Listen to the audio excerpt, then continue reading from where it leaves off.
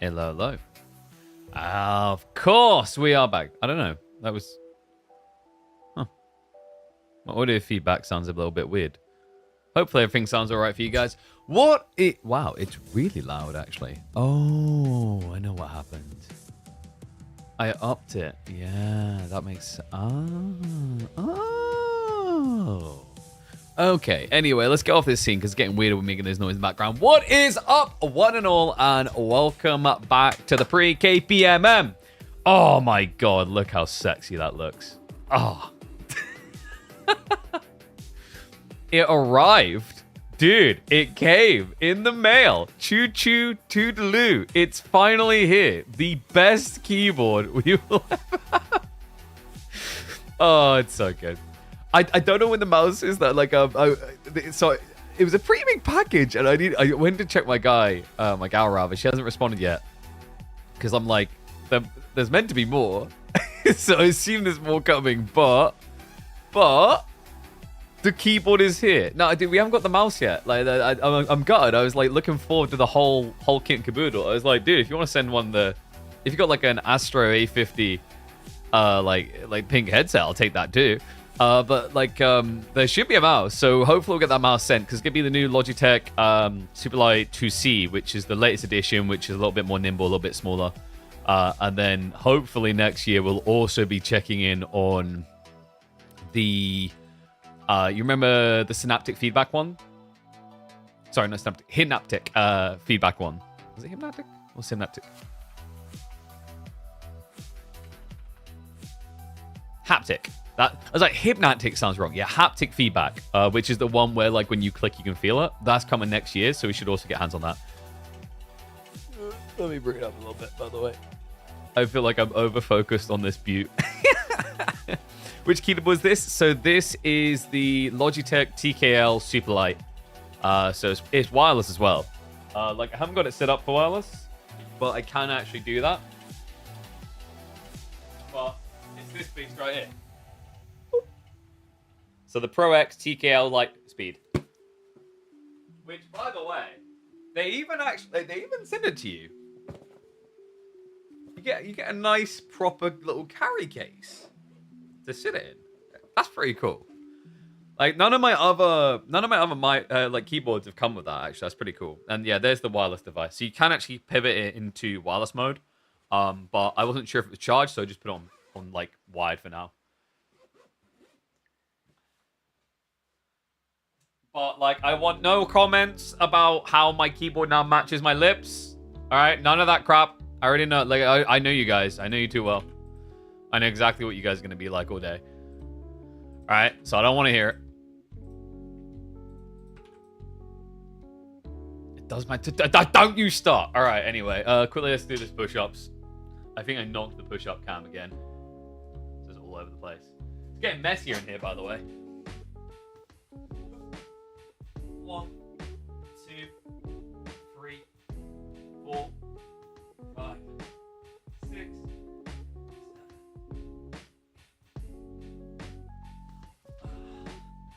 All right, screw that view. Back to the beautiful keyboard. All right. Oh, by the way, you know what else I get to do? I get to try the new. Also, I want to see that number go up more. All right. You got no. This is the trade-off. This is trade-off. You got to tell everyone to do it, right? Like every time, you got to remind people to do opera jets because here's the thought. I delivered. I got the hot pink that you all requested. So now you have to download a free-to-download browser and create an account. That's the deal. That's the deal. Sealed, done, sealed with a kiss. All right, boom. Mwah.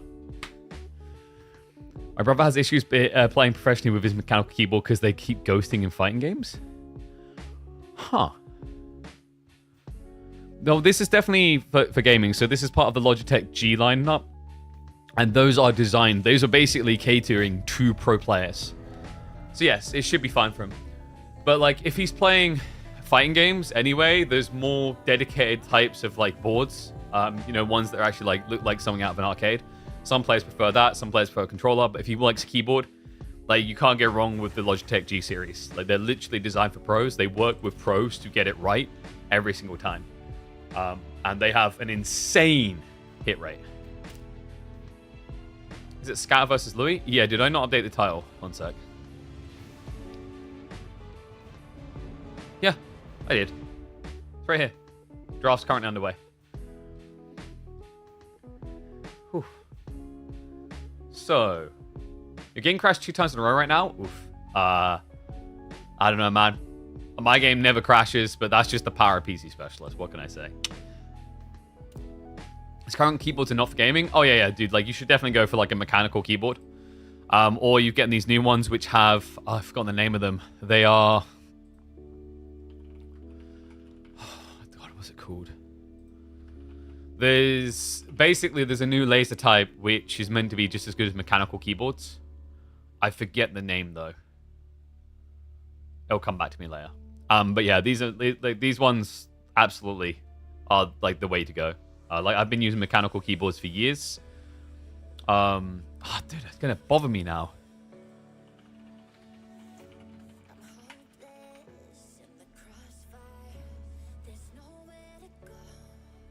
What was it called? Inductive. So inductive switches is the newest, latest thing that people are getting hyped about. Because they basically, like, they have the same pressure point at 1% to 100%, which some people like. But, like, mechanical keyboards smash it as well. Is it Hall Effect? This one, I believe, should be Hall Effect, if I'm not mistaken. Like, pretty sure. You can double check this yourself. But to my knowledge, I think all of them are Hall Effects, if I'm not mistaken. I might be wrong about that, though. I have to double check on that one. But, draft underway. Louis MT versus 3D Scatterbrain. I had to shorten his name because Scatterbrain's name is always way too long. A reminder, by the way, this is the winner stays on format. So Louis or Scatterbrain will win this series, and then they'll face off against Wham. And we're exploring bringing Anatand in for one more go, considering he's been one of the most consistent forces in the KPMM, and obviously he went out in the first round, and we had a slot to fill. We reached out to a few players, but they just weren't available. So I was like, okay, it might be cool to have the guy who went out in the first round come back. Mechanical keyboards can be so loud. That's that. Let me exit Age of Empires 4 so you haven't got that in the background. Let me pause the music. Ready?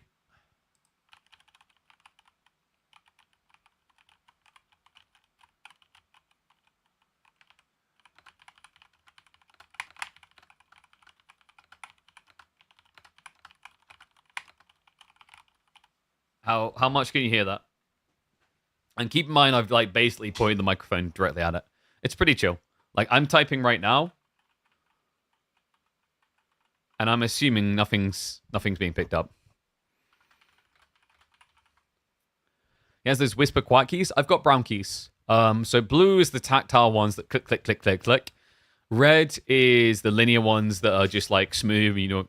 Whereas brown is, like, in the middle, where if you're the type of person that likes to still kind of slightly know that, like, you've almost, like, reached a tiny point of conflict with the keyboard as you push down. Not conflict, but resistance, so you know you've definitely clicked. Then, yeah.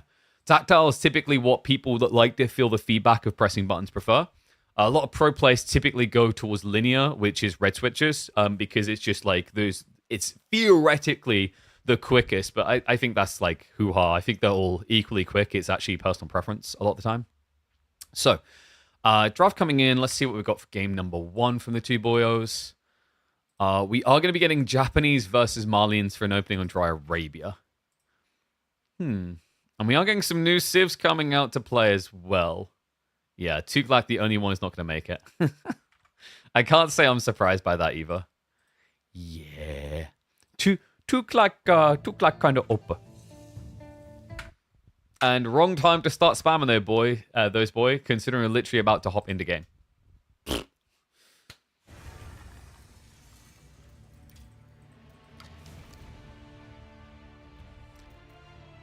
Is the audio louder than it normally is? I can't tell. Basically, so I've got this little scroller thing now. It doesn't... That's interesting. So it doesn't affect the level of audio you guys get, but it affects the level of audio I get. Huh. That's pretty cool.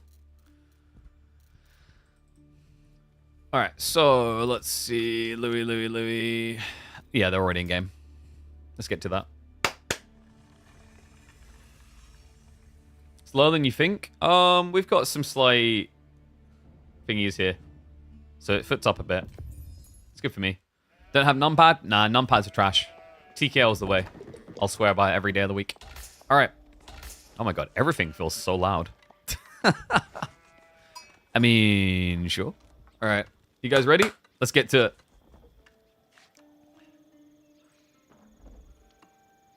Oh, no new civs here. Okay, but maybe it'll be refreshing. Maybe we've got different playstyles here. Maybe we've got someone to be seen. Welcome back to the channel, folks, for a caster game. Louis MT versus Scatterbrained. If this turns up later on YouTube, you know it's worth watching. Scatterbrained is an interesting one, actually. We're currently doing a winner stays on format in which Louis is the current champion after slaying B at the end of the day. Scatterbrained is going to provide probably a similar challenge to B, and I'm not even exaggerating. I'm not fluffing him up. I'm not being silly, guys. I've watched this guy play up against B. In fact, I believe it was last KPMM. They went 3-2. It went all the way to decide it. It's interesting. Scatterbrained has some very quirky strategies up his sleeve, and he's going to need it up against Louis. So Japan and Malians, and this is the fast castle build. I mean, it kind of looks like it. That's an interesting usage of his spawn as well. He shifts everyone across onto food with Tawara, which is quicker than being sheep. And it means he's already moving the direction of the gold, which makes it a decent play. It doesn't feel subpar. But I think now the goal would just be to, like, add in the additional maybe 2 across on the gold in a moment. Because remember, by gathering on the berries here, he's actually gathering substantially quicker than he would on sheep. So you gather 25% quicker with the Tawara level, which means compared to sheep, you are gathering about 15% quicker. Yeah, it's really good. And people talking about numpads? I don't use my numpad. Yeah, it's worthless. So, like, I always swear by TKL keyboards. Especially if you're an RTS gamer, you don't want to go for 60%. 60% are a scam. Because RTS gamers, usually MOBA gamers, sometimes as well, still like their F keys, F1, F2, F3. But the numpad stuff, you just don't need. It's dead weight. And if you think about it like this, it's like if you're dealing with space economy, of like look at my table right now. You know, I've got so much more room for my mouse because I haven't got a giant extra piece of the keyboard there. So 100% advise investing yourself in a TKL, a 10 keyless is the other name for it if you haven't already. Or they also go by the name 80% keyboards. Yeah, but most marketing is just default to calling it TKL. And there is like an 85% keyboard as well, I think, but it just get 80%. Okay. So, looks like we're 80% plus of the way to going into the field age here. Louis, he's still got only 1 on wood. If he puts only 1 on the tech up, this is the fast castle build. For Scatterbrained, looking at his spawn, actually a pretty nice one. He gets 2 gold veins close together, and this must feel really nice, actually. Like, you're playing against Japan, and they did not Dark Age rush you at all? What world am I living in here, huh?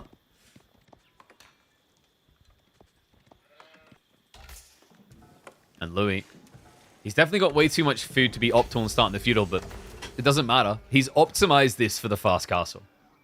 Guys, I'm telling you, like, everyone who's still talking about Dark Age Japan, you should be looking at this build right now. Scarlet Devil and Louis are pretty wacky with this one.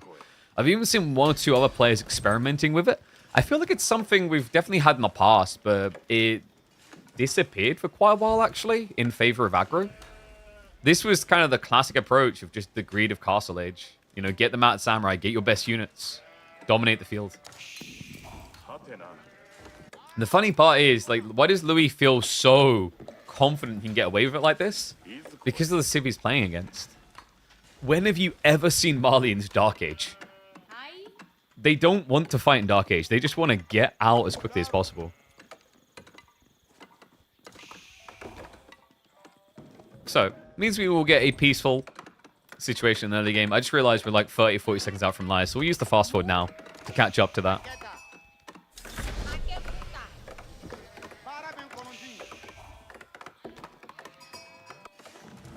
I believe Scatterbrain, has he actually even scouted this yet?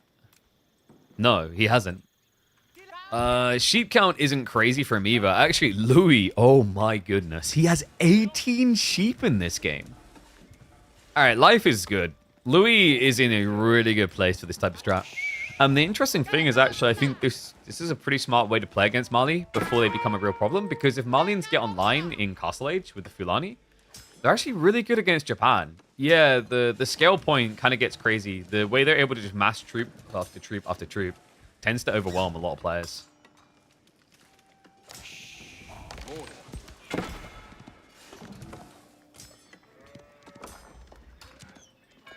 It's like it will be pulled back off of the berries, but they're gone. And you already got the outpost. Man, this is so clean. He's definitely practiced this against Malians. I mean, Scatterbrain, like the thing that's meant to happen here, this quite nice for Mali, is just their scout alone can be a frustrator. That hasn't been the case at all. Might be time for Scatterbrain to lose the scout. Might be time for him to consider going for a Farimba Rush build. Which, I mean, they buffed it. They buffed it, but it's not exactly good still. Yeah. Look at the timing on this. 6.5 minutes into the game, and he's already started his castle up. I'm telling you, this is crazy, man. This was clean, really. I mean, you could argue he started feudal a little bit late, but that's redundant. It doesn't matter. Everything that he teched, he got in Dark Age anyway, so he didn't really lose any time with that.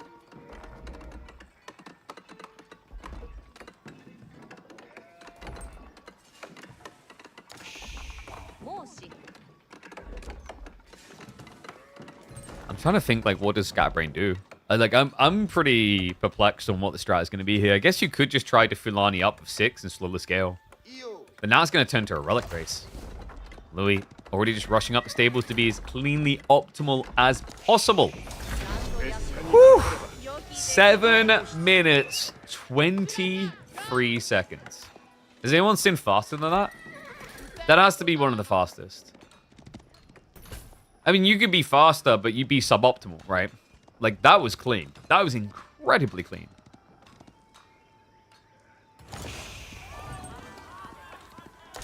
So, Scatterbrain at least benefit by getting the big pit mine going from the lack of any aggro. And the nice thing for him is, yeah, there's knights coming, but the knights won't really want to waste too much time on houses. They'll be looking for kills. I guess that's not a nice thing, actually, for him, now that I think about it. That's kind of a bad thing. Golden Horde wouldn't even be close to castle. Well, that seems fair considering that absolutely broken build we saw yesterday that completely threw me into the wrong call. I still can't not believe Kipchaks do that. And Mahodo knows what I'm talking about because he's a filthy little Kipchak abuser on the ladder. I see all, I hear all, it seems.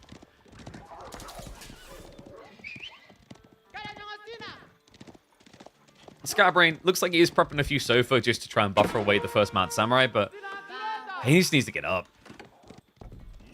I get the idea, like he wants some Sofa to block the relic pull, but there's already one relic home. It's already failing.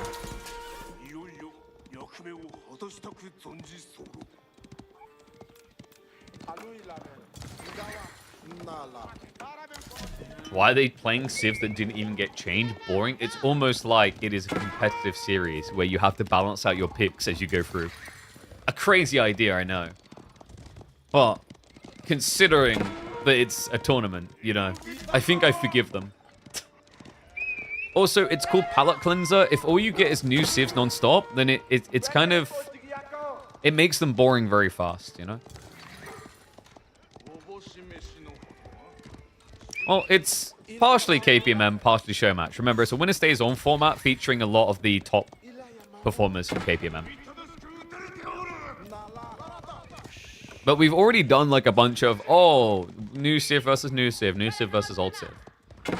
So it's nice to kind of actually balance it in and see how they would function in the drafting format for a proper tournament.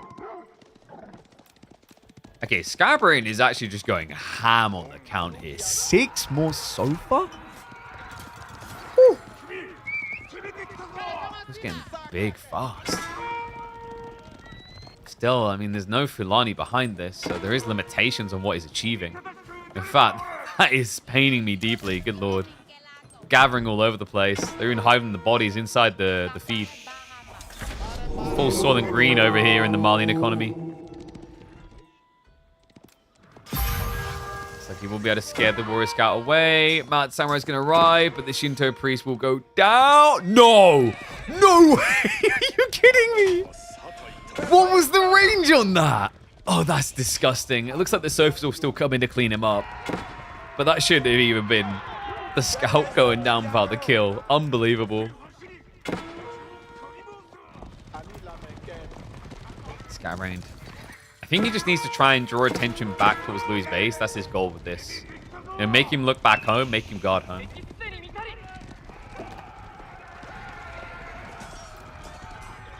Mad Samurai are going to start getting their clashes, but they are outnumbered. Uh-oh. Louis, he's trying to play a little bit too wide here. Like, his army is better in a direct fight, so you kind of want to find that. Especially now with the arrival of Uma Bannerman in the big clashes. Yeah, where Scatterbrain wins is if he can keep splitting the map. Where Louis wins is when he can just make it a straight push. Tuglak and Sengoku needs buffs. What? Tuglak needs some options while having some nerfs alongside it. Sengoku, I think, can be allowed to cook for a little bit longer. And then even Golden Horde has some broken features, but like they also have some really bad things.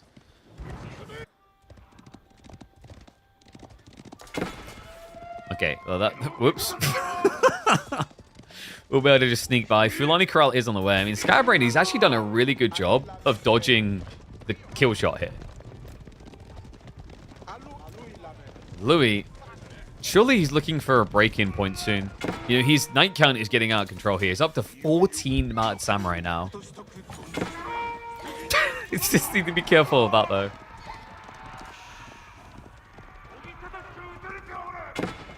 The hottest take's always 2 days off the DLC, right? Like, I don't know. 2 days off the DLC, was it Knights Templars the most broken thing on every single map?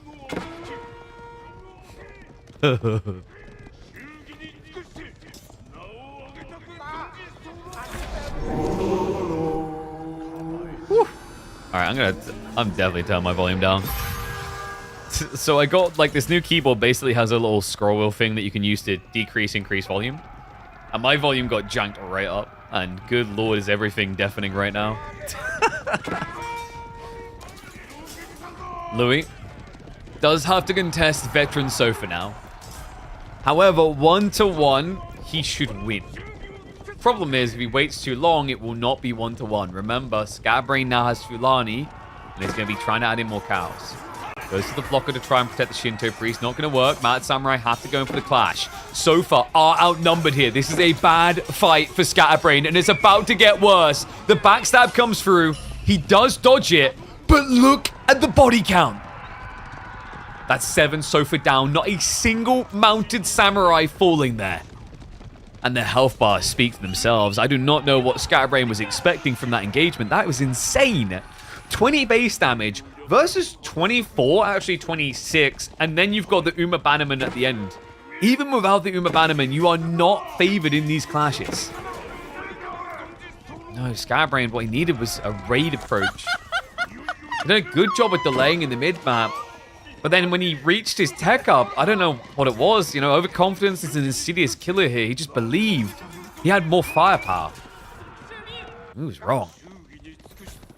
And what is up, Less Stress? Thank you very much. Appreciate the sub. And welcome back to Swarm. Whew. Can we get more sub Swarming than Sofa Swarm in this game? I probably set a high standard there. We need to keep growing those Swarm numbers. Need to figure out some extra offerings on Patreon as well. Oh my god, Louis. Oh, come on. This is just dirty. Raid on the flank. Looks like Scatterbrain is going to connect for some kills. So his economy is technically better, but his military is underwhelming. Like, I think there's a high probability he just dies because he won't be able to take a direct fight.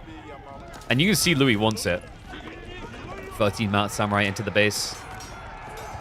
It's not the beginning of a bad joke. It's the beginning of the end for the Malians. Scatterbrained, he splits the fight to minimize the Bannerman impact, but every single fight right now favors Louis. 3 different fights, and he calculates it perfectly for each. It looks like at the end, Sofa will segregate one of the Mount Samurai, but now they're going to recommit into a mess here. Tries to club him down. Good micro there. Louis MT exchanging it down to a 2-on-2. Matt Samurai from the north, overwhelming again. I don't know how Scatterbrain is meant to keep this going. He only has 4 cow! Oh no, he's been ejecting them!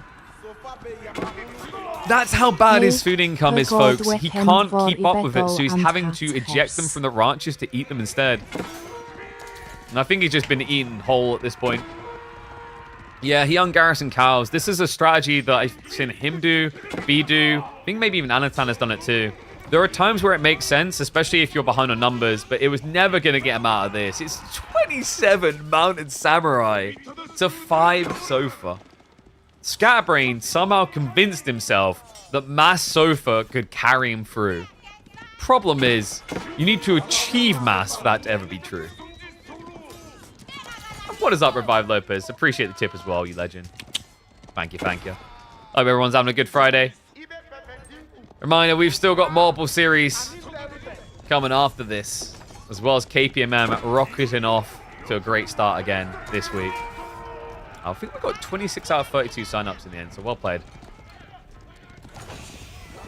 Well played to Scatterbrain, but I don't think this is even a matter of micro anymore.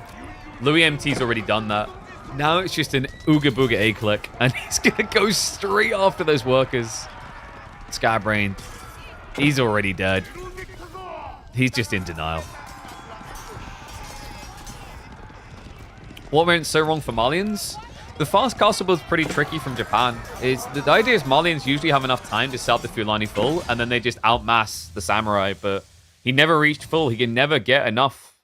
I think in this game, there needed to be a steer, a pivot, maybe a play into Donzos instead, but if he wants to play these Sofas, it needed to be about raiding, and he was never able to find that big hit. Louis was just too on point, blocking them everywhere across the map. Was the format just show matches or tournament games with prize pool? Well, I mean, both of those would have prize pools. Like, just to clarify for people, show matches do have prize pools.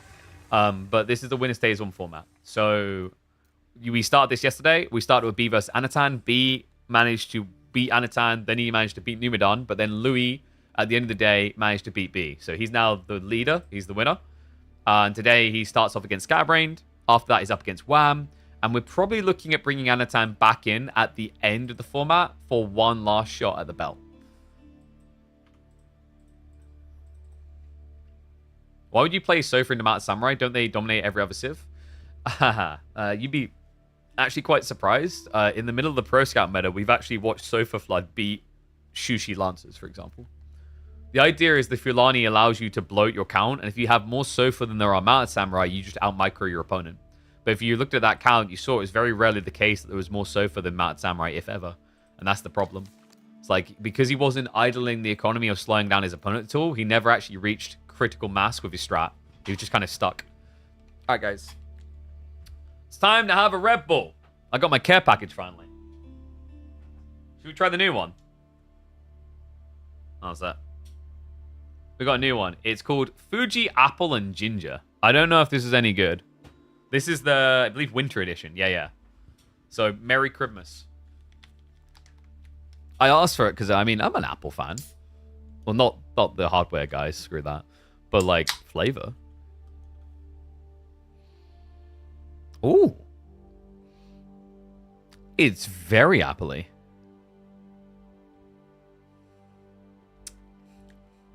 No, it's pretty apple-y. Yeah. I wouldn't say you can really taste the ginger, actually.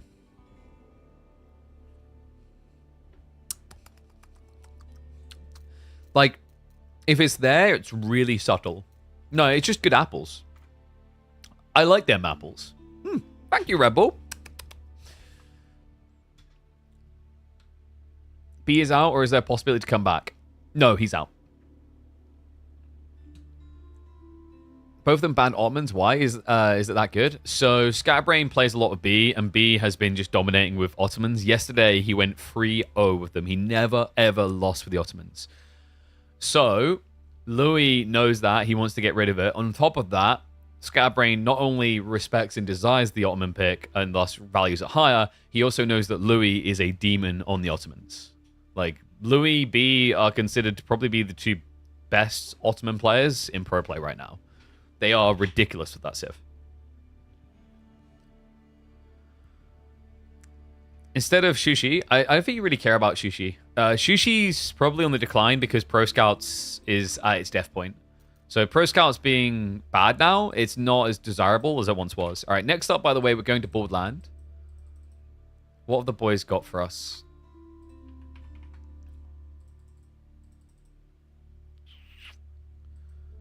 Rus versus French. Okay, so basically we're getting the normie civs out of the way. I thought maybe there'd be Byzantines here. Were there any new civ you could have done? Probably not. I don't like the idea of Sengoku against Pro Scouts because they'll see it and then just send real units. But I know, calm down. People are like, oh my god, I want new civs. We'll get the new civs, don't you worry. I reckon we'll see a new civ next game. Statistically, it's very probable. There are 3 new civs in the pool out of 4. 2 of them belonging to Scatterbrain, 1 of them belong to Louis. But let's partay. Ottomans may have been crazy slept on. Sort of, but it was also of the time. Like, Pro Scouts was just very, very dominant, and they couldn't really play Pro Scouts. But let's go for El Clasico matchup, in which one of these civs has actually been nerfed, remember? Well, I mean, technically they both kind of were. Let me flip the score. We venture into a familiar map, but in a new meta. Pro Scout dominant map, but Pro Scouts just got thrashed, trashed, and thrown out with the rubbish.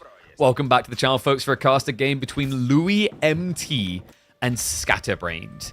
Boldland will be where we go, and look at the beauty of that. Do you guys know what that is? That right there? Temperate Fall. Shout out to the boys for using the new biomes.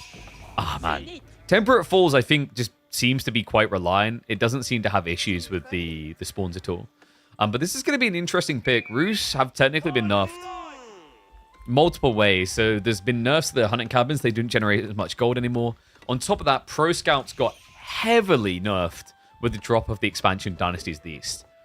On the other side, French were playing Pro Scouts, but I think they've been less impacted by this change than Rus. French still can French, and that means feudal aggression and blocking play. What I'm curious about is how is Louis gonna function on this map, because we watched him play this civ up against these Malians yesterday, and his Pro Scout play netted him 3 deer, and I believe it cost him 6 scouts to do it. He lost a lot.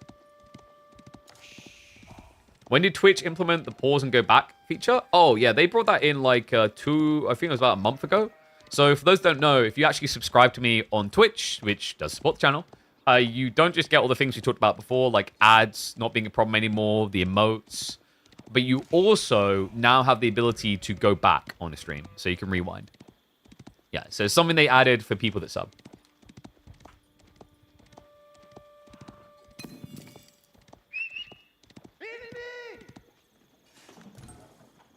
And by the way, reminder always at the start of the months to use those Prime subs across on my Twitch. Yeah, rewind. Like, I mean, it's kind of awkward because in some ways I'm like, hey, what? Okay, Twitch, you actually done a good thing here. Like, rewind, yes, it needed to happen. But you do also simultaneously just have to kind of be a little bit like, really? Did it really take us this many years to get a rewind function? Like, dude, when I was a kid, we were before DVDs. We had was it VCR? I forget the name of it. VCR tape. We had VCR tape. A VCR tape had rewind functionality in the 90s, and Twitch only got it in 2025. Anyway, Golden Gate going to be coming through. I mean, at least it's something useful. I'll give them praise for that, because some of the features, especially like if you're a gaming streamer, haven't been as great in recent years. Like, I still don't know who uses the knock knock collaboration feature. Halo 4 doesn't have a rewind though. Exactly. There we go. I knew you'd all catch on to that. So, just to point out that our replays lack a technology that existed in VCR over 25 years ago. Okay, with that depressing thought out of the way, School of Cavalry now on the way for French here. And reminder, by the way, Borderland, you guys might remember this map from tournament play. It has been slightly altered now. There are 30 deer instead of 34. So Caillou updated the map. He took 2 deer off of the outskirt deer and left the central ones at 7 because they're more contested. I like this change overall. I think Pro Scouts was still in a decent place to be viable. Now, especially the changes, it becomes a little bit more awkward to play around. And I think in particular, it leaves the corner boar deer play more viable as a proxy base than just a Pro Scouts play.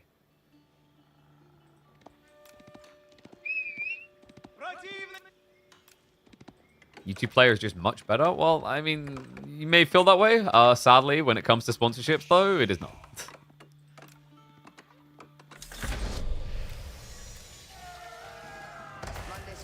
Yeah, I think like some of our fellow content creators and like other games as well have actually stopped streaming on YouTube because it's divided their player base. Like their viewer base, rather. Like, for example, I think T90 doesn't anymore, right? He stopped about a year ago. Because it's like you do get some new people, but also you'll get a bunch of people like might become divisive between being on Twitch or YouTube. And the problem for those streamers is like obviously when they get deals, quite often they get approached on one platform or the other. So there's trade-offs to being active on both platforms for sure. Why don't they make non-official maps that are used in tournaments part of the game? This is a question I've been asking for years. We usually get something along the lines of legal issues, right? Ownership and copyright and whatever. But like that is easily... That can easily be fixed. It's a bad cover excuse because you can very simply resolve that by just having it in the TNCs that you relinquish the rights to claim any sort of royalty, etc. for your maps then featuring in the game. And like that's something pretty common play anyway. They probably got in there alongside the modding part of the TNC, or at least most devs would. Anyway, we do have an outpost play. I'm really excited, guys. This is no Pro Scouts from Scatterbrained. Yeah, Louis, on the other hand, is going to be doing what, aggro or Pro Scouts? Because it looks like this man wants Pro Scouts. He's going to go for the Spearman, which is just standard when you're up against French because they have knights. Better knights than you can ever have. But I love this play, man. This is just really smart from Scatter. It's what I've been waiting for from French, and I think the recent nerfs to Pro Scouts is exactly what they needed to get back on the horse and do what they do best. You're an aggressive civ, you control the map. Act like it. If you are sitting in your base, bring all your food home, you're not fully leveraging the fact that you should just be able to go where you want and do what you want.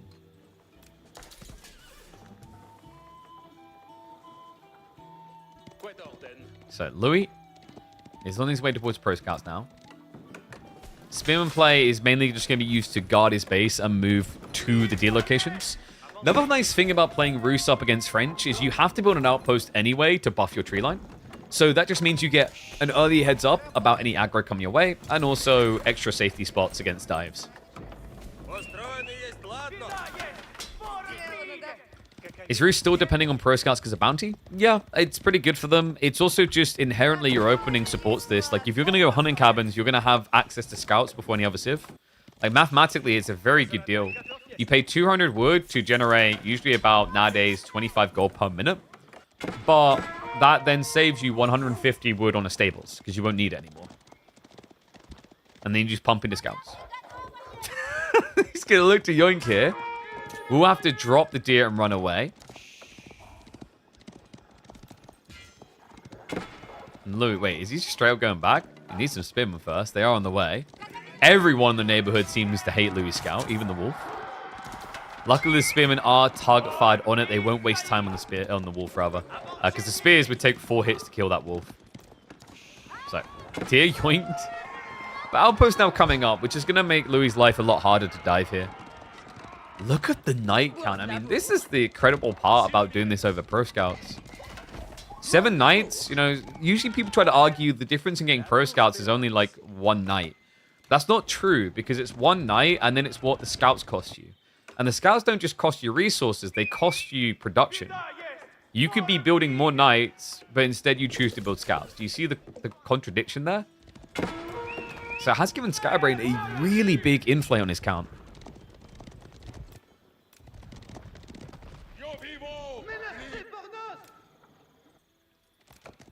Louis. He's going knights as well. I guess he's expecting archers in response to the spearmen.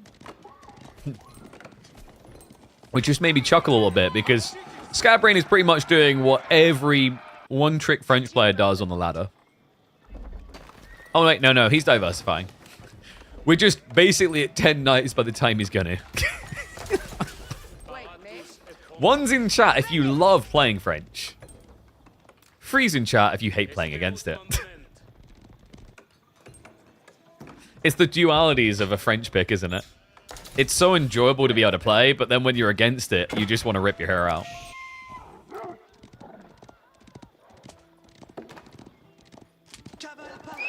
Scatterbrain. How are we feeling about the new sheep, by the way? Honestly, I actually like it. I think it adds a bit of character. It may be a case that people need an option to turn it off, just because, like, with some terrains, it's going to get difficult to see. I'm thinking, like, black sand, for example, black sheep is going to be a bit wild. But same with, like, white sheep on Alpine.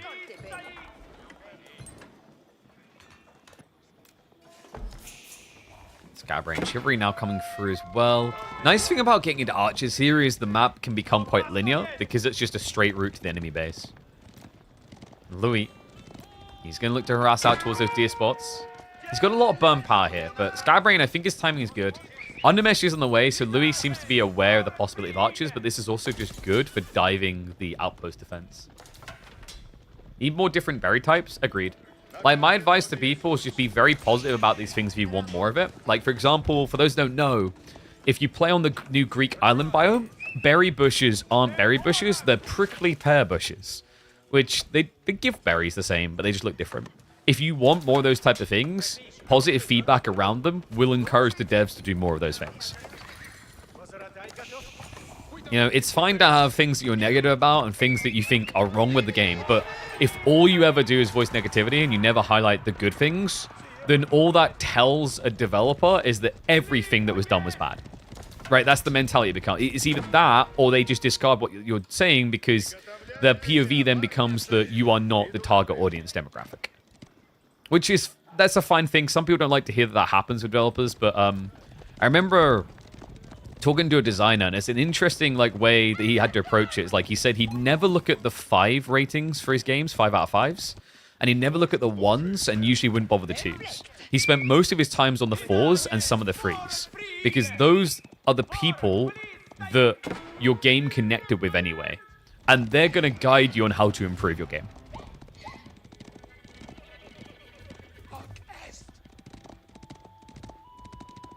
And no thank you on adding me on Discord, kick person. Thanks.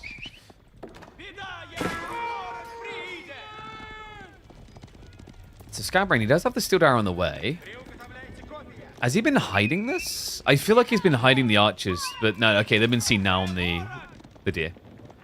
In fact, is his army not out of position? It kind of is. Oh, no. Yep, it's going to be a jump in. Louis, that's a jackpot hit.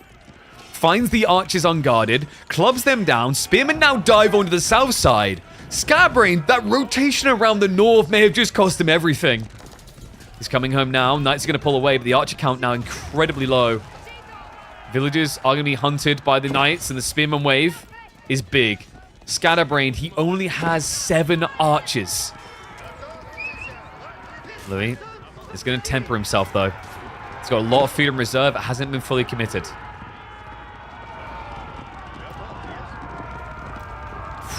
Unbelievable. I mean, it shows you at this caliber, the tiniest moves and the difference they can make. Louis MT has been kind of a master of these flowful moves around the map. We've seen it, especially in the late game. He's probably one of the most optimal raiders that exists in Age of Empires 4. Meaning he's able to get a lot out of you without committing everything. And I think you just saw that here. That flank raid with the knights just intercepting on the north, trying to threat there. Leading the Scatterbrain, rotating practically the entire heavy cavalry battalion away from his economy. Just gave this tiny opening that Louis hopped into. So he forces a bit of idle time. He gets a worker kill. He unsecures one of the deer locations and forces a recommitment. And now, because he's not being pressured straight away, because the archer count is too low, he's going to be looking for a tech up.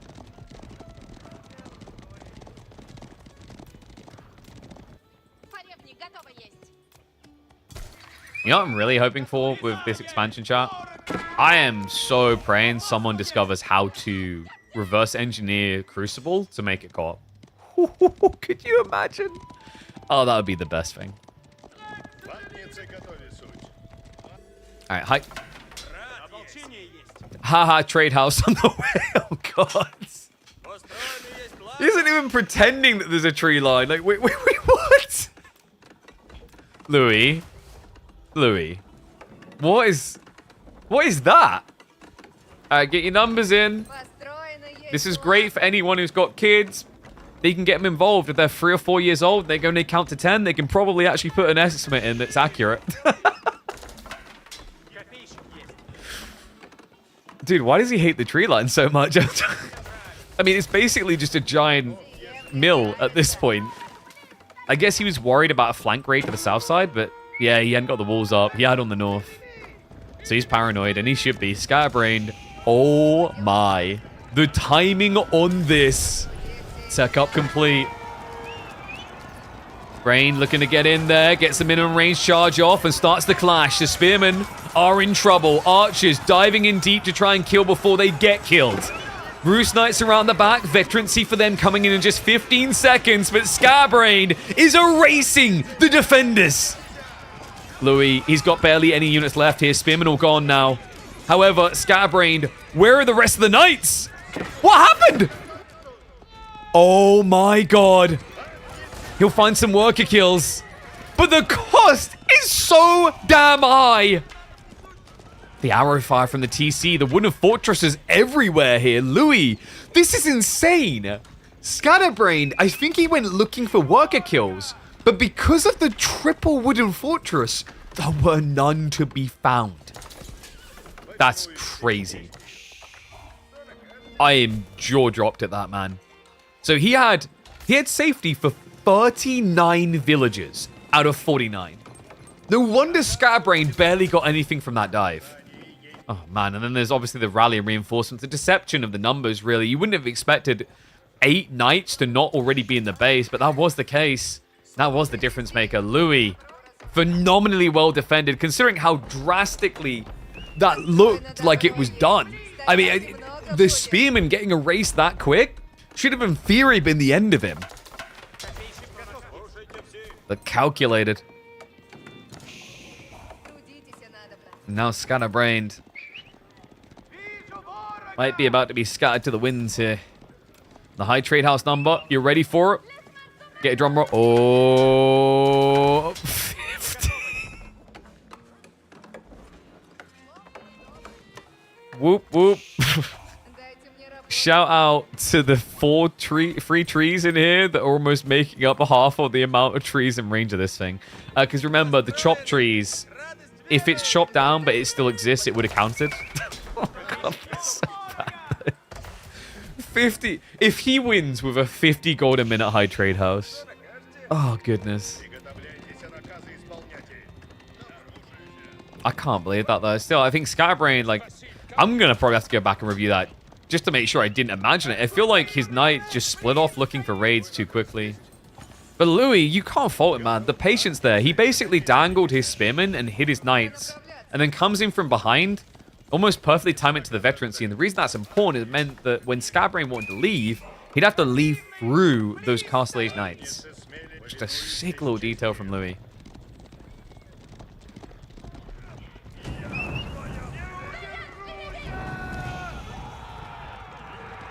Louis, just now looking for relics. First one on the way home. Scatterbrained is out on the boars. Oh, God. I guess he's going to try and tech soon. Like, maybe a Royal Institute play here makes sense.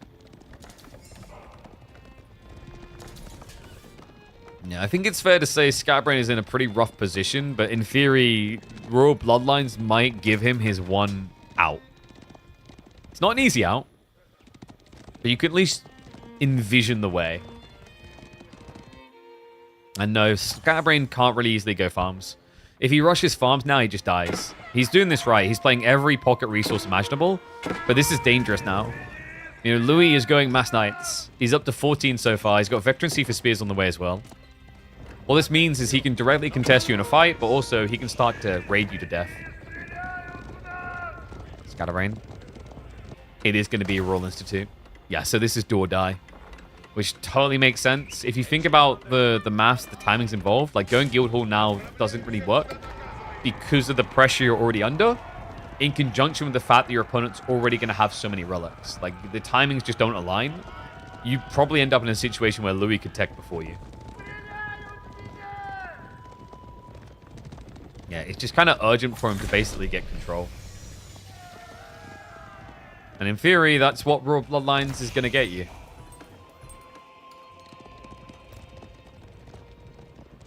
I know, 4 relics already for Louis. The only one left is deep in French territory. Next up, it'll be Sacred Sites also.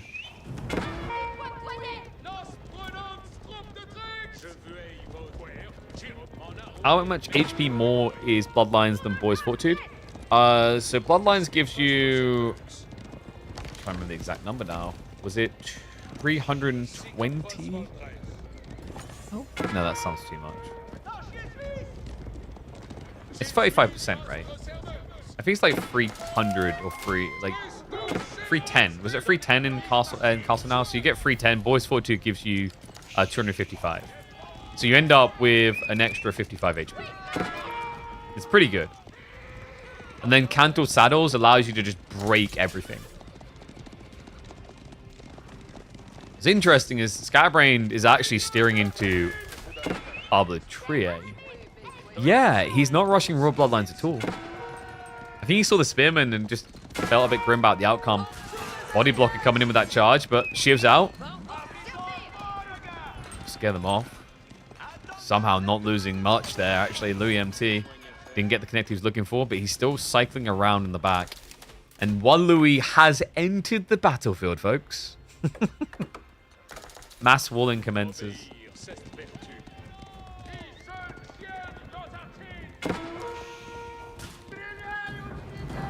Louis, he is going to move out to burn it. And it's the 5th relic. Oh, this is just going from bad to worse, isn't it? I mean, Scatterbrained, in theory, can win a fight with the crossbow switch. But there is a problem here, folks. He doesn't have his keep drop yet, and he's playing wide. So the reason that's a really big problem here is Arbitraire is slow, so Louis can just kind of avoid them and kill you on the flanks. You're eventually going to have to move out forward as well. That's going to keep you wide. It's a pretty tough situation. I guess the best thing Scatterbrain could do is just steer to the north side of his base. That would get him the stone he needs to go into a castle drop. He's got tree lines up here. One issue is still going to run into, though, is gold. Because you still have to move all the way out here for gold. And what feels bad about that is you're going to need a castle drop for your economy, but you're also going to need a castle drop to secure the 8k. So that means now you need 2 stone outcroppings. So you can see how like there's a path to what Scatterbrain does here. But it's not just a do this one thing and the game is yours. There is a sequence of events that he has to align perfectly. We do have Royal Bloodlines on the way, by the way. So he did finally go back for it. And I believe shortly afterwards, we'll probably be seeing crossbow stirrups for the buff towards your crossbowman. Definitely Gambison should be getting researched here against this many spears. But Louis, whew, that economy is looking good. He's up to 26 farms now. I'm impressed, actually, considering that, you know, he hasn't had one of the fat tree lines in the center yet. He's getting so many farms. But that's the power of 20% more.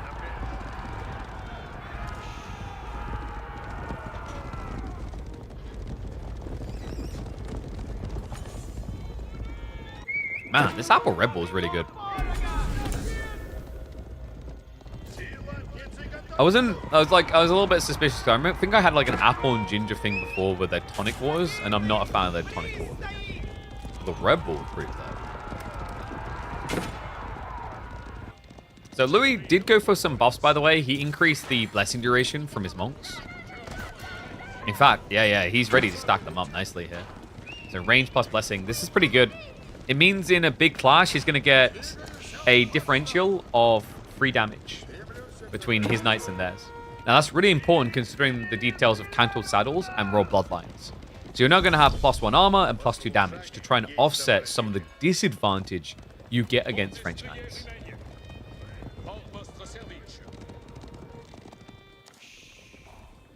Mining tech's not worth it? I feel like sometimes you see it. Sometimes not. I mean, for Roos, a lot of his gold can be passive if he wants to.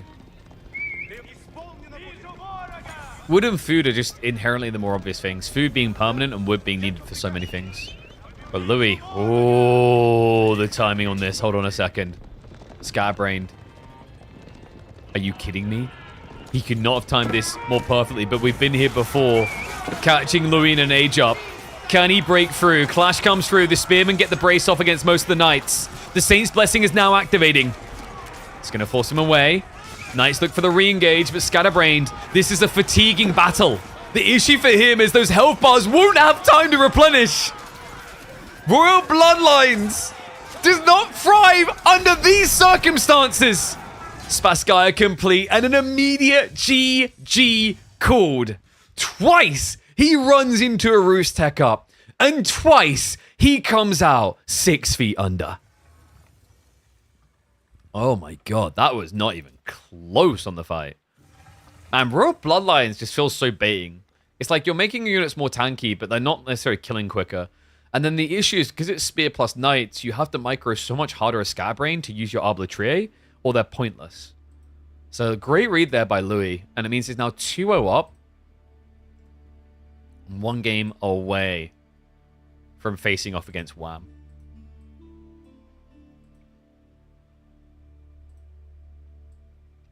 All right, 1 second. Let me switch this over and see where they're taking us next.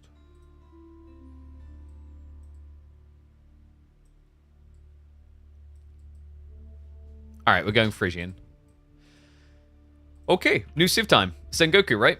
I think I've been fear crafting with Sengoku a little bit. It's quite interesting because of all the fish plus the berries that spawn on ponds and the reliability of finding 2 in range of a Yatai. So I wouldn't be surprised to see Sengoku. Macedonians actually is pretty legit as well, guys. Remember, it's a tower rushing type map. So if you rush a Varangian stronghold, you can get the arrow slits later and just destroy. So I wouldn't be surprised to see one of those 2 new civs coming out. For Louis, I wouldn't really expect Golden Horde here. I think Golden Horde has some gaping issues in how they would play on a map like this against aggression. Like, they don't really seem like a civ that wants to play Dark Age fights. And Frisian quite often mandates that you are capable of Dark Aging or ignoring it. Okay, picks in. It's going to be Iabis versus Macedonians.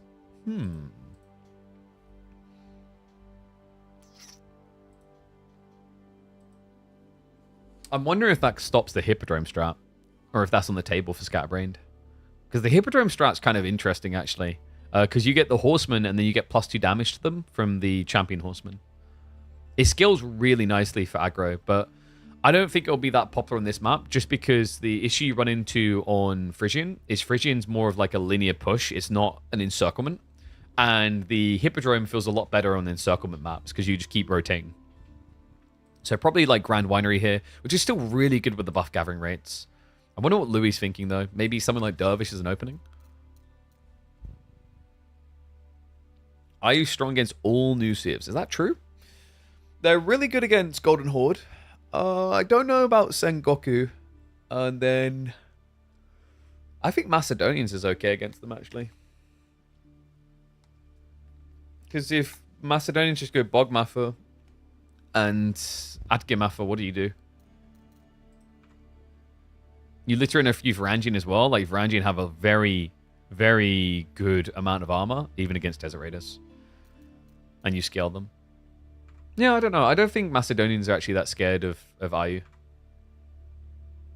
But maybe there's something I'm just not envisioning here. Maybe it's like Ayu just out-tech you and you can't stop them. But on a map like this, I don't know if you'll be able to just straight up greed.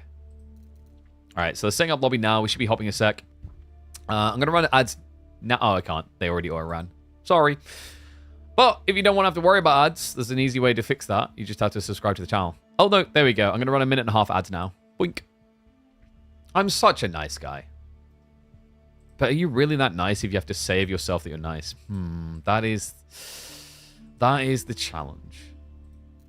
Yes? Yes, I'm still a wonderful guy. There you go.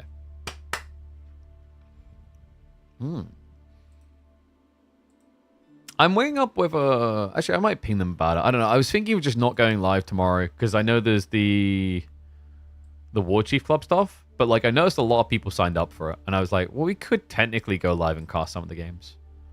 I don't know. I might ping them. If they want to just have their content exclusive to them, I'll, like, respect that. Because, like, the thing is, if they're paying for it, it's only reasonable.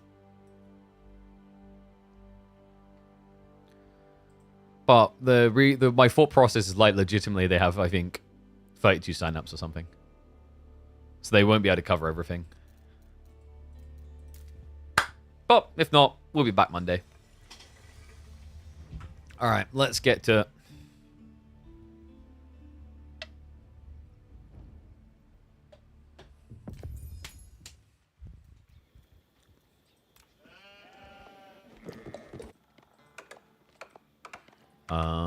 we got that set up right? We have. Perfect. I need some help with this because I don't think this is actually historically accurate. One and all, welcome back to the channel for a caster game where the Macedonians are going to be invading the swamplands. That's right, they're coming to Holland. Can the Macedonian dynasty get Scatterbrain back on track? Or are good old-fashioned civs simply better? Well, people did say Sons Ascend was the highest bang for buck DLC, so I guess it would make sense for it to have the best civs, huh? Iobits from Louis. Remember, this is Frisian Marshes, a map where you have got all these pond play opportunities to go out and get fish and berries, etc. And we are going to be seeing that from the Macedonians. Okay. I'm a little bit surprised by this because technically there is no advantage for Macedonians going to water. Oh, sorry. My apologies, Byzantine fans. You do have you do have the Dromans. This is kind of funky because you don't even get olive oil from gathering fish, remember, because this is the Byzantine variant and they gather silver instead as their unique resource. So technically there's nothing that you get from this. What a curious choice. Is there like a small sub tag? No, I was about to say like maybe Grand Winery does fishing boats, but it doesn't. It's just villages. So we'll hang out here anyway on the berries. I think what happened in this game already is Scatterbrain was expecting Louis MT to go fishing. Because usually Iobits is really good for that play. Remember, they only pay 75 wood for their dock, so it's easy to just go and multi-dock to get loads of food. No, instead, it looks like Louis is optimizing for a fast feudal timing. Sheep dispersion is going to be equal between the two, but there's now an opportunity, I believe, for Louis MT to potentially take more of the cake. Yeah, because that central area is unexplored. Wait, did no sheep spawn here? Okay, that's kind of unusual. So they will be fiddy splitting. And logistics coming through. Now, what's interesting actually is like Louis, he clearly... So let's explain, why would you not go water here? Louis was expecting a Dark Age rush. Macedonians, in theory, should Dark Age rush you. Because of their new racks, the Varangian Stronghold. It's fast to build, it's sturdy, and you can upgrade it to have arrow slits in age 2. So that's why Louis didn't go onto berries, for example. He didn't want to place a mill there and then just get harassed off of it. I think Louis thought there was going to be spearmen. So I guess Scatterbrain checkmated him here. Because he went fishing while being expected to be attacking. Now that is interesting. Like the mind games you always get with these, especially with new civs, it's kind of like a little bit risky because some players might not actually think that the rush is that strong. They do technically have a water bonus. Oh, you mean the refunds on ships with the war camp that has been built inland? Yeah, I mean, you can technically get boats out for free by losing a lot of units, but that's not going to happen here. All right, guys. I know how we make Macedonians the goats of water. We should change it so that all of the units can swim.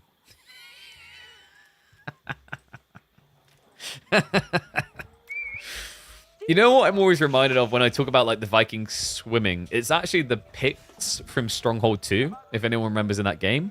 They used to be able to go on water by they take their shield off their back and they'd sit on it and they'd row. It just, to me, it just felt like a really cool feature. You know, sure, I've got like games like Red Alert 2 where a Navy SEAL can swim, but there's just something so comical about a guy with a big shield just rowing himself around with it. And we are getting Hippodrome. Okay, so I think this is A response to having access to fish, but B, this is also against Ibids. Desert Raiders can't really contest Horsemen from the Hippodrome. And Louis going to try, bless him, but the problem he has here is this Hippodrome, it's a little bit different than the Byzantine one. You don't get that powerful Triumph ability that gives you +4. But what you do get are champions. And you get 3 of them, one-offs for free. Normally, you'd have to buy them back if they die, but the first ones are on the house. They're very powerful as well. You get a gigaed up scout that is better than warrior scouts and Malians. You get a horseman, which also has buff stats, but also provides +2 damage to all other nearby cavalry. And then you finally finish off by getting a knight in the feudal age, which increases movement speed of all infantry. So you get a lot of versatility actually out of Hippodrome. Louis the Dervish plus the horseman. I guess his thought here is, hey, you know, he's clearly going to go for Hippodrome, have better stats, but I can just heal through. So I think what's important for Scatterbrained is you can win fights, but you can't rush them. Scout is going to sneak out what's happening over here. That is a fight he cannot win, though. So Scatterbrain will want to consider walking away. Tricky part as well for Louis is technically Scatterbrain should outmass him. So really, Louis, he either wants to tech up fast or use his early timing of I'm quicker on getting Horseman out to try and win a fight.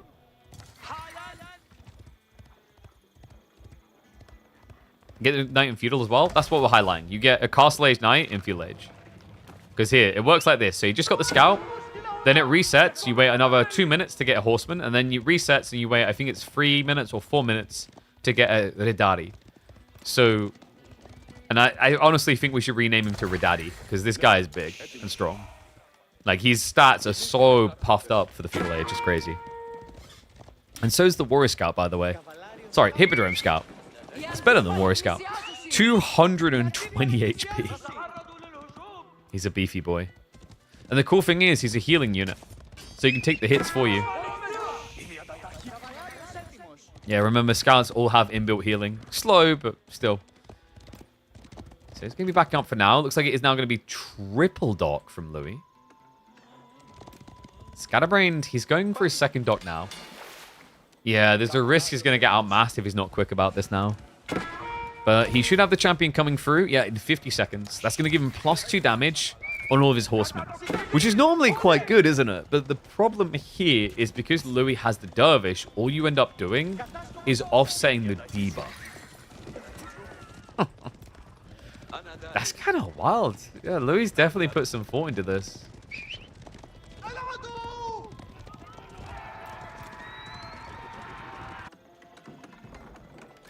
Really, of course, not in an urgent rush to get out of the age now, knowing that detail. I think there is a point where you should be a bit scared, and that's the Ridari champion. But the Ridari champion is still some ways off, folks. Because if you go for the Ridari champion, you can then switch into your Spearman, your Viking Spearman. Time's going to be there soon. Like, this is the time to defend for Scatterbrained. He needs a grab, though. Anything that doesn't get destroyed here is going to get healed by the Dervishes. The new champion is going to be summoned in 3 minutes. Yeah, just over 3 minutes, actually. I think it's 190 seconds. But there's the buff. The +2 just came through. Louis knows this is no longer a fight. He can maybe poke and just move, but needs to make sure he doesn't get grabbed. Yeah, you see? That's what matters. Scatterbrained, he wants moves like that. If he grabs you, you can't be healed. Nice rotation. Villager gets taken down. It's the encroaching tendrils of the Macedonians here. They wiggle around and actually capture. This can't happen. Louis now being forced into Desert Raiders. But you have bigger problems coming. Because Scatterbrain is now scaling. Blade inlaying on the way in 50 seconds. That's going to give him +1 melee, +1 ranged. 5% more HP. Burn through coming in the dog. And remember, all that burn damage is being buffed because of the Scout. Wait, actually, where is the... What are you doing? All right, should have been buffed. He can get 35% increased burn damage when this scout is in range of his units. Horseman. Oh, he goes straight for the dervish. He's got the buffed up damage, so he actually can kill them quite quick. Louis just trying to do circles here to maximize his damage. And it's going to work. Gets the blocker in. But he starts to abandon ship on this. The dervish pulled too far away. The horsemen, they need to leave. If you're going to go down, Desert Raider's also going to get sniped. That was a mistake. The demo right on the edge. It will prevent Scatterbrain from chasing any further. Oh, man, Louis. It's just so elegantly executed there. The ringer rosies. He realized if he goes off in a straight line, the dervish will get eliminated. But if he circles his own horseman, that means your horseman stands still attacking, while these ones just keep running past them, getting attacked. Just corralling the horde at that point. And this is gruesome, man. Scatterbrain is going to have to micro like a god. Half of his horsemen, if you sneezed on them, would die. Okay, well, a third of them is more accurate, but still. The notion is very clear here. And we still got that demo ship, so he has to be careful about where he goes. Turn for a clash. Let's get the horseman snipe. Desert Raiders, he steers onto them. Remember, you get double damage against these. That's a great target fire as well. More expensive unit to take out. Scatterbrain, though, may have overextended. Down to just 8 cav units on the front line. His second wave had not arrived. Yeah, this is going to turn into a raid game now. I don't think Scatterbrain can win a direct fight anymore. The Didari is coming out in 10 seconds, but now he's just kind of redundant. Against this many Desert Raiders, he's not going to be able to perform. Did at least have a worker kill. Actually, no, that was the one from earlier. So Scatterbrain hasn't found anything extra. His champ is now out, so there's the Radari. This is what I mean. That is Castle Age stats, folks. It's 34 damage on a swing. Well, had 34 damage. It just got decreased by the Camelanies. Louis commits to the clash. The Dervish heal. It's just going to win the game. This is over. Scatterbrain, even if you micro them all away, he's going to be back up to full. You're going to be down to 0. We do have an Adgimatha pivot, but that was the freebies from the war camp. So Scatterbrain hasn't even prepped for a real switch in the Spearman. No, that's just the one offer from this building here. Because he's had so many units perish that he just got a bunch for free. Like, they are literally Dark Age.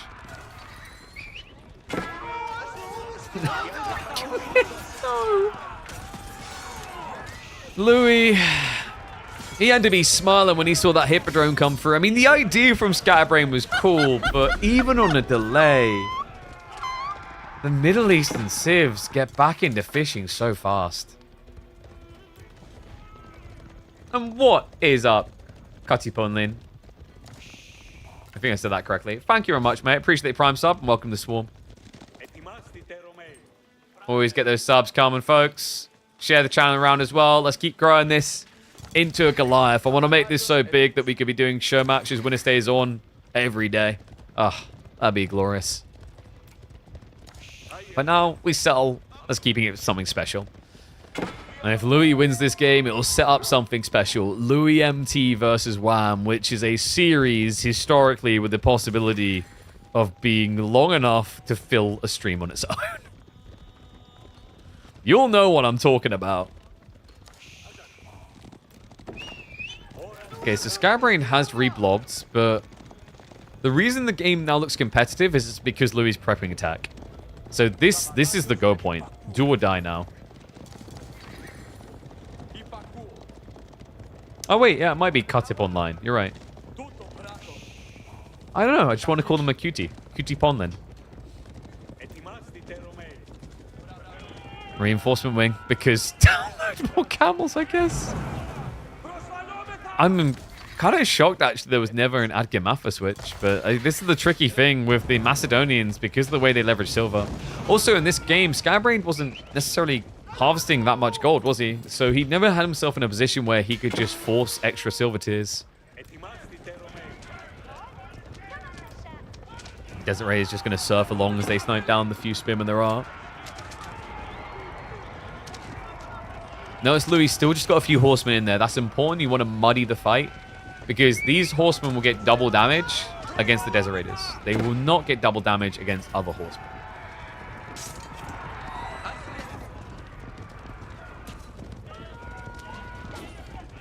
And wait, did he... Wait, he cancelled the landmark? What? He legitimately just, after getting, what, over halfway through it, switched from Desert Raider to Growth. I'm sorry, what? Who does that? That's actually crazy. Well, it shows you how confident Louis is about his position. The fact that he's willing to just go and tech up again. Like, seriously, I looked at it and for a second I thought he just went Imperial Age straight away. I was about to have other questions, but good lord. System the first hill did complete. This actually might be the state of execution for Scatterbrain. I mean, this game looked pretty grim, but now? Like, what could he do here? I mean, I don't think you want to mass Radari into Camel Lancers. Maybe a few to raid with, though, would be good.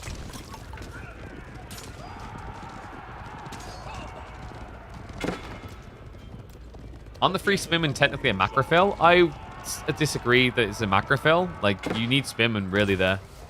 It's just he didn't have a Varangian Stronghold to upgrade them. Like, why would you ever want a bunch, like, free Varangian guards over free Spimmen against Horsemen?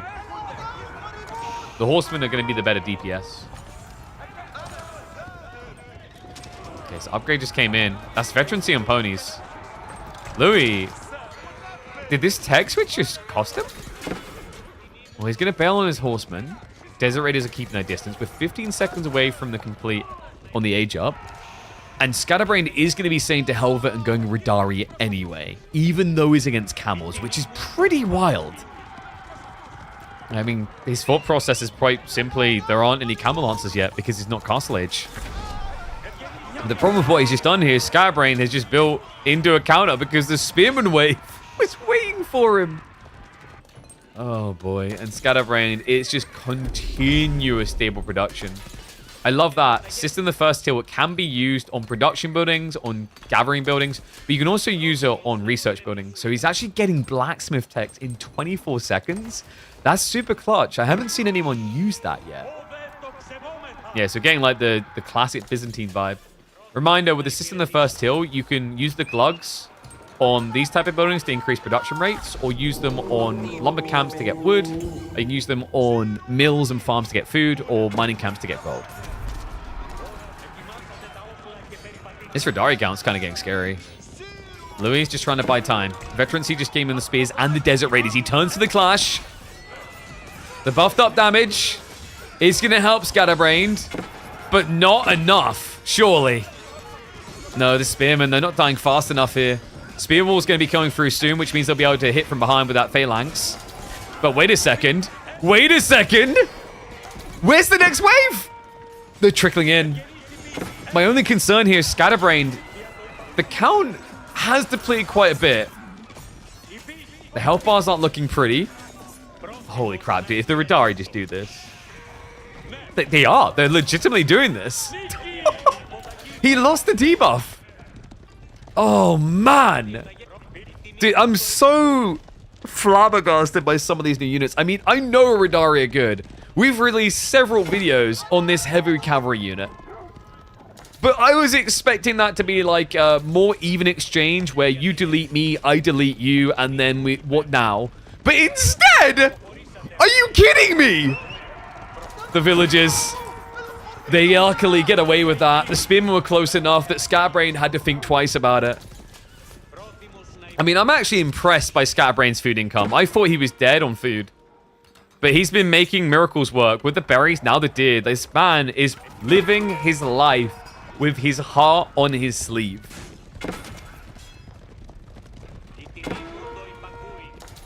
I feel like so many of these new units is making us rethink what makes sense in a fight. And I'm actually so here for it.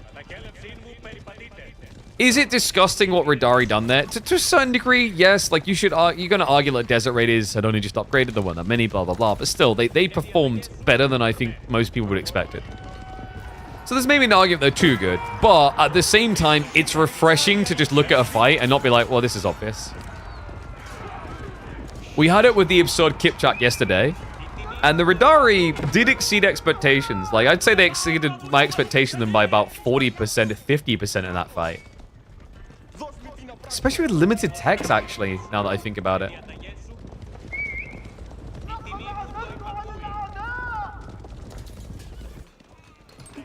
Raiders, well, they've crept in. Hold on a second. Skybrained. If Louis realizes like this is the easier target, he ends up on the berry workers instead, which is arguably better here, considering food is what Scatterbrain needs. And he doesn't realize, oh my god, he's so busy over here, he doesn't react with the workers. Louis now ahead by 7. Burn on the docks is successful, doesn't run in range of the demo ship. But talk about a cheeky raid. Louis makes his way in with a handful and takes more than that from the Scatterbrain economy. And he leads him to the deer as well. What is going on? Okay, Scatterbrain. That's half your workers. This is tricky now. Scatterbrain, what he just done there, like, you know, overwhelming numbers got it. But at the same time, by doing that, it means you've got less firepower to now push elsewhere. Like, technically, he could have scared these Lancers away with half the count and then had the other half trying to raid. Because behind this, Louis, he's just doing what he done last game, adding in farms. He makes it look so easy.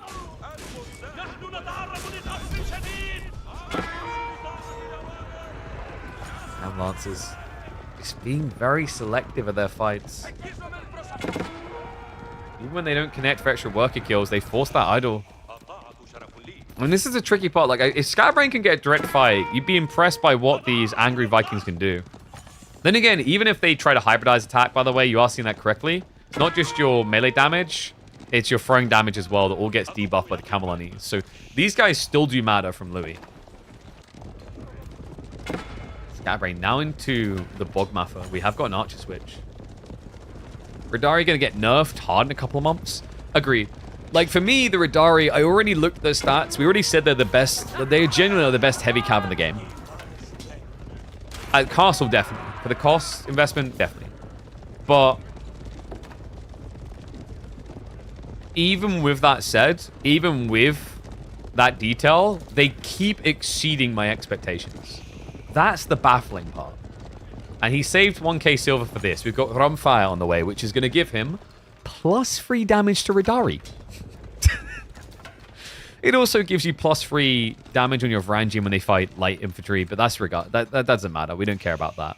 All you care about is the fact that you're getting an extra 3 damage, whereas normally at this stage, to get an extra 1 damage, he's going to spend 700, then he's going to spend, like, what was it, 2,000? It's actually pretty crazy. I think Rumfire will probably have to get changed. I would say Rumfire should probably be a byproduct of going Hippodrome for Radari. It just seems to be too good, man. Look at the damage. He's barely getting debuffed. Oh my goodness. I mean, he's not being debuffed. 26 damage is what you start with on this Radari. So even with the debuff on him from the camels, he's hitting for his base damage. This would be a good moment to just line formation and axe throw, but he'll let him go. And he actually grabbed it. Oh my god, he took it all the way. Scatterbrain yoinks 4 pawns. No wonder he's able to keep affording this many knights. But he's doing something else now, folks. We've got an age up on the way. I mean, Louis continues to raid him to death, but he's going for the all-in. It's going to be more knights. Are you kidding me with this guy? What's the real villager count? It's 46 to 83. He's just been hemorrhaging workers. Oh my god. Wait, did I T-toss? Did he get caught in the deer? I think he did. He must have. Like, this count doesn't make sense otherwise. We were at like 20 before. Oh my freaking god. No, I think Scatterbrain is dead. Despite a good effort, I think he's dead. Like, this is ridiculous. Surely not. Because the Rams, they're getting rid of the fishing now. And without that, he has no food. And Louis, I can't believe that. The camel's just baiting the whole Radari. I'm busy looking at them while he's raiding elsewhere. I wasn't expecting to wallop for 10, 12, 15 in one hit. But here we are. Tech up complete. Upgrades are on the way. It's all in on the Elite Radari. Oh my god, he's gambling. He's trying to find which stables is upgrading them. What? He's guessing wrong though. No, it's not that one. It's all the way... It's the Hippodrome. The Hippodrome's upgrading. He's like, okay, this one, it must be this one, right? Like, you're not elite yet, so I'm going to keep trying. You're still not elite. I'm going to keep trying. The princess is in another castle, Louis. I think he's starting to realize what's just happened here. Elite Radari about to kick in. Bogmaffa do have the increased movement speed, remember, so they can run away fast. And there it is. 3-2-2. But it ain't for a throw. The health on these beasts. Lancers this time will catch the raid. These are the type of things they've been adding in so many deaths. Another 6 get scratched off. Louis, 1 minute and 20 seconds away now from hitting Imperial as well. Scatterbrained, it is go now or go never. And he's going to 0, by the way. The Lancers are still chasing workers. He's everywhere. Louis truly has become the masterful raider of AoE 4. It's just the way he does it that's so different. It's not as much about these early timings like Luciferon's raiding. It's in the mid and late game. He always catches you off guard. Big clash coming through here. The Radari, they're buffed up, but the backstab from the camels! From the top rope! Louis brings it down! Spearman front line is thinning, but the Radari are falling simply too fast. It will be a 3-0. No hero clutch up here from the Macedonians. The angry Vikings cannot carry this comeback. Oh my god. What a crazy freaking final game.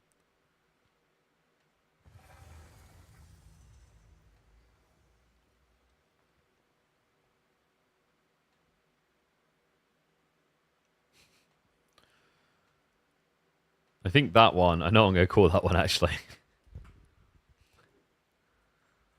This Radari should come with a warning label.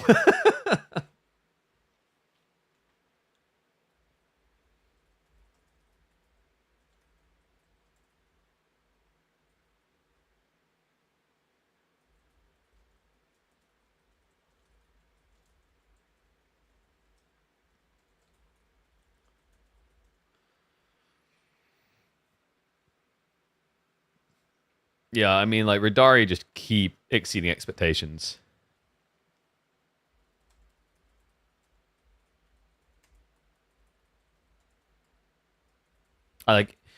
Basically, if it wasn't for Louis doing such a good job raiding, he probably would have just lost that game to Radari spam. That's crazy.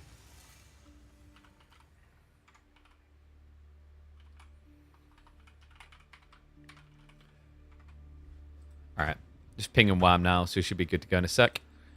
Second series will be switching over. So Louis MT gets the 3-0, but we are not done, folks. No, no, no, no, no.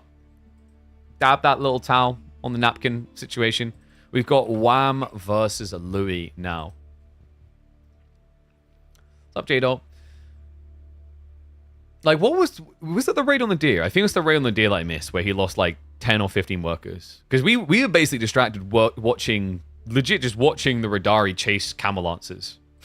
Like, it threw me off because we're just ranting about these stats, which is fair. Like, the stats are crazy. They're so, so good. But then I'm just like, wait a second. Where's the workers gone? If Louis didn't cancel age up, it probably would have been a lot quicker. That's true. Like, but, I mean, that was actually, that was the other thing. If it wasn't for the absurdity of the Radari, that would probably have been the highlight, is like when you're so confident, you cancel your age up. It is actually wild, because I think he was 20 or 30 seconds away from complete, if I'm not mistaken. So he spent 1.5 minutes on an age up, and then completely switched it. That's freaking nuts.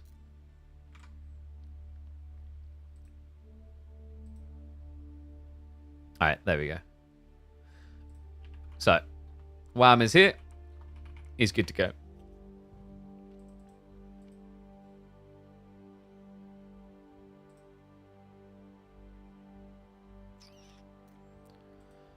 So map draft. Let me load this all in, folks. So we'll have the draft live and updating on screen.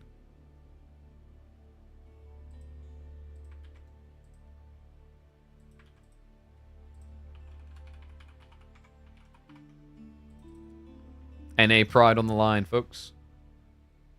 Can Wham win against the almighty Louis?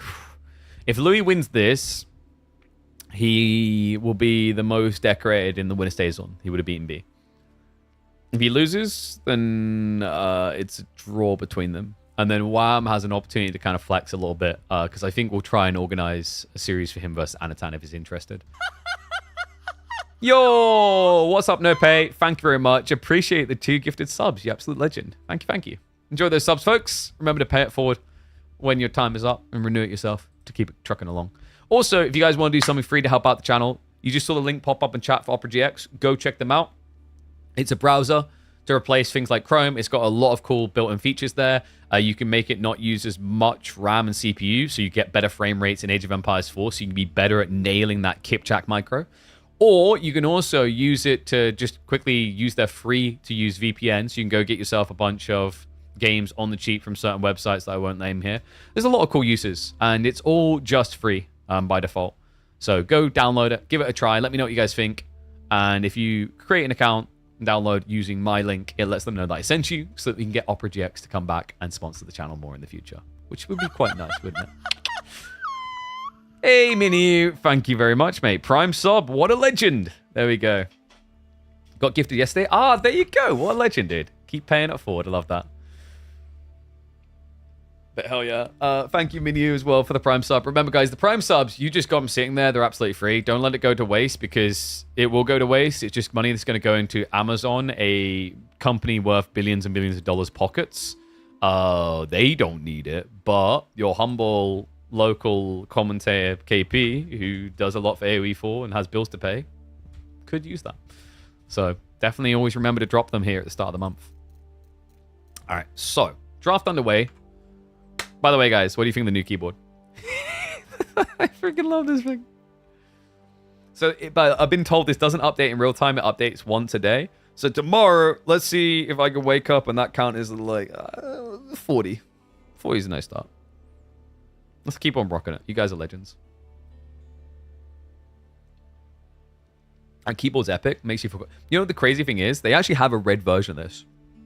Do you guys not know this? There's actually a red version. Yeah, let me find it for you guys. It was a limited run one with Pringles.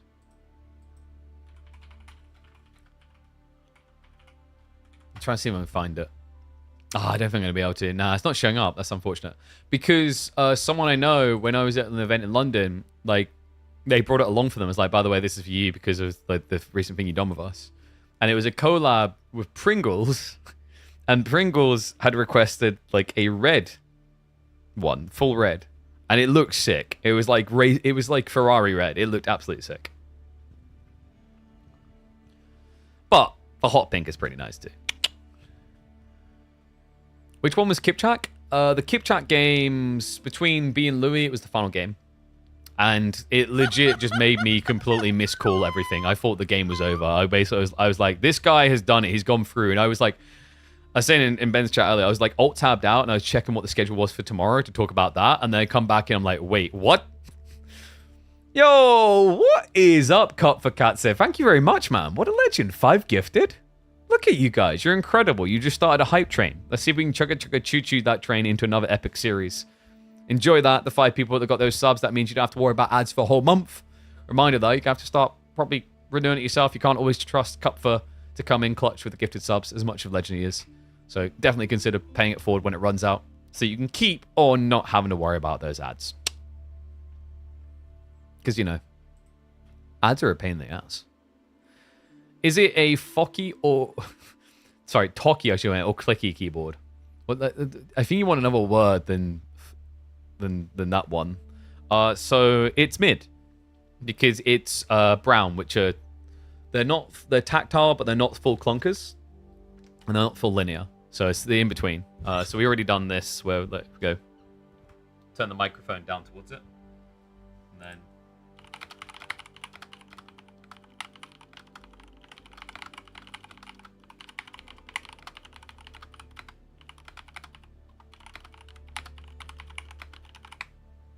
There you go. So it's pretty reasonable, actually.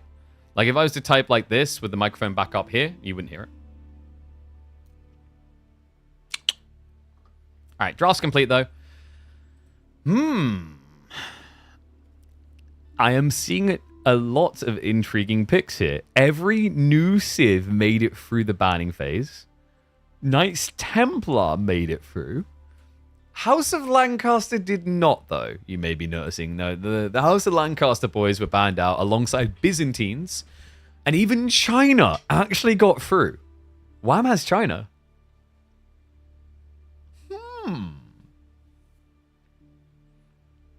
Still a mess of cables. Dude, like Lever's always like this, like the cables are meant to go anywhere. Like, they can't go anywhere. Dude, they have to sit there because the things sit on the side. Like, just get out of here. Get out of here.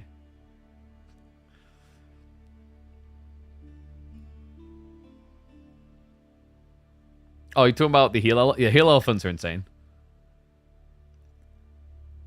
What was the lore behind the name Killer Pigeon?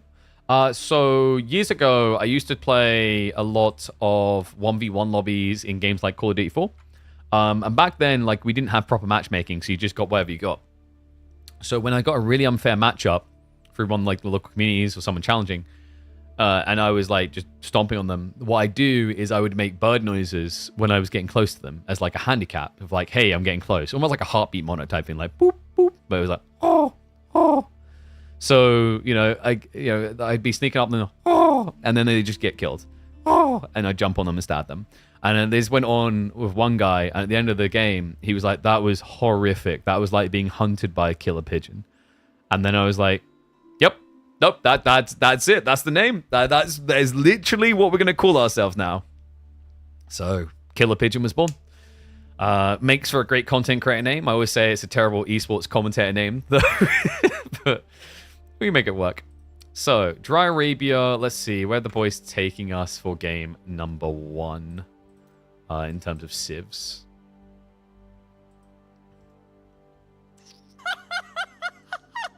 Oh, it's Ottoman's Chinese. Yo, what's up, Milkdober? Thank you very much for the gifted sub. Legends. Look at you guys going. Choo-choo. The train continues on. Thank you, thank you. All right, Dry Arabia, China, Otto. Dude, like, you just don't... That's a matchup you just don't see. But that means Louis got his infamous Civ. He didn't get banned out. That's kind of interesting to think about, considering that's been a priority ban in his series so far on both sides. That is very curious, actually. Huh. GTA 6 has announced full AI implementation. You can have a decent... Wait, have they actually announced that? That's kind of crazy. That's a little bit wacky. So they basically want you to live in their game, which is outrageous because I want you guys to live in my chat. So should I just get bots now? Just like you can just talk to Nightbot. Look, ready? See, Nightbot talked back to me. Boom. Look at that. I'm ahead of... And I didn't delay the release of this for an extra year. So checkmate to you, GTA. Checkmate, Rockstar. Is there a rule in this tournament that new civs can't be banned? Nope. They just chose not to ban them at all.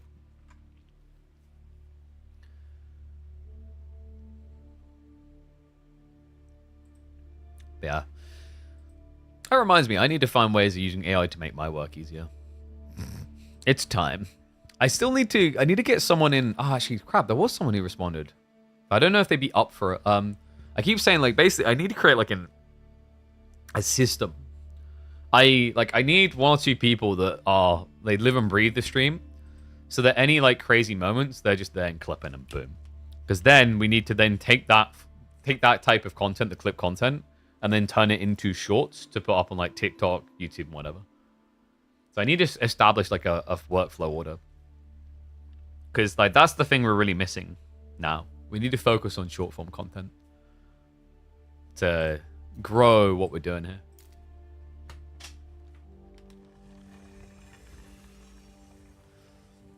What's the strongest Civ right now? Strongest Civ. Lancaster's still pretty ridiculous, actually. I think probably Lancaster might still be number one. But some of the new Civs have power. All right, you guys ready? Let's get to it.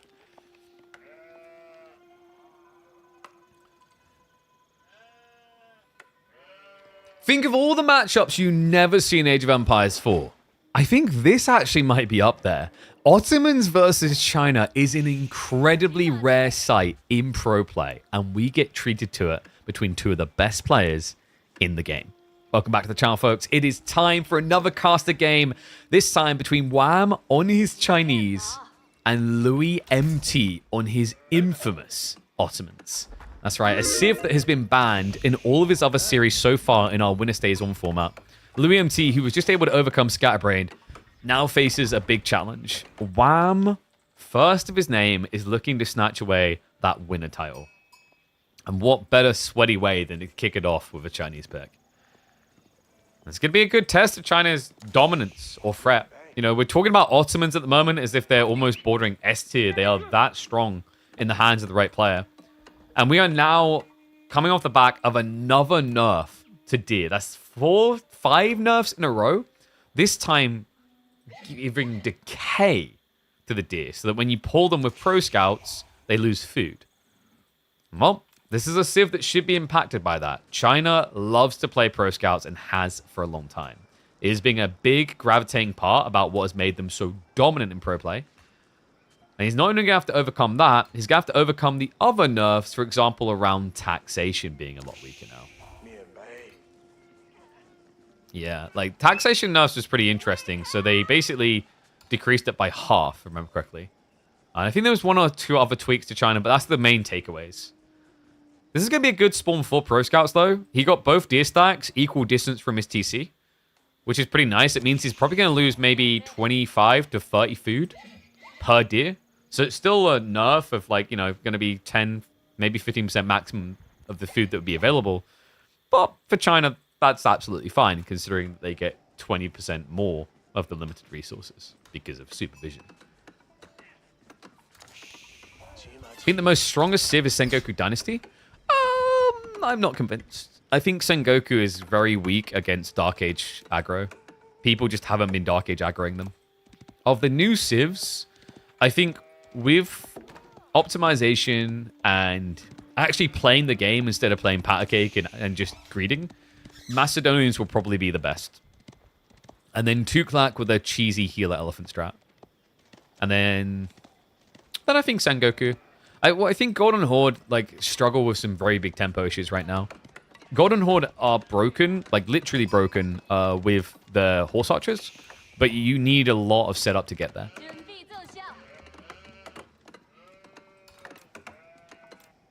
Another interesting thought for you guys, anyone who thinks that like Sengoku is crazy good, I want you guys to also think about their late game. Their gold gen is pretty good, but their food income is pretty rough because they literally get no bonus over food compared to Japan. Like, they literally get half of the food income that Japan can achieve. Anyway, focusing on these two Civs, what's making Ormond so busted right now? I think it's just expected that the longer that you go with a pro scene developing, the better people get at optimizing and utilizing small details to turn them into big wins.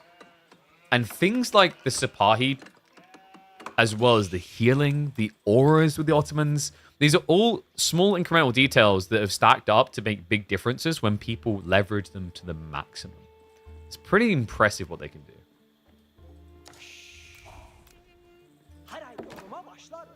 So Louis, he's going to be going for the military school opening, which has pretty much been the go-to way now. People just return to the passive production. Madrissa's going to give him a huge food booster. The other interesting thing I think about Ottomans looking so good is that we are in the middle of a heavy cav meta, I feel like. Yet they aren't really winning based off of heavy cav. It's because they're just so good at doing it earlier with the light cav spam.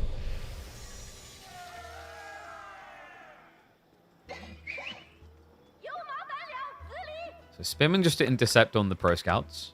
But Wham is doing this right. He's not overgreeding. He's going to go archery first to contest the Spearman. That does set up perfectly for Louis to play Sipahi, though. Yeah, I would have thought Wham was going to try and do Spearman here. But maybe he just felt it was easier for Ottomans to go archers than spears.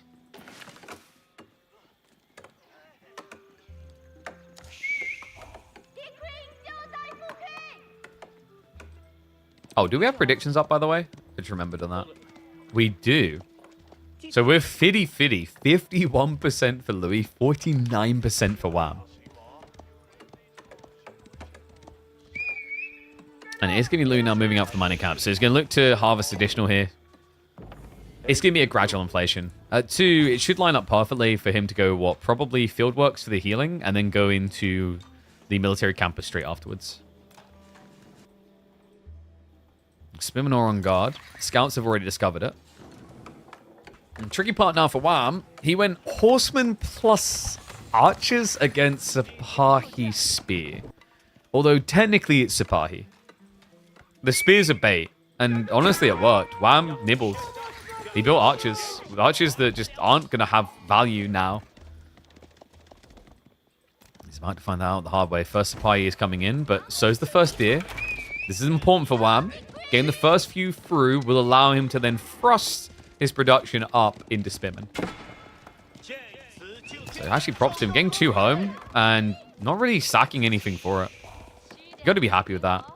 And I'll show you the effect of the deer now. So he just pulled this deer all the way from over here. So he pulled it all the way back to this location. And it ended up losing almost 50 of its 350. Yeah, so he ends up losing about 15%. So it's fair to say that Pro Scouts has been amply nerfed. This decay was the thing that I think a lot of people were asking for a long time. To be fair to the devs, I think they were trying to avoid just copying things that exist in AoE 2. Because for those that have not played Age of Empires 2, Age of Empires 2 has this system on wildlife where when you shoot them down and you start harvesting, they're also decaying. The food is slowly evaporating itself. And I think they wanted to avoid any kind of immediate cast back fully there and try and solve it with other solutions first. But in the end, yeah, this is the way. Now, reminder, decay does not exist on things standard. So, for example, this deer, if you just shot it down here, it would stay at 350.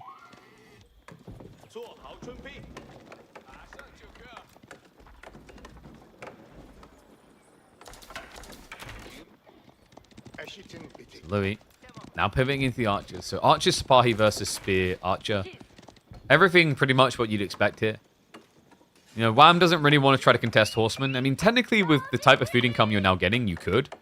But it's just awkward when Sipahi are simply better. And also, if you go too heavily into melee, it just allows the meta to win for Ottomans. So whenever you're playing as Ottomans, the big thing you have to be worried about, guys, is you have to balance your ranged and melee damage. Because if you go full all-in on one style, then you give Ottomans an advantage because of the meta. And same to the Ottoman players watching this video. If you notice your opponent has only got archers, the meta in ranged armor mode is your best friend. If you notice he only has spearmen, the meta in melee mode is your best friend. Sipahi. Wait a second, I thought spears were meant to... Not today. That was a great usage of the fortitude. He got the increased attack speed. And yes, the decay effect on meat only happens when you are moving stuff with Pro Scouts. However, it does currently have a bug where if the Scouts get killed, when they fall to the floor, the decay continues on the deer. Which is pretty awkward. It means when you're playing Pro Scouts, it puts a lot of urgency on you to make sure that you go and fix any mistakes, i.e. go pick some stuff up again.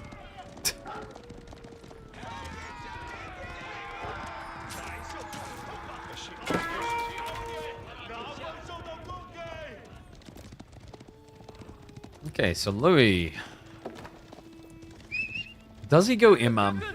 I don't think he's taken that much damage, actually. He could probably get away with just going straight into the extra military campus. Hello, Mum. Shout out to Team Warm and chat.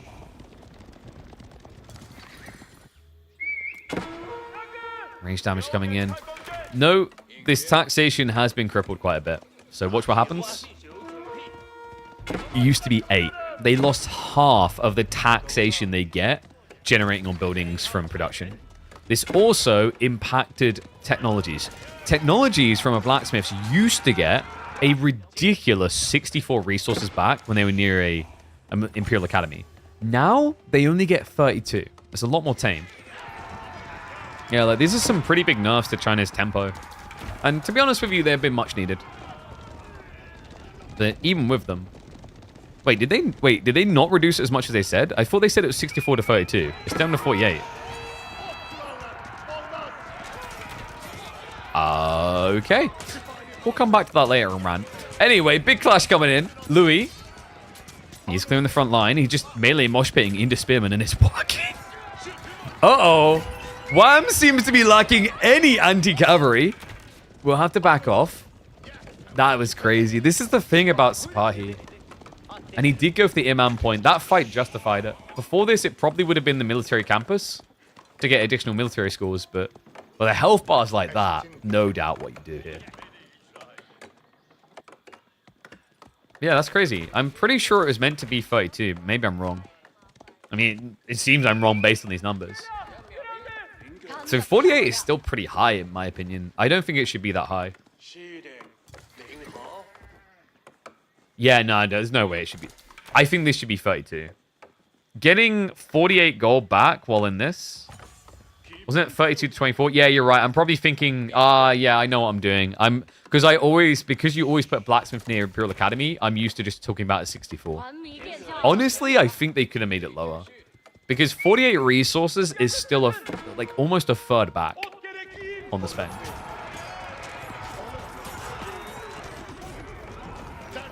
The reason that's important is it just makes it so easy to go tech to tech. The flash coming in. They've got the attack speed buffer here. Meta was not actually in range for a part of that fight, but he's going to come in now, and this is bad news. Wham! He has no spearmen left again. Luckily for him, Louis doesn't want to take a nibble. No, for good reason. He's just going to kiss all the boo-boos better.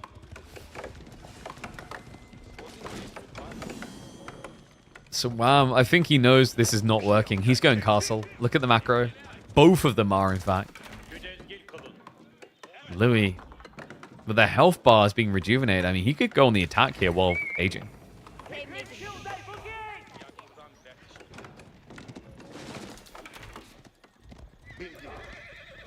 Pro Scouts at least getting slowed down now on the flanks. Reminder, pulling deer from back here is going to lose you about 150 of the food. You don't get that much home. And that's a good change. That needed to happen. Taking your opponent's deer was already an advantage. So the fact that you were getting the full food just made it silly because it was a double advantage. Like, the advantage should be that they don't have it anymore. Similar to how people remove your boar.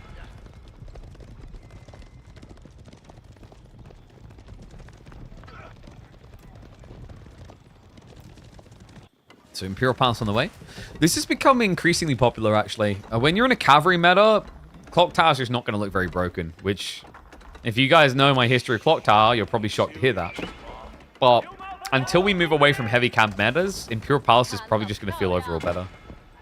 When you open the age, it's all about cavalry. There's no range mass, and if there's no range mass, Nesta Bees can't win fights for you. Same with if you're going cavalry, even in reinforced springholds is kind of pointless. Whereas this lets you see everything your opponent's up to. You know when he's aging. You'll know what his macro is going to be. So you can see if he's got a lot of people on golden food, he's probably going for knights. If he's got a lot of people still on wood, he's either going archers or farms. It's so much information for a player to get.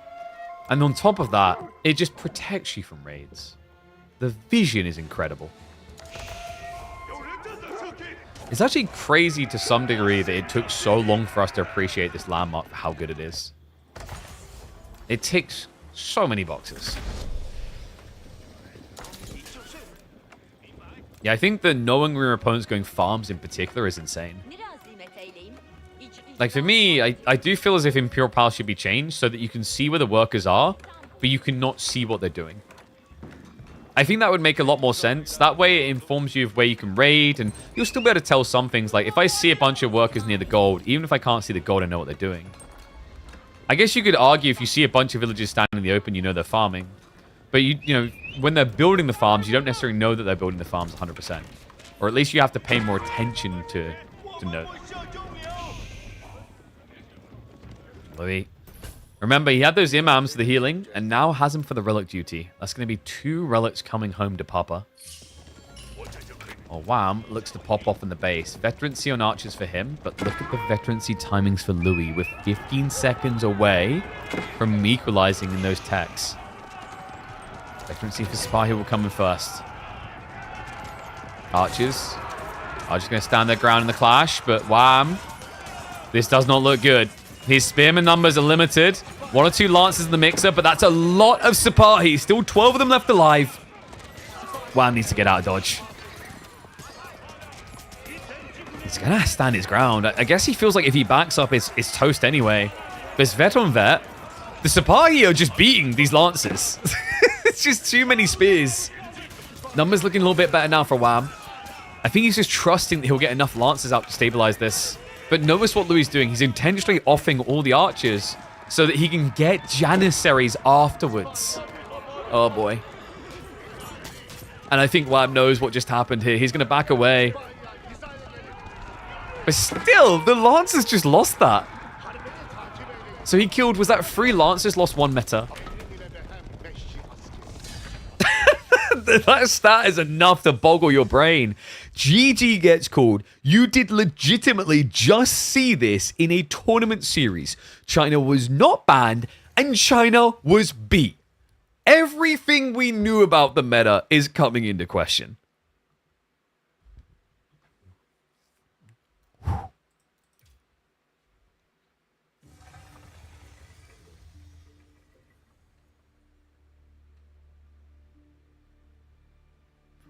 I mean, like, what can you say about that Civ right now?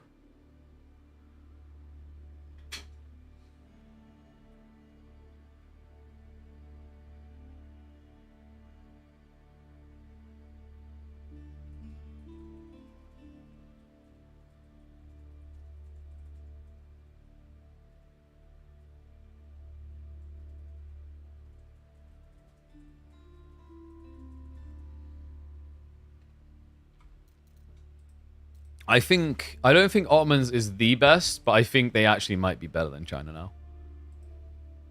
It's only 1 game, so we'll have to see how it plays out. But, like, that's kind of crazy, actually. Because, like, technically China received nerfs, but actually Ottomans received none. Sometimes just not getting nerfed is actually its own advantage if you think about it. Right? Because you're, like, if something's not going worse for you, but someone's is for someone else, right? It just changes the dynamics in a very obvious way when you think about it for a few seconds. Oh, well played to those that predicted the Ottomans. They continue to go unbeaten. I think I've named that one, like, there's the meta has changed, there's a new S tier Civ, because, like, right now... We had it from Anatan yesterday, where he's like, you saw B with that, how am I meant to do that? And, like, how do you beat Ottomans? His timing attack was off. He could have pulled back when he saw a lot of units. His problem is, after he steps up, if he pulls back, he's losing the archers. So this whole idea of you can just pull back, like, it's not as simple as that. He needs to confirm what he's up against, and then by then, like, you've brought your archers up to guarantee you can take a fight. And then, now you're out of position. Like, if it was just lancers, you can run away. We are getting French versus Tuklak for game number 2. Where did they... Ah, going Frisian. What are Tuklak going to do on this map? I would not have expected Tuklak here. I would have probably expected Sengoku as an option.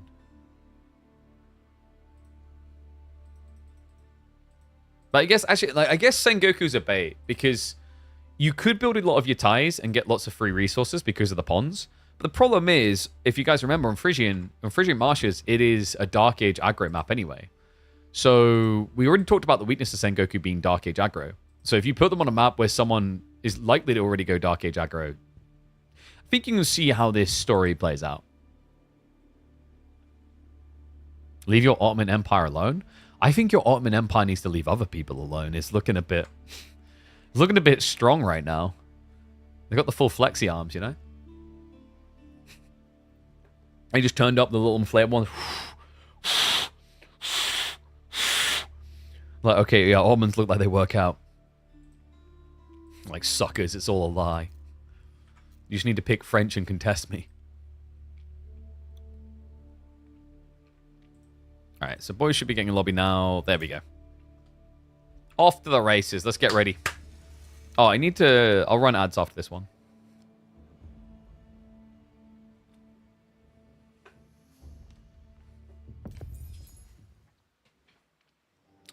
Spire not crazy? What? You're crazy for saying that. I don't think anyone who's watched Pro Play this year would tell you that Sipahi aren't a crazy strong unit. Should we get ready to go? Alright. Have I got this set up the right way? I have now.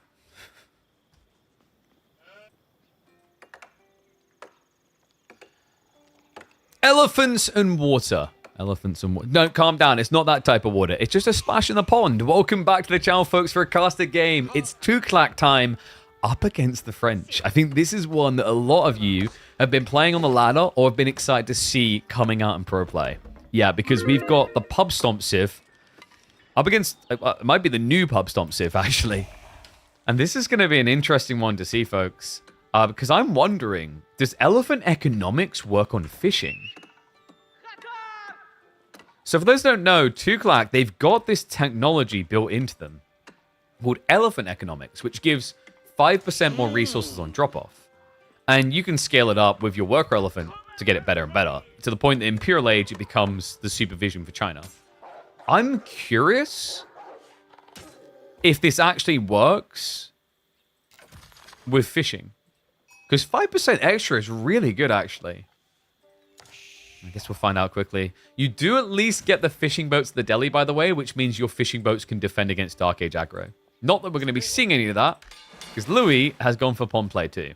And for those asking for new biomes, we are getting them. This is Temperate Falls. Yeah, a lot of players like Temperate Falls right now. The problem is there's a lot of other biomes that just simply have not been tested ahead of time. The most notable one is Alpine. We done Alpine on Gorge, and it ended up spawning like Black Forest. So for a lot of people, they're kind of trusting this. I think the Subtropical seems to work well as well. And then the other one that comes to mind is, I think the Greek Islands biome spawns reliably. But we've even started to ingrain this now into KPMM. So for example, the first week of KPMM's return for the expansion, we literally have 3 biomes that can be used. And those are Temperate Falls. We went with Temperate Falls, Greek Islands, and I believe Subtropical. It would be easier to facilitate this if the devs would just be a bit more smooth on the biome integrations. We can only hope, though.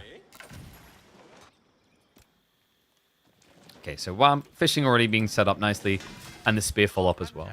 Which just makes sense. When you're playing against French, you're going to need spearmen anyway.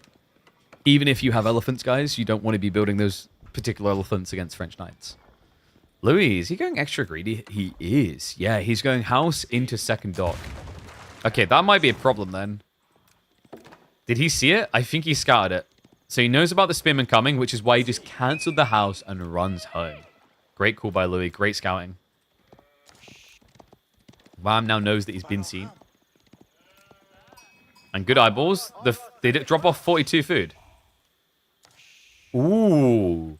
What, so elephant economics works on the fishing? Okay, that's crazy. Now, the reason that's crazy, guys, is that means you can scale it. Each age, you can get an extra 5%. So just imagine this Civ now as a possibility on a map like Holy Island with full fishing and full naval. They also do have this tech, by the way. Tuklakabad Fort Overwatch, so that forts placed nearby can improve production speed as well as damage. Yeah, honestly, I think Tuklak actually might be a water civ as well. That wasn't on the bingo card, really. Like, you look at the new civs, none of them strike you as incredible watering civs, but Tuklak, out of all of them, yeah, there you go. Confirmation. You do get elephant economics on fishing boats. Good lord. Actually, did he? No, he microed off all 3 there. We might have just got baited. Because I'm pretty sure he microed all of them. We're going to have to watch that again. We'll come back to it in a second. School of Cavalry on the way. Burn through on the dock, though, on the other side. Wham is looking to just take away the fishing entirely from Louis. And he has no response right now. Yeah, we're going to wait for the full because he manually dropped that time, but I'm pretty sure because it goes up to... It's 40, right? So that means if he's getting elephant economics, he'll end up getting 126. Burn almost complete. Moment of truth. Yeah, it definitely does. Elephant economics works. Wow.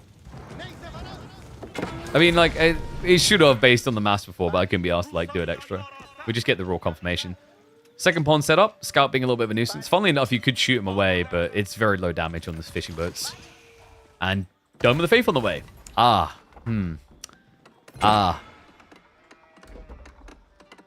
I'm just trying to be a positive guy today, guys. Like, look, you know, like, it's really important, the expansion. You need to find the positives. Wow, look at this biome effect. It's got little 2D sunflowers. Isn't that pretty? And the tree. Okay, we got to address the literal elephant in the room. Dome of Faith with fishing. I think we all know what's about to happen here. And it is exactly what there's been probably no less than 7 Reddit posts about already. Spear on spear. Okay, so Louis actually did opt to go spear, archer, and knights. What an interesting comp. Then again, I guess he's worried about the elephants. The healing ones in particular.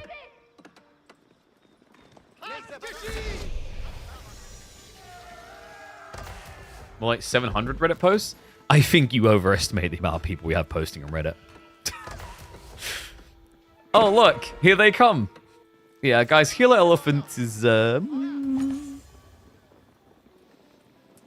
We found out how you beat them yesterday. There is a way to actually beat healer elephants, guys. Do you know the way? You have to wallow them.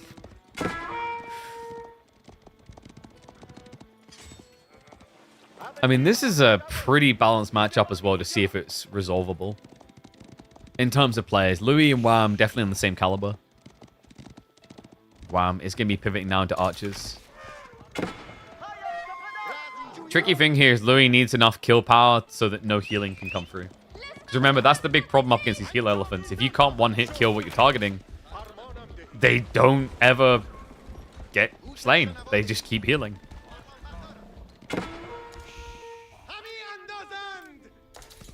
Some shenanigans on the flanks. He did scout the heal elephant and just backed away.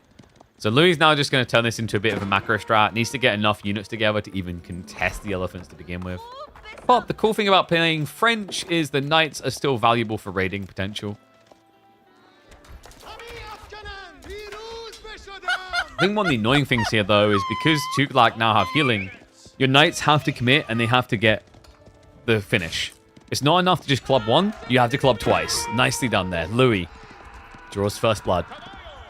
And what's up, Dracchio? Thank you very much for the sub, mate. Appreciate you. Appreciate everyone who's bringing those subs. Keep them rolling, folks. KPMM's return is upon us after these show matches are done. So we're going to be back to regular servings of tournament play Monday, Tuesdays, Thursdays, and Fridays every single week for your 2025 and 2026. Oh, what more could you need? A Bassid Imp Age Convert only way? Ah, there we go. Of course, the classic go in Pure Lage to deal with a few Lage unit. I knew there was an easy solution to this. Let me just build 15 TCs. We'll get there faster.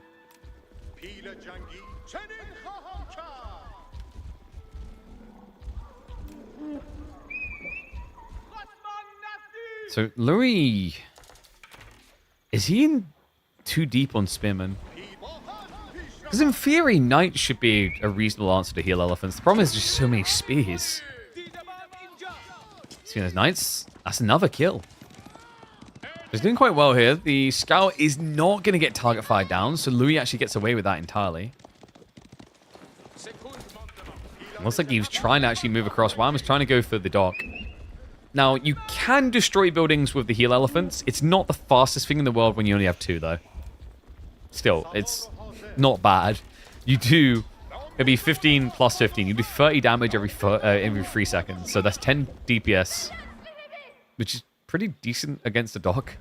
That means every minute with just one, you're doing almost a third of the dock's health.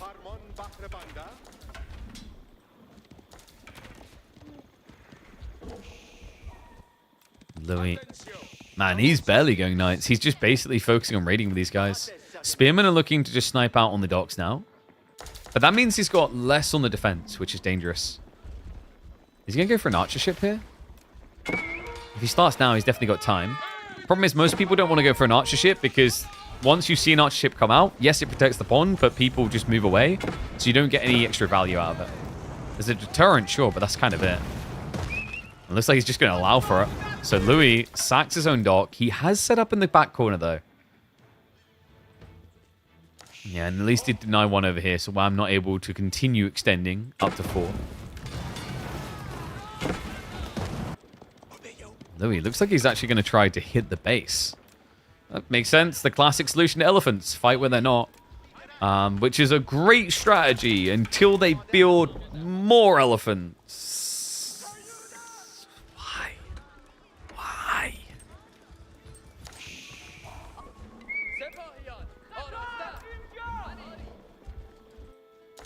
Scout has at least snoped in on the corner. I don't think Wham's going to go for that, though.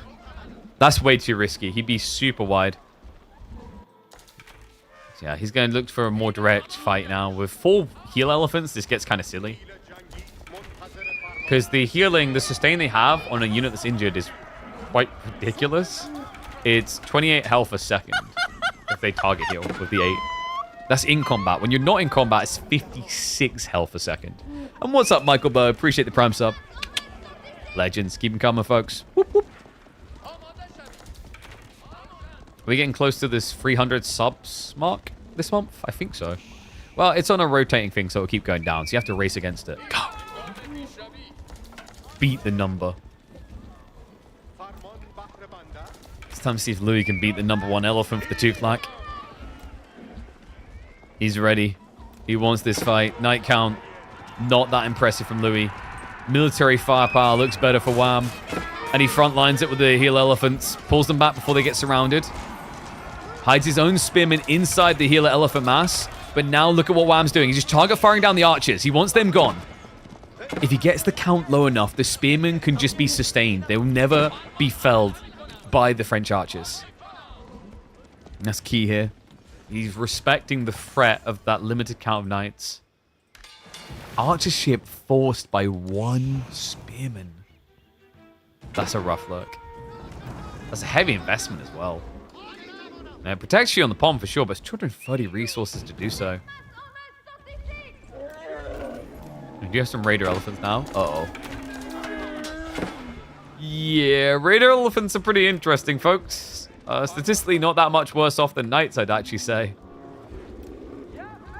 These are the type of things that aren't just able to destroy French's archer mass here. They're also able to destroy economy if they go unnoticed. So Louis has to be very careful about this next fight.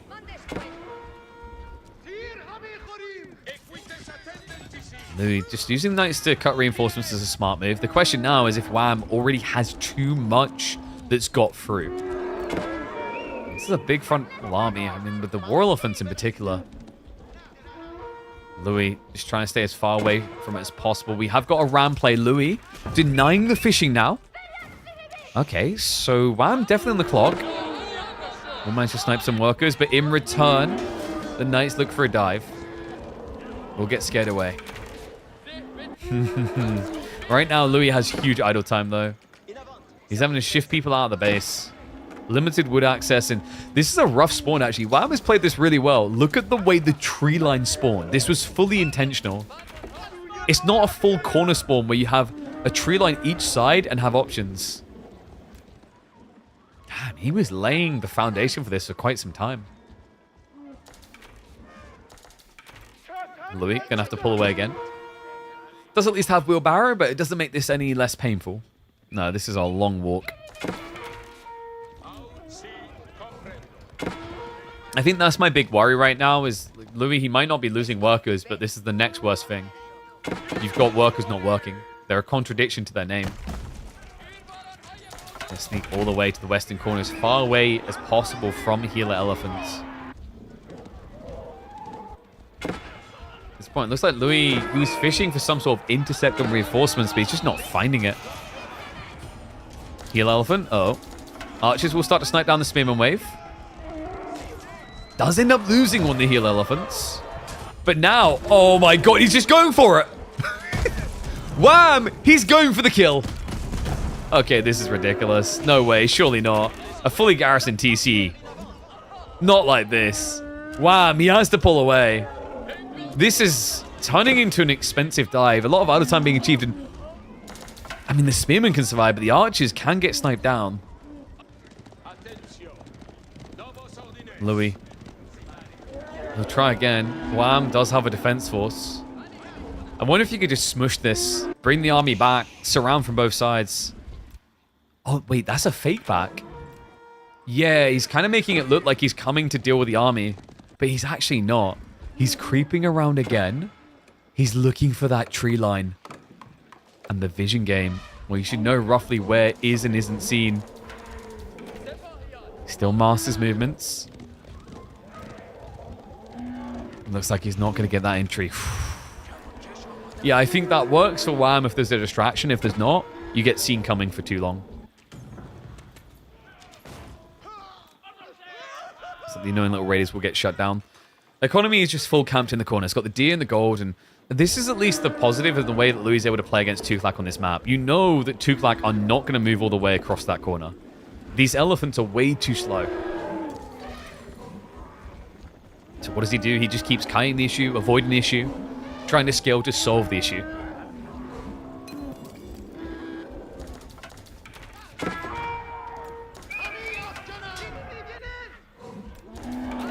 But Wham, is he going to try it again? To force the issue, to force the base. Raider elephants start to move in. He's knocking at the TC. He's making this an unignorable matter. The archers, if they go straight for the tree line, which they're trying right now, there's not many knights to defend here. The TC, are you kidding me? Torches out, he's going for it. Louis, he's so far upfield. That town center down to half HP already. The archers scare away the army, and remember, he can snipe anyone trying to repair here. This is it. This is Wham slice for the throat. Raider elephants chase across. They'll be able to deal with those archers. Town center is about to fall. These healer elephants are ridiculous. He's not even finishing off the targets. But the villagers will get finished off here. Raider elephants chase down the archer mass. Louis' army returns from abroad, but they no longer have a home to call their own. School of Cavalry, it's going down. This is it. Oh, just avoid the problem. It's fine, because, you know, in life, ignoring problems never goes wrong. You know when someone's like, that's going to stress you out. You should deal with that now. No, it's fine. Future me's problem. Well, there's no future French here in the Tuklak Dynasty. You can ignore the elephants as much as you want, but inevitability is that at some point, they will knock on your door.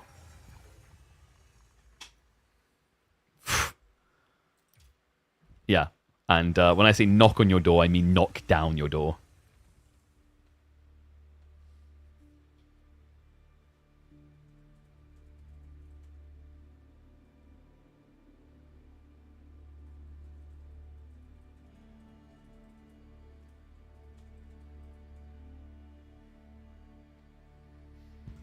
Are Hill Elephants the most OP unit in the history of AE4? They're up there. I don't know if they're the most OP unit. I think that tile probably goes to Springald's on release. Springald's on release was definitely more ridiculous. But that is going to be a strike back. Wham gets on the board with a win. And we still have a lot of spicy civs. Sengoku is still available. Macedonian is still available. Golden Horde is still available. Let's see what the boys have got in mind next. So, next up, we're going Cliffside.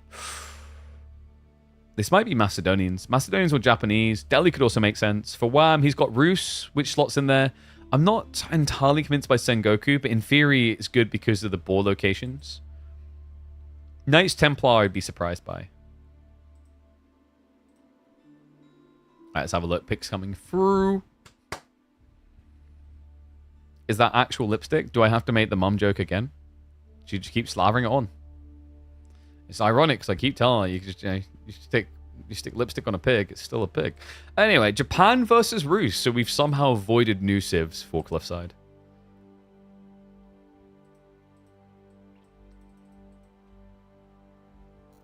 Oh, let me run ads now as well. I'll do 1.5 minute ads. Because I'm a nice guy. Even though that guy's trying to tap my lipstick and he's not even subscribed to the channel.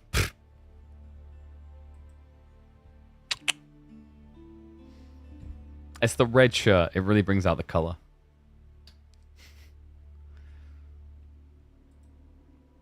So rare to see a landmark snipe in H2? Yeah, it's not your usual, for sure. So the boys should be getting lobby in a sec. Oh. You got your push-ups? No, I didn't, because I done extra push-ups. You just didn't math correctly, boy. Did you not realize? Like, I was expecting an extra redemption, so I done extra. Oh. 1, 2, 3, 4, 5, 6, 7, 8, 9.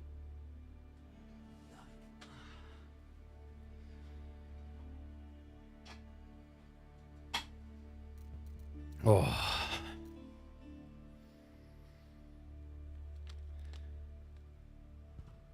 Keeping KP fit. See, this is the thing. Now your mum ain't going to be able to come to Londonium. I mean, don't get me wrong. I'll have to, like, get a stepladder to kiss her, because Dutch people are really tall, but...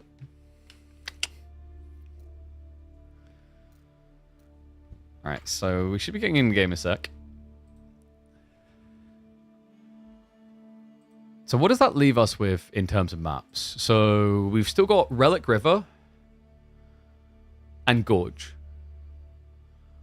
Well, Gorge is probably going to be Delhi. Delhi Malians, I imagine. And then Relic River's where things could get spicy with, like, maybe Sengoku versus Golden Horde.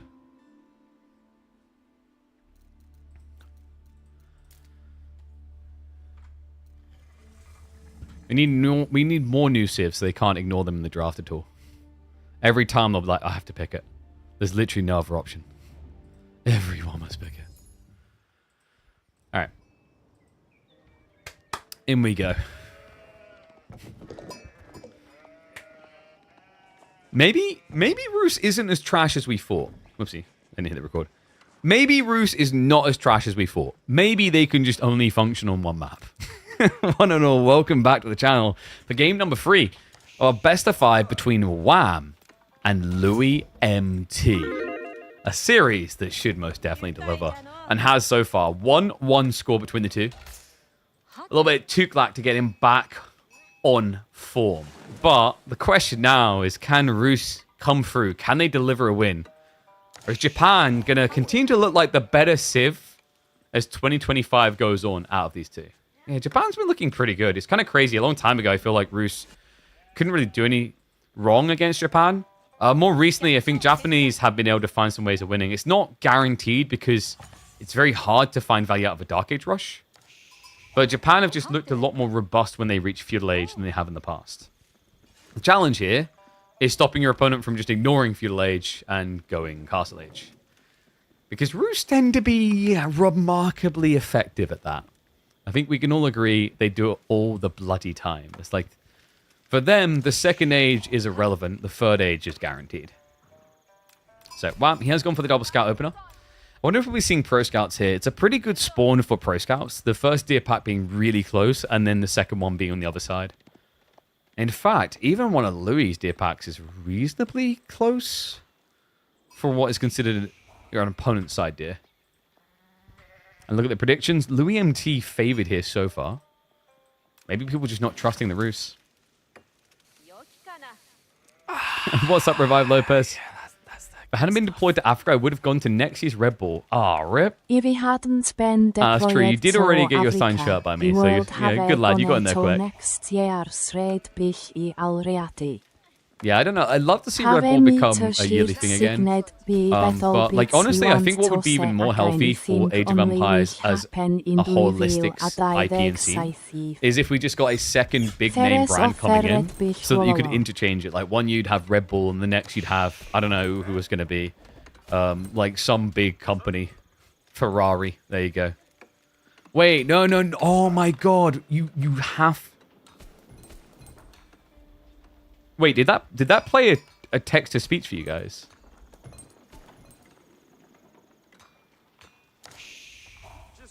Okay, that's weird. I couldn't hear the text to speech. I'm pretty sure in this scene the text to speech is not meant to work, but okay. It's meant to be for in lobby, so I don't know. That was a bit weird. But anyway, so yeah, the thing with... That must have been very loud. Let me double check that on the back end. It shouldn't be too loud. So the thing I was saying though, like it'd be interesting to have another brand come in and be involved in Age of Empires, like hosting big events. Like almost because we've got Red Bull every other year, having something alternate on the other year. And I was just thinking, like, you know what would be a goated one? Ford. Think back to Age of Empires 1, the Big Daddy cheat. That's basically... Is that not a Ford car? I'm pretty sure it was the Ford car. The Shelby, right? The Ford Shelby.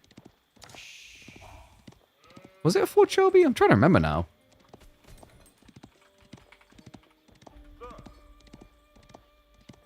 Or was it meant to be a Mercedes, maybe? Maybe it's meant to be a Mercedes.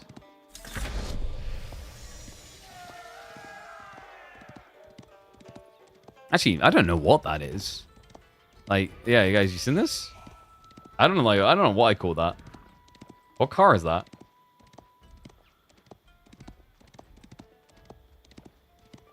Anyway, Kurostyle's coming through, guys. It is going to be the Fast Castle build. We've seen this before from Lou, so this is probably a Fast Castle race, but of course, Wham is stopping off for Pro Scouts. Yeah, he... Ooh, is he though? He went wheelbarrow. I mean, he's shoving deer. It would take way too long to just normally deer shove. Oh, it's a 1994 Camaro. Okay, my bad. I don't know why. I think, you know what it is? It's the blue and white. When I think of the blue and white, I think I always think of like Ford Shelby. All right, so we need Chevy then. Yeah, you're right. Oh my God, it is. Yeah, we need Chevy. We need Chevrolet to run an Age of Empires event. Boom. Oh, it was a Ford Shelby in Age of Empires 2. Maybe that's where I'm remembering it from then. Yeah, you're right. Yeah. I got them mixed up. Yeah. I was thinking Ford Shelby. Well, actually, apparently it's an AC Cobra. Yeah, which is Shelby. There you go, guys. We need Ford Shelby.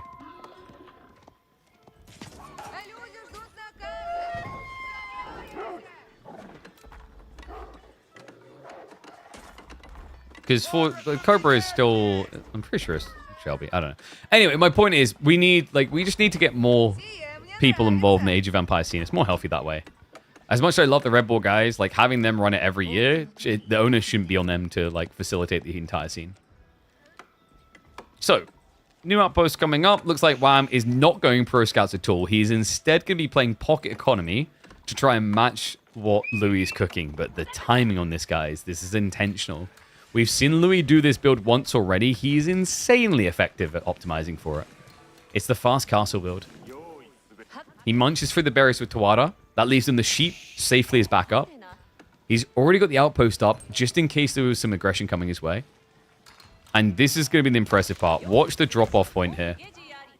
Kura about to complete in 9 seconds. He can force drop-off to pretty much be there. He's already got the gold. Just needs a force drop. And one more force drop of food. And you're off to the races. Boom. Look at that. 6 minutes 35 to start the tech up. 6 minutes and 35. Second time he's done this today. He's so clean with this build. What do you do now? Oof. Yeah, I think it's going to be tricky either way.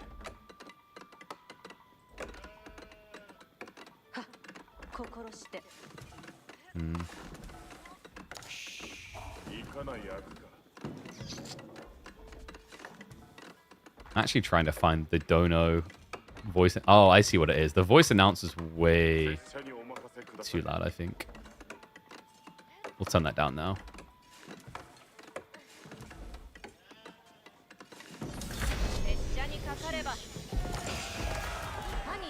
So Spear plus Knights to be the answer, which makes sense. And what?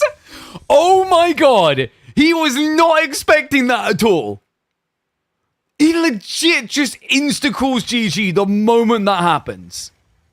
Wham, a player who is considered to be in the top 6, top 8 easily. A guy that you could envision making it all the way deep to finals day. And he says, nope, nothing to be done here. My Roost pick can't do anything. What is that tech timing? He GG's pre-8 minutes the moment he heard Castle. What do you think, guys? Is Japanese Fast Castle the new Giga Broken build? That is twice now that he's done this.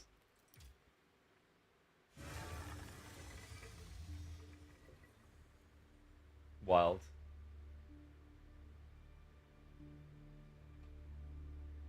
Let me see if I can find the first game. I think it's this one. Because I forgot to actually... I might just combo those together as a video, actually. The first time we done it.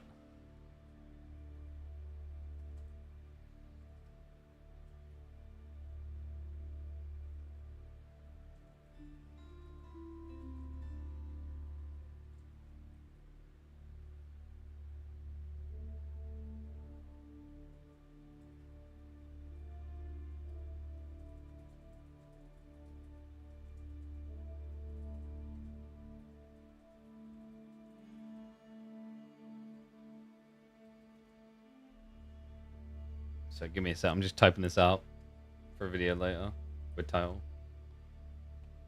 That is ridiculous.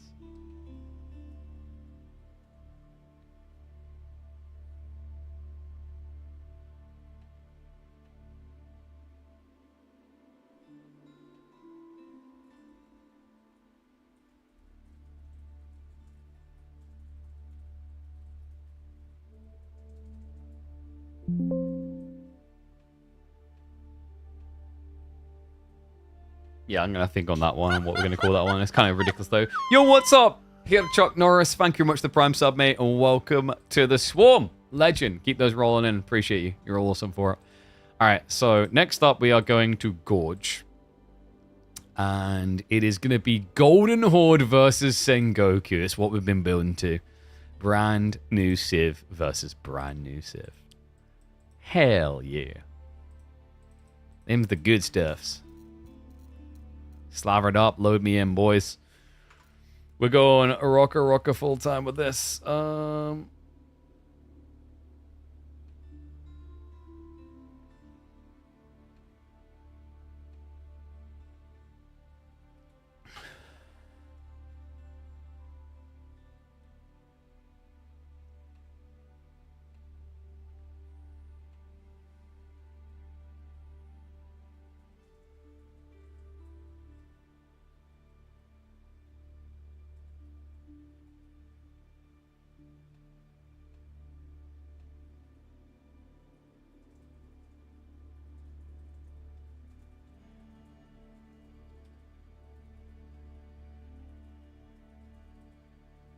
So I'm just typing something out as we get ready for this one. So we need to mark up that point. Japan, he's on match point now. And we are going in now. I think it's ready to go. I just keep rethinking what I want to call that game. Holy crap, though. Like I'll figure it out later. I've written such a long title for it. I'm like, where do I even begin? Okay, so in we go. For what could be the last game of the series. We might see about bumping Anatand in for another one if Lou's up for it. Last game at the end of the series. Don't want to distract him now. Was in mid-series. Oh.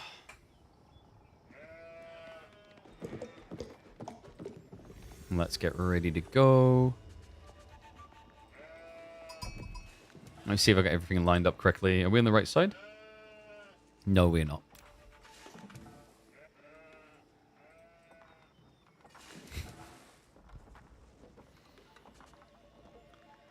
It's the perfect sight in a show match. New Civ versus new Civ.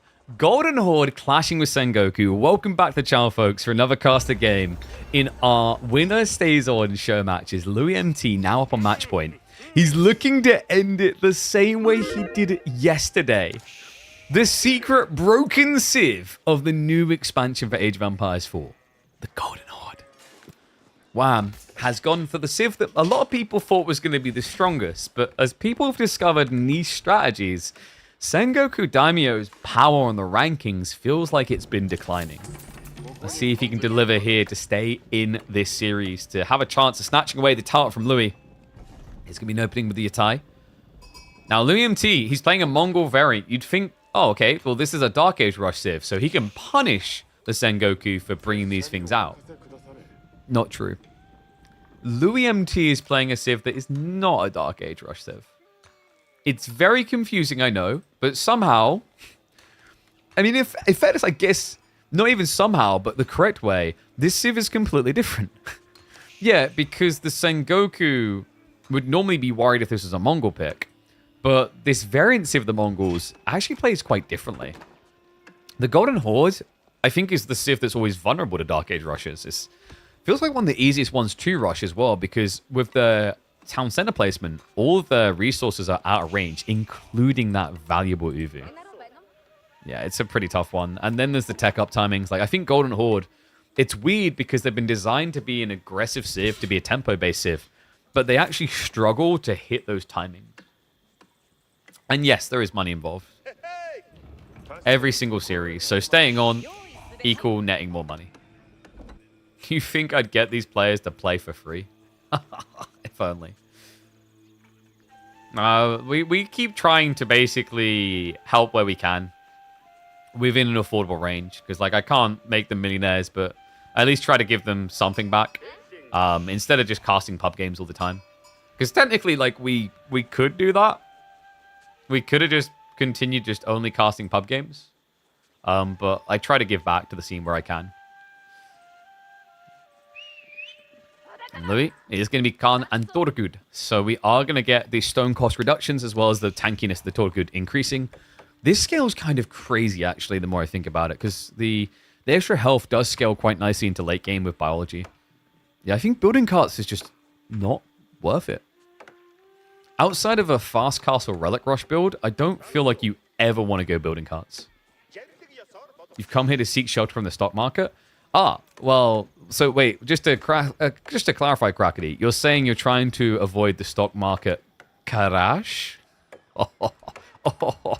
That's a prelude to us getting crashes. Just kidding, it's going to be Kipjack's all game.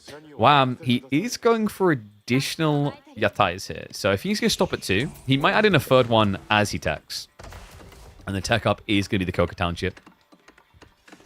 Yeah, so the Coca Township's really good here, actually. In general, I feel like Sengoku players going Ryokan is nothing more than a meme, but I'm looking forward to being proven wrong. Ryokan, if you remember, is the one that gives you a little passive heal when you're not in combat, but it also gives you 60 population space. So it saves you a little bit on housing. Like, mathematically there, it's pretty good. It means that landmark is basically giving you a rebate of 300 resources on 600 spend. But, hear me out. Do you know what's better than 300 resources back on a 600 spend? Assassinating people. Yeah, the Coca Township just gives you a great ability to raid. It also gives you a great ability to win fights with low DPS units because of the damage buff. Reminder, the way that the Coca Township works for Sengoku, they can spawn some shinobi for free somewhere on the map, either near one of your buildings or near a stealth forest. And then they have limited frag grenades they throw. The damage on them is not very high in Feudal Age, but they increase the damage other units do for a few seconds by 50%. And that's where it gets crazy. Imagine you have a Yuumi that is balanced around the fact that it maximum can do 6 damage in Feudal Age. If I throw a grenade at that horseman that you're scared of, and I connect on it, your Yuumi, now for 3 seconds, will do 9 damage before reduction. It's a game changer. And to make matters worse, if Wham scouts this correctly, he already has a target. Oh, please. Please just scout the deer. Because he should see them gone from the minimap. And if he sees that, he can just get free damage in already. So tech up completes. Scout the deer. Scout the deer. Oh, he might just naturally sit. Come on, if he's too slow, the fortified outpost will go up. Okay, he's gonna walk in. He sees it now. Just summon. Just summon. Go, my fledgling ninjas. Go. Wham. Wait, he's saving. There we go. They're in. Frag grenade on them. Now, if he staggers this, he will buff his damage. And he staggered it. So he's going to rush the outpost up now. But look at the damage this free unit he just spawned at 6 minutes in is doing. And they full on just Naruto Shunshin out of there. So, didn't get any worker kills. And Wham is going to be neglectful of his scout. But what I want you guys to think about is laying the foundation for a strategy. What has he just done here? He has just exposed a fifth of Louis' economy to easy death. Most of them are looming around 20 HP, which for Torgud would be, not Torgud, sorry, for like Spearman would be 3 hits. For Yumi, you could easily make that 4 Yumi to slay a worker. Speaking of the Khan, instead of his Torgud. What? Oh my god, what's that? Alright, that actually might be my favorite proxy boar play. He walls himself around the boar and leaves the mill outside.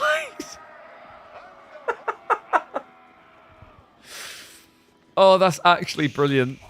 Because it would cost so much more time and wood to build the house into it. Oh, that's absolutely fantastic. What a Giga Brain play. Because if he tried to surround it, the Khan would have just killed some of these workers. But goodbye, Louis. He's giving as good as he's getting. And we do now have Yari Cavalry coming in, which... Okay, that's kind of an interesting thought, actually. Yari Cavalry counters archers, but it's decent against Torgud as well. Torgud can take a lot of hits, but those hits are going to hurt. Yeah, 11 damage from these horsemen is a base against these cavalry. So he does 8 damage per strike, and he moves notably quicker than this heavy cav. Still, it's a pain in the ass to kill these guys. They have a ridiculous amount of health for a feudal unit. In fairness, though, and I just want to give props to devs for this, compared to some other editions in recent years, they have absurd health in the feudal age, but their other stats align with the logic of that. And they do still have a counter type. Yeah. Khan griefing the rest of his army there. Because remember, like, compared to the Lords of Lancaster, these units have a clear counter in Feudal Age, Spearmen. And they don't have high DPS. Like, for reference, remember, Lord of Lancaster has 16 damage, you have 10. Your attack speed can get really good with the Golden Horde here on the Torgud. But still, I think this is a unit that has been designed quite well. And I also think it has a pretty unique identity in the game, which I love to see. Yes, it is a Keshik, but it's a Keshik with a specific role. And it's a Keshik of a different design, because it has sorry, not half, 2/3 of the damage of a Keshik, but double the health, almost. And of course, it's balanced by the fact you can only build so many, because they do cost a lot of stone. Yeah, and that's really, I think, the lock-in of balancing Golden Horde is a lot of stone usage, a lot of things you could do with that stone early on, but you have to choose. That's a really important detail. I will say that this spawn is ridiculous, by the way. We highlighted this earlier for the raiding, but we never talked about the fact that Louis got double stone right next to each other and the deer. That is a wild spawn.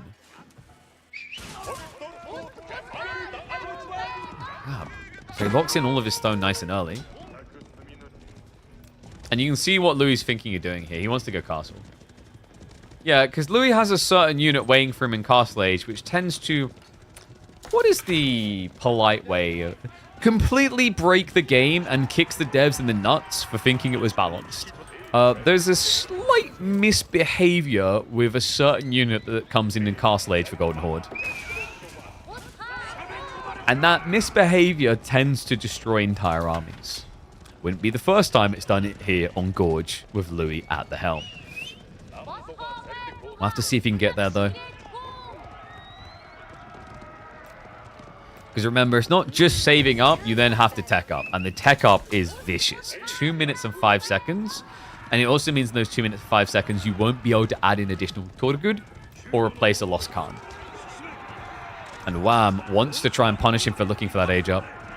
Love that read though. Louis, he saw the Yuumi. His instant reaction is to get the body shields. We've got Karash on the way. Reminder, the Karash, they are low-cost units with bad stats, but they give +1 ranged and +1 melee armor. Meaning, against Yuumi, it's a super effective choice. Especially considering that Wham has no time for estates. No, he hasn't built a single one. So he doesn't have the Hikokumi. He doesn't have, I think it's Hikokumi. He doesn't have the ability to get the +1 damage on his Yuumi. I.e., get them up to 6 damage.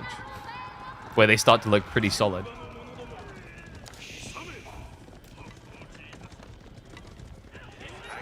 Really? Just trying to get a new outpost up here, actually. But whoa, boy, whoa. Yari cavalry try to punish. Archers. I'll start having a poke at it. The Karash keep pulling away, though. That's a bit tricky. Louis, he has the Karash binded in with his spearmen, which is pretty rough here. It just means he's not always getting the armor. I think the Seljuk Dynasty will be added this game. Oh, possibly. I don't know if I'd say it's like that high of a priority, though.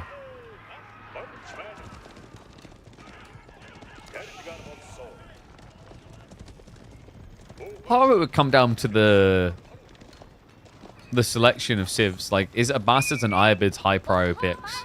If not, there's no point prioritizing another variant civ from that region. You're better off going to countries where the game is popular. Wham. Goes to the popular double Uvir location. Louis still looking for that age up opportunity. And he did just get the defensive already. Great switch there. It just buffed his health by 10% when fighting near this outpost. It's little clutch details like that that are going to matter a lot. Because you have to remember to toggle these back. And they do have a cooldown. So you can't just keep toggle. Because you also not only have to wait before switching back. But you saw the little eagle flying in. Whenever you switch Edict, it sends out a little messenger bird to all of your outposts. And well, we are going to get a stone-hungry boy here. Relic Uvus has been queued. So Louis does not opt for the Muscovy Yasak, despite the fact it would make his heavy cav impenetrable against Yuumi, because he doesn't really need it. He thought it could already have 4 armor, which is good enough against these Yuumi.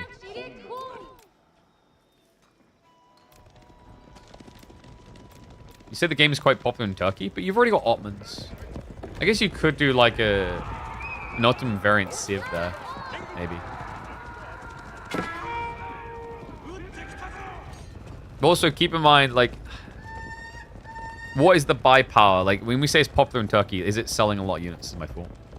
And what is the value? Because remember, with some countries, the DLC, like, games will be priced cheaper. So Turkey, for example, was a very popular country for this for a lot of things in the past. For example, until recently, you could pretend that you were from Adobe, that you were from Turkey, rather, with Adobe, and you would pay 10% what you would if you lived in the US. So the problem with that, and it's no offense to Turkish people, love to have people from any country playing the game. But from a financial standpoint, it's like, that's not going to get you much money, is the thought, compared to if you made, I don't know, Korea. If the game became popular in Korea and you added Korea, you know that Koreans are paying basically like towards the high end of the spectrum, if not the highest price in the world. It's sad, I know. Sorry, Turkish fans, but like that is a business logic, right? It's like you're not paying a Turkish developer to make this DLC. You're paying an American developer an American wage. Can't add Korea as a variant? You watch them try. AoE4 is 35% cheaper. Really? That surprises me. How intriguing. Like, that's why Japan is such a smart add to the game, by the way. Like, Japan would be full price, I'm pretty sure. So, tech up's complete. Now it gets interesting, folks. Look at what Louis queued up. Oh, boy. And he's saving the stone. He's also looking to rush relics, because remember, he went Relic Uvu. So if you can get 1 or 2 of these back, it generates more stone. Even without that, Relic Uvus has the passive effect of buffing your stone gathering rate by 20%. So each of these now generating 72 stone a minute. Guys, this Kipchak strat is broken. It is, like, I'm thinking about all the strats I've seen. And I don't think it's the most broken, in that it shouldn't really appear as often because people stop you getting there. For example, Healer Elephant beats it in that regard. Like, Healer Elephant is there at a point in the game where you can't easily stop it. But if we do get to Kipchaks with triple shot arrows, it is probably the most broken unit in the game right now. Because these Kipchaks not only shoot 3 shots, but for some reason, they will get splash damage. That's right. These are basically Mangonel horse archers. They're horse mangoes. You guys, you know, Tukulak was like, why are there no catapult elephants? We got catapult horses. And it's coming. Triple shot now on the way. Can't say every strat is broken. I don't say that every strat is broken. What are you on about? Have you heard me say Yari cavalry are broken? Nope. We said that okay into Torgud. In theory. And wow, okay. Cool idea, and I've seen him do this before, but I don't think this is the matchup for it. He's going for Ikko Ikki spam. I assume it's just for relics. There is a strategy where you get mass Ikko Ikki and use them to heal. But I don't think this is the game for that. Technically, it would remove the bleed effect from the Kipchaks, but the thing that's killing people isn't triple shot bleed, it's just triple shot splash.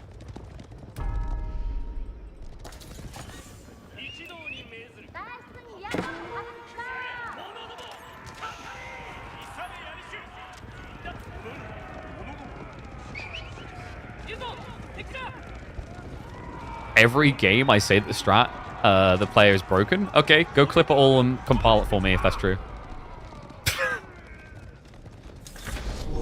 I think the one we highlighted today was Radari. We definitely haven't said every strat is broken. Also, I'm gonna let you in on a secret. People like hearing that things are broken because then they like to copy it and win the games. And oh, Shinobi! The buff's good here, but hold on a second. Can he stick to him? The veteran Yari in. The Kipchak, they have got splash damage, but they need a front line here. Gotta be careful of those Yumi. The Yumi! Ooh, no. Calm down, son. Those are gonna melt. This is the difficult part when you have to start retreating like this. It's so hard. He does get away with it, though. I think the Yari cavalry actually scared the crap out of Louis there because it is a 5 ranged armor unit. So splash damage is strong, but like your ability to like kill things is weird there. So where this unit looks really broken is against low armor units because the splash damage is still got a register based on an amount of damage here, right? 12 and then 6. So where this unit really just breaks the game, and the splash is completely unintended, the devs have confirmed it's going to get patched, is when you're playing against spears, archers, unarmored units, this will break the balance dynamics entirely. Wow, he's getting 4 relics? Louis, though, he's getting something powerful soon. Guys, if you thought this was a lot of Kipchak, just wait. He's going for batch reinforcements. So instead of getting 2 Kipchak for every production line, he's going to get 3. And by the way, that batch production doesn't cost you more resources. No. You pay the 300 like you normally would. You're not going to pay 450 now. You're just going to get an extra unit for free. And the last relic has been picked up by Wham. He set up a relic Uva over here. And he has been upgrading his stone gathering, by the way. Yeah, so he's getting 93 stone a minute now from each of these. Yeah, the UI doesn't show you relic Uvus correctly. So the only way you can confirm if someone's got relic Uvus, you'd have to find the monk and click on them to see the count. Which is really convoluted and silly. And Louis is up by 8 villages because the Golden Horde do build villages quicker. 2 villages every 37 seconds. Okay, here we go. Kipchak against Yumi is a wipe. Like, you can't fight this. It's impossible to try. He goes for the Shinobi. Okay, wait. He clipped one. The formation slowed down a lot there. The Spearmen are going to jump in now. Kipchak shot starting to come through. Spearman wave to try and clear out the Mounted Samurai and the Yari. He's got the extra armor as well, so the Yumi not clearing as fast as they normally would. But it's going to be a dive pass. He's still trying to reach those Kipchak. But Louis, he just cannon fodders with everything. Archer spears can all be disposed of. The Kipchak's the only unit that costs a lot here. Another thing surviving. They're the hardest thing to reach as well. And this bleed, it does add up on the Mounted Samurai if they somehow survive the flurry of arrows. Line is thinning though. Louis is only Kipchak left standing. He's going to have to back off here. I mean, he's being a bit ambitious hanging around like this, actually. It's costing him more than he's gaining. Khan's coming back, though. It's mainly just Yumi left for Wham, and this is where it gets scary, remember. We talked about this. This unit should not beat this one. Not in his current state. He's killing 2 instead of 1. Like, this is the contradiction, is if you have Kipchak, they should feel bad against Yumi because you'll overkill them. But what happens is you don't overkill because when they're stacked up, you shoot 1 and you kill 5. Oh my god. For anyone who's played Dota, it's like Lunar Glaives. You throw 1, it bounces to someone else. It's that type of feeling. Wow. Not one to give up easily, though. He's got the Daimyo starting to come into the equation. So buffing up his attack speed. He's creating a front line to slow things down. They are starting to flop. We've got a trickle of men-at-arms. Louis' challenge right now is he can't really dive these emplacements. But remember, as was just asked by the chat, his eco inflates quicker. And on top of that, this is getting ridiculous. Look at the amount of stock. He's up to 8 stockyards. That is 32 workers on food infinitely. And he's got the stone to start buying the improved gathering rates. Meanwhile, when we look at Wham, I mean, the foods are starting to dry up. I think, did he leave the boar? Yeah, it's still got 1,400 on it. He's playing deer in the corner. Little raid came in there. And Kipchak's going to keep on keeping on here. Oh, man, the idea of the Shinobi is really cool. Remember, if he at least clips one of them, that's going to slow the whole formation. Louis. He's looking for a switch up here. He's going Horseman. Okay, so that is interesting. So he feels like...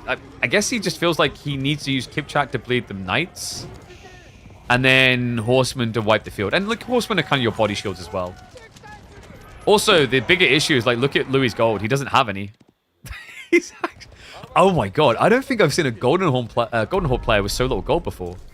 He can fix that, by the way, by going for this edict called Stockyard Edict. Which he can afford right now. So if he Stockyard Edicts and builds an outpost here, he'll start generating gold by gathering food on the stockyards. And that would fix his problems. That would allow him to, for example, go into Keshiks. Now, we did see the estate starting to get added in properly here for Wham. So it's going to be Oda plus the Hojo. Oh, sorry, no, he went Takeda, not Hojo. So Takeda coming through, which means he just got the movement speed increase. He's also buffed the Yadi Cavalry's damage. Which is interesting, actually, that he queued that one up, considering he hasn't got any Yadi Cavalry now.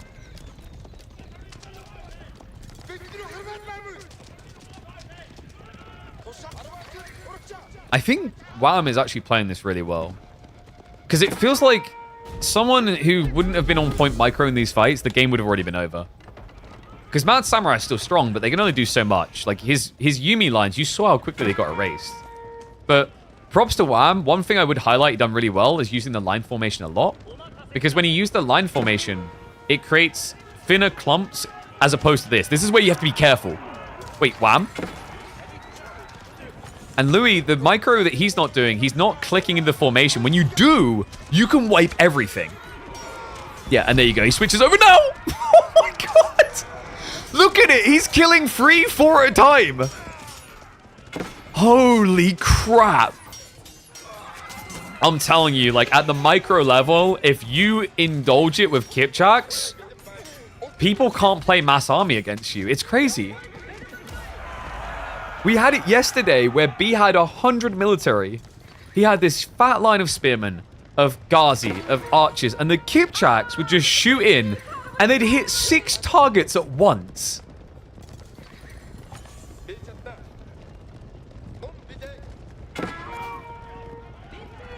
You know, there's a lot of strats that are broken for their timings and they seem really strong, or what, like maybe broken's an overused word, if you feel that way, like the person in chat, whatever.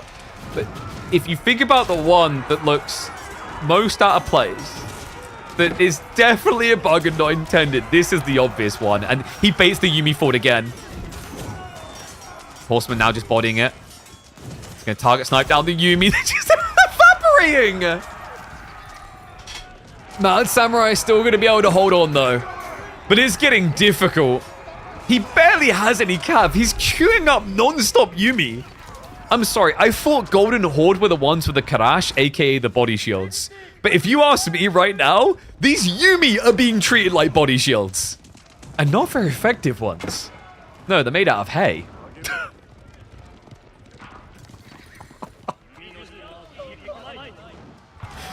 I can already anticipate the post in the balance chat about this.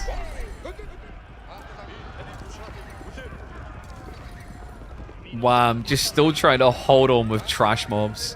He can't really even go mangoes against this either. Guys, these are Chugenu on horseback. They shoot 3 times. They will actually kill Siege. Baits in another fight. Even got a few Roost tributaries mixed in there, which get bonus against Cav. Yadi Cavalry, which should be the perfect counter. Even they get splash damaged.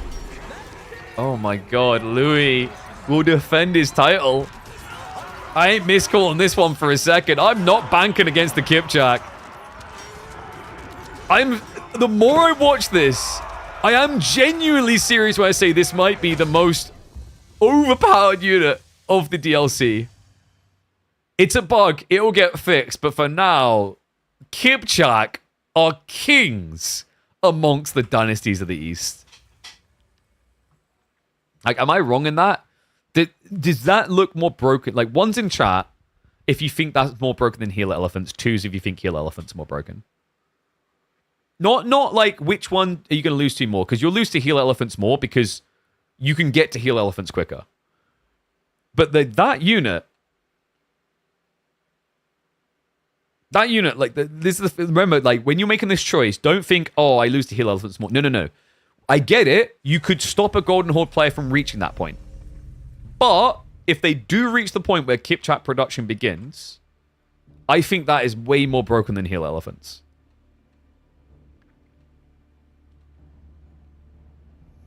And by the way, like, the whole comment, like, oh, everything can't be broken. Everything can be broken in your eyes. Like, the whole idea is, like, everything is broken until it gets solved. Now, whether you agree on, like, my calls on what is broken, that's your choice. That's your prerogative. But, like, until it's proven not be, this is what we go with. And I'm going to, like, teach you the metas of content creation. S tier this, broken this, OP this, welcome. The words that people respond to.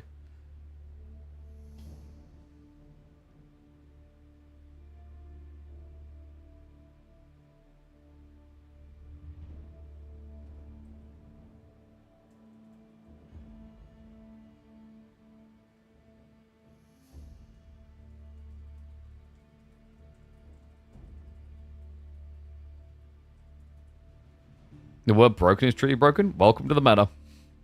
Here's the thing. Like, do you want me to pull up the stats and prove it? Like, if I click on a YouTube video, my YouTube stats, and it proves that the titles with the word broken and have 50% more viewership, am I broken or is the meta broken?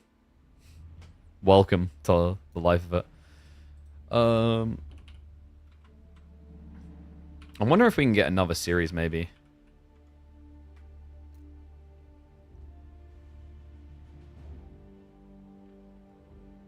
Yeah, they're broken. Yeah, they're broken not just in the balance sense, but in the literal sense.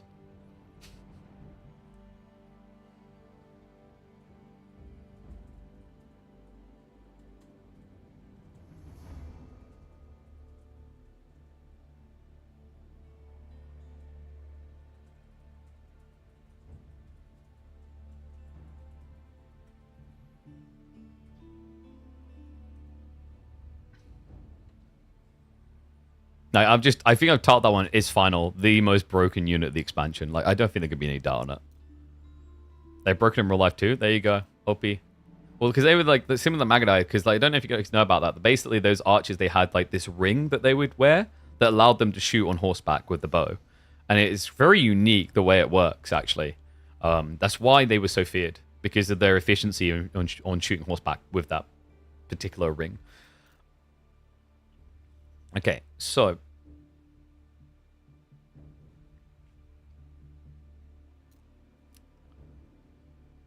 people respond far more to polarizing statements than something in depth. Exactly. Like if you're telling someone like this, so this is the other thing, that the interest level insights on metas on YouTube, whatever, right?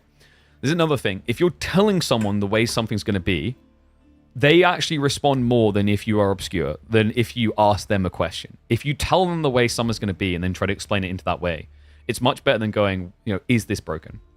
That's another intriguing thing. Same with like the way that like content creation works nowadays. It used to be once upon a time, the mystery actually was what people wanted. Now this is where it gets crazy, and it's kind of sad for casted games as well. People would rather just be told what's going to happen. And then you prove it happens. Isn't that kind of crazy? In some ways it makes sense, but it's wild. You're better off beginning a video with like, these are the top 10 most broken things, as opposed to, you will never believe what is the most broken thing.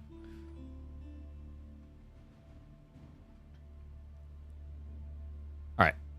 I'm wondering if...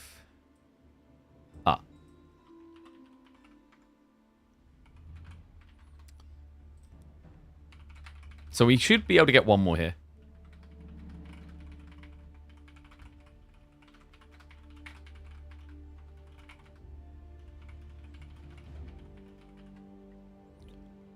I don't think Luciferon's home. I said I'd message him just to be safe, because we can have one more series here.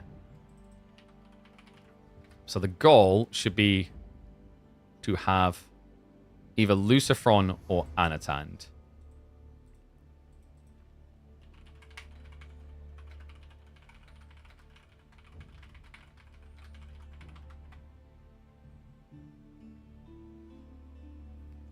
And that'll be our final series. Whoop. People disagree, they will often reply. Yes. Like, we talked about this review, and it's why I kept emphasizing you guys, look, if you are having a positive experience, go leave a positive review. Tell devs what you like, not just what you hate. That's important. Because otherwise, like, you just... It's just like, it becomes a negative zone, because people are quicker to say bad things.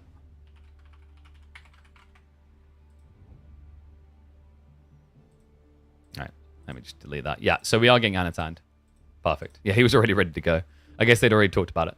That's fine. So we're going to have Louis MT versus Anatand. So this is Anatand coming back in because he was the first person in the winner stays on, and he went out straight away. And because he is historically one of the most, like, of the players, like, he's one of the more accomplished ones, right? Like, B had a good run, and I wanted to balance that out because... it seemed the fair way to do it. I think Numenor and Scatterbrain won't mind me saying Anatand has had more success in the KPMMs than they have. So really, of the players that were going to get recycled to come back in for one more match at the end of the winner stays on format, it was either going to be B, Louis, or Anatand. Or, well, actually, I guess Wham as well would have been an option. But Wham literally just played. And also, it came down to an element of availability. So anyway, we are going to have Louis MT versus Anno. Let me get the draft loaded in for you guys right now.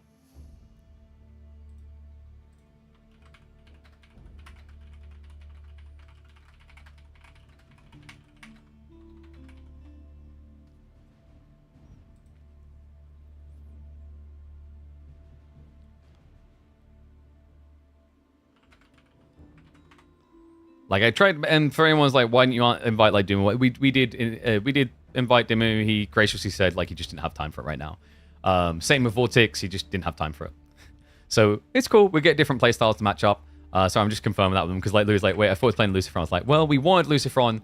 I didn't want to, basically, I didn't want to write it off completely as Luciferon wouldn't be possible, because if this series had been insanely long, Luciferon might have been able to play, but Luciferon isn't back until quite late. And he was fully on board with this, understood this, and like even said, go find someone else. And I was like, I'll keep it open just in case, and I'll have a backup plan just in case. So, hence how we are here. All right, draft underway though.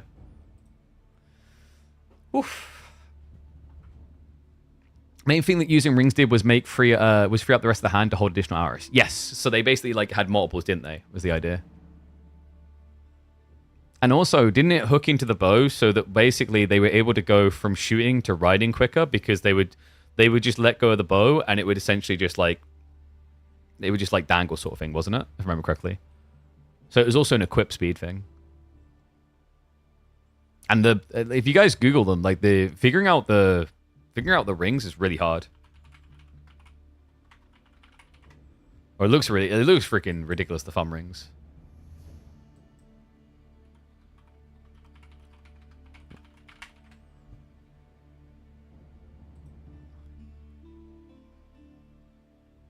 Or like, well, the better way of putting it is it looks simple, but it's not to use, is what I've heard. Yeah, here you go. So I'll show you guys. So like this is the Mongol thumb ring. So that's like a more crude one. So you guys see that? So like it has this like little, like, and they made a bone, and the whole idea is that you would like hook a little latch, you have a loop on your bowstring to pull them back. Yeah, they were funky things. But super effective. So when, yeah, I'm trying to find where we go. So I think some people nowadays, when they do archery, they have like a wrist one instead. It's a little bit different though, very different actually.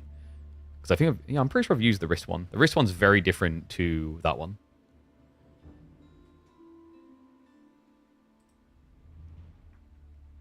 The ring does provide a mechanical advantage to the pull though. It's actually banned from most competitive. Yeah, that makes sense. Well, because you're not using the tensile of like the end of your thumb. You're technically using like the full structure of the thumb, aren't you? So you're able to hold tension easier, I guess, is the idea.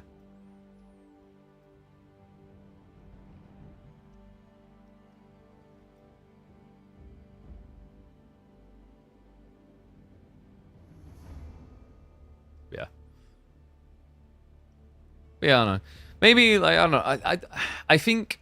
So what I'll say also as well, like, final thing on, like, the broken and whatever strat thing. Yes, there's, like, a content creator meta, but I also think, like, when there's new stuff, it's okay to feel like everything's broken. I actually think that's a good thing, because what that means is there's now a bunch of puzzles that need to be solved. Now, of the ones that will not be solved, I think, like, the Kipchak one, without it being nerfed, it won't be solved. It'll just be silly. But, like, that, I want to be in a position where I feel like everything's broken, and then people be like, well, here's the answer, and we solve it, and whatever. Like, that's the best way.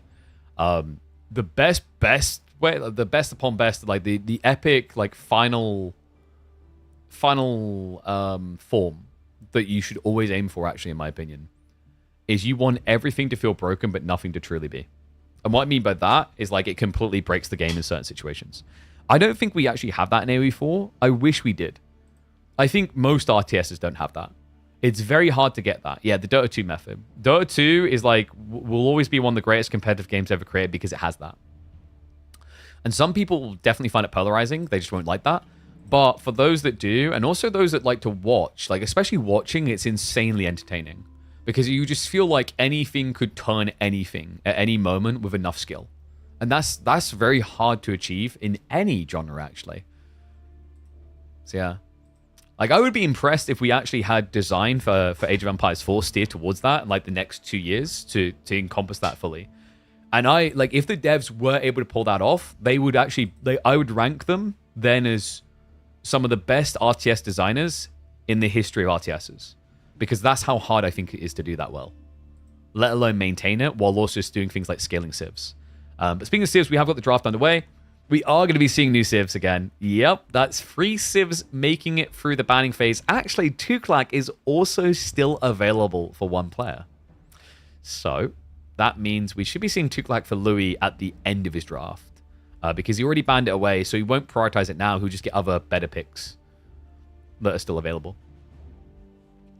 What's up, Mick? Thank you. Appreciate everyone who's been enjoying the content. Remember, guys, if you haven't already, make sure you subscribe. Make sure you're following on all the platforms down there. Twitter, just so you know when I'm working other events. YouTube, Twitch, these are all great places to be a part of, so you can catch all the action live. And then also a reminder, the Discord, which should be linked on the YouTube videos and also should be in the panels down below on Twitch, as well as if you exclamation mark Discord on Twitch, it will come up. We're just trying to build that up as the community numbers, so you guys have somewhere to go, somewhere to talk, and to also build it up into extra things, like maybe trying to organize more events, more fun things to do, show matches, community nights, whatever it's going to be. So all easy, free things to be a part of. like to see the pros deal with Tux and Macedonians. I think Macedonians hasn't been as ridiculous. We've seen ways of dealing with them. Actually, like Tux and Macedonians has been the same way. I think like you take a raid approach to try and shut it down before it gets out of control. But I think Macedonians, as the meta develops, is going to be very hard to do that against reliably because of the way that they scale. They scale through pressure, whereas Tux would rather just you leave them alone for 2 or 3 minutes while they get the elephants online. So kind of different, yeah.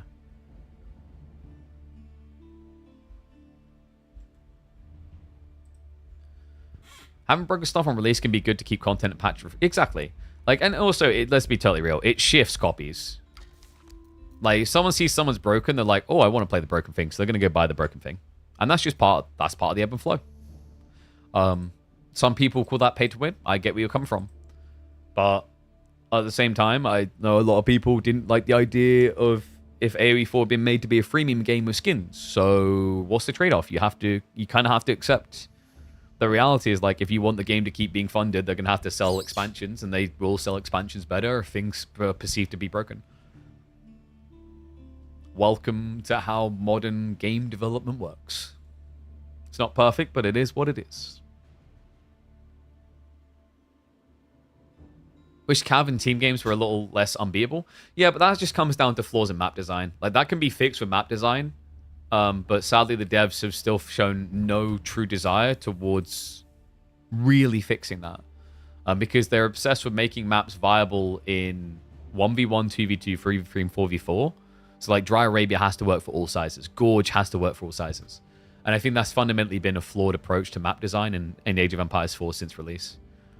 It's okay to have maps that are designed for certain sizes. You shouldn't try to make them work for everything. All right, Anatan's just grabbing a drink quickly. We do have the draft ready, and we have got confirmed picks. Game number 1, Dry Arabia. It is going to be French versus Sengoku. Yeah, so Anatan, he's been loving Sengoku, actually. I think he might have, like, in Pro Series, in the show matches, he's played more Sengoku than anyone else, I feel like. It seems to always be a high priority for him right now, which is interesting. So then we get Dry Arabia, Frisian, and then we can... We got Gorge, didn't we? Yeah. So let me just mark that in. So we said Sengoku versus French. I guess you greet your ties at the start here.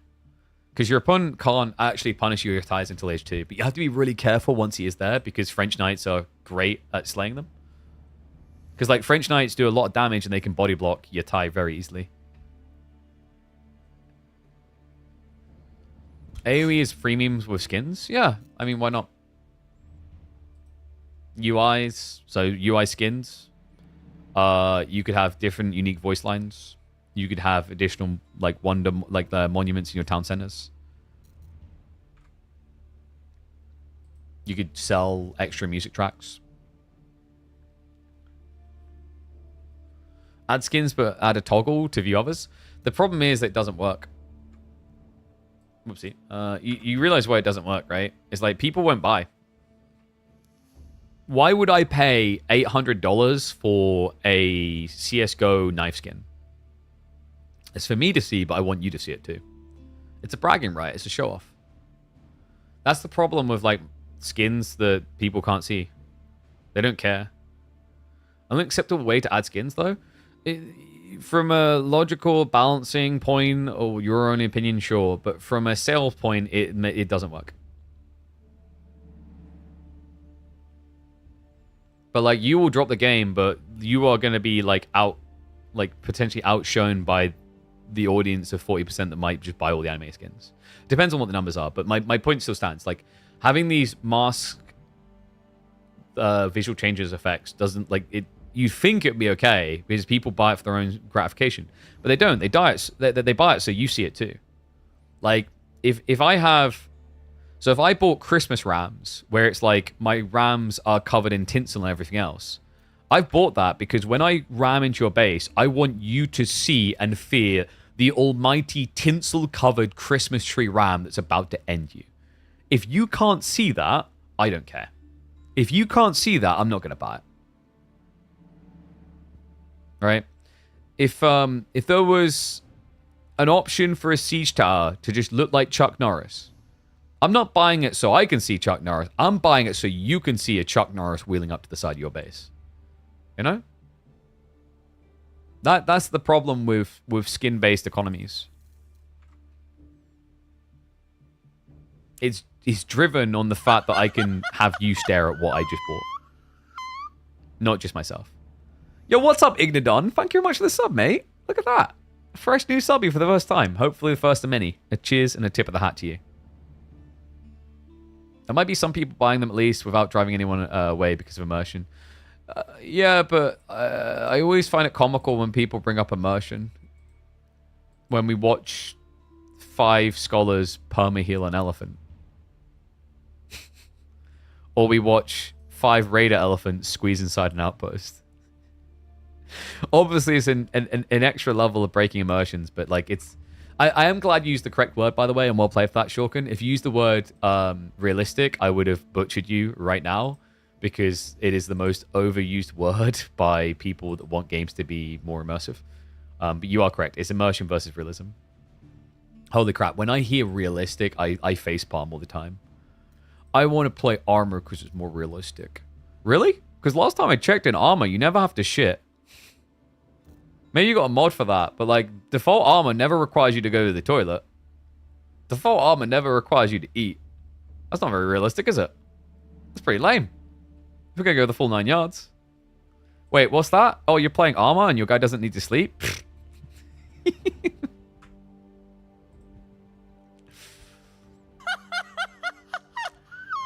Yo! Is that Zero Empires turning up in my chat? What is up, Zach? I hope you're having a good day, mate. Welcome to the chat. What a legend. Tip of the hat to Zero Empires on the fantastic work they done on the DLC. We won't talk about the Kipchaks. And what's up, Capital GG? Thank you very much for the Prime sub as well. Look at you legends go. Perfect timing as well, because we are ready to go! Final show match of the day. Why is my lower bar showing, though? It should not be doing that. Huh? What happened? 1 second. I will... Okay, it's gone now. That was weird. Alright. In we go. We got this right around what we have. I don't think I've seen anyone more obsessed with Japan than this man in Age of Empires 4. Welcome back to the channel for a casted game between Anatan and Louis MT. We head into Dry Arabia for some old versus new. Ah, it's going to be a fun one as well. Sengoku Daimyo. It's honestly the civ we've had the least cries of balance about, now that I think about it. When it first was introduced, it looked like it was going to be the silliest because of the ability to get so much food. But I feel as if we've seen the broken of Golden Horde, we've seen the broken of Tuklak, and we can see the route to broken for Macedonians as well as the broken. For Sengoku, I'm starting to feel like at the end of this all, when the dust settles, they might seem like the weakest civ until the other ones get their bugs and whatever balanced. Let's see if they're good here.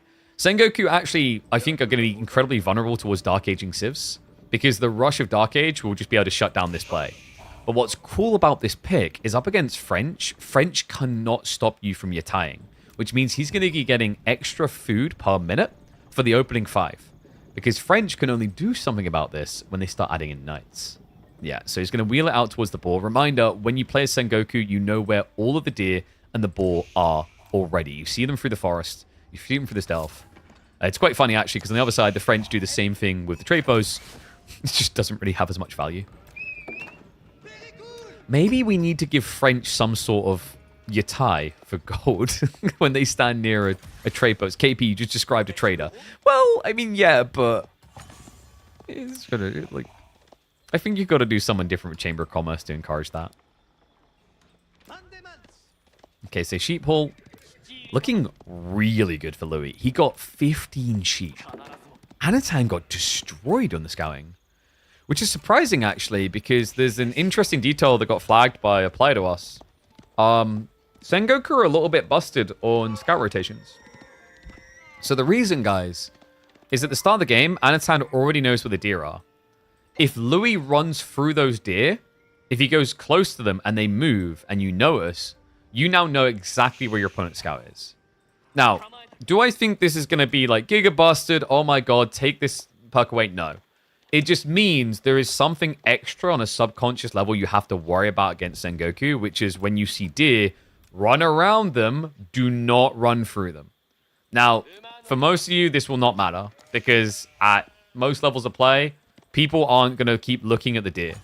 But at the pro level, when you've got nothing else to look at the opening, I wouldn't be surprised if people watch for the deer to see where the scout's coming. Yeah, we're talking like Marine Lord and Vortex caliber player would maybe consider this. So School of Cavalry now on the way. We did get double Yatai.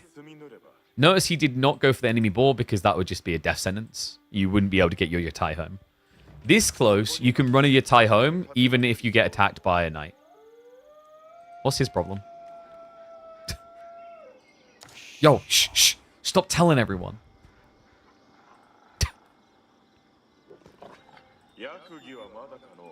He's such a good doggy, isn't he? So right now you think this is like, oh, I guess like the immersion argument here is that the Yatai operator has promised food to the dog if he's good. Nah, guys, you got this wrong. Like I lived in interesting countries before. I've visited interesting countries. I can tell you when you see a street vendor like this and you're a dog, you're a little bit worried he actually might pick you up and serve you. Okay, so this is a good news situation though. The fact there is a dog near the Yatai, and this is a little tip for you guys. Whenever you go for street vendors, if you're in a rundown area where there should be stray dogs and you see some, that's a good sign. It means you're probably eating chicken. If you don't see any dogs, then you should be concerned. So Coca coming through. And Scout is going to scare him back. Good boy. You told the Scout, didn't you? Yes, you did. Yes, you did. Wow. I think that's the most screen time a wolf has been given in Age of Empires 4 in the last year. I feel like we should name him. Gregory. Good job, Gregory. All right, so Louis does have the knights now coming out. And he is going for deer. Look at that. Pro Scout is gone. Seeing a lot more Coca Township so far. I think that's to be expected. Coca is really good. And actually, you've done a really good job making this version of Coca scale. Because I actually think Japan's Coca needs a rethink. It feels like one of the most pointless landmarks in the game past Feudal Age. But this one feels great. It has a built-in scaling. It has useful abilities. And it's percentile scaling. So, one, this is really good. I think Shinobi are probably going to need to be tweaked. I don't feel like they should last 90 seconds. 30 seconds would be good enough still. But the other problem is that Ryokan is a bit of a scam. You save 300 wood on housing, and you do get healing, but you get free health every 5 seconds you're not in combat. That's a really long wait.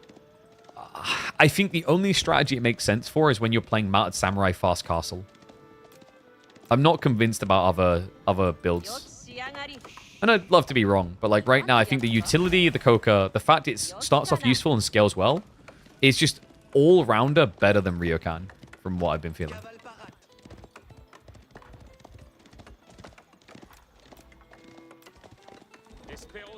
So Louis just scaling up into the knights as expected here. And he does bait the Shinobi. Oh, really well played there. Yeah, so a waste of the charge there for Anatan. That could have been used aggressively because, funnily enough, with the deer gathering, he could have ambushed from here and got these guys down to half HP, which would have been perfect for Yari Cavalry follow-up. It's going to maim the knight. That is able to guard the Yatai, so we'll be pulling that back off the deer. I believe Anatan's up to... No, still only 2. I think he lost 1. Yeah, it looks like a Yatai may have been sniped on the north side. And he is going to be going to Takeda. So the Takeda is kind of the expected here. He's already opened up with Yari.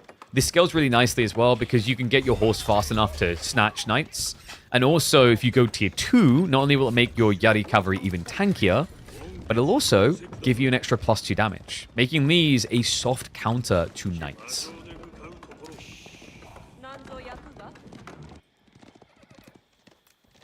I guess Louis is just still trying to hunt Yatai.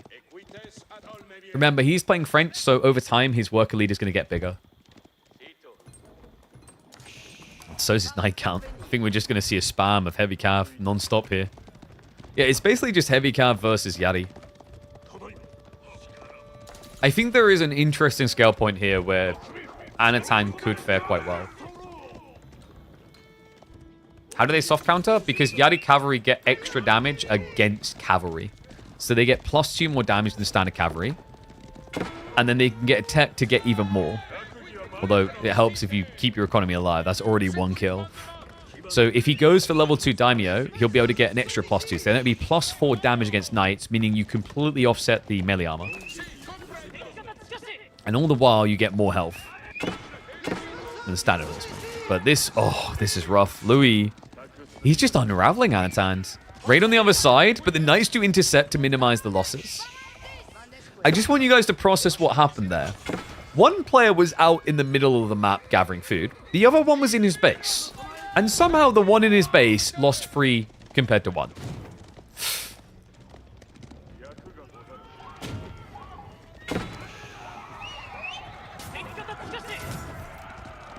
Knights. Oh, he's going to slow him. Okay, that is actually a good follow-up hit. Well played. So he buffed the damage he's doing for a few seconds, but also slowed them down. Problem is, the knight count is even to the cavalry. That's an ugly look. He's going to go for the full melee clash. He at least got another debuff out there, but it's not going to be good enough. The Daimyo, the Yari, they cannot do it. And Louis will microwave the injured to lock in the win. That is how you unravel the Sengoku faster. I think Sengoku's still in this really exploratory phase where no one's entirely sure like what their true strength is. They have some semblance, some ideas. I like what Anatan was trying for here, but for Louis, it just made it simple. Just download moreknights.com, the classic for every French player.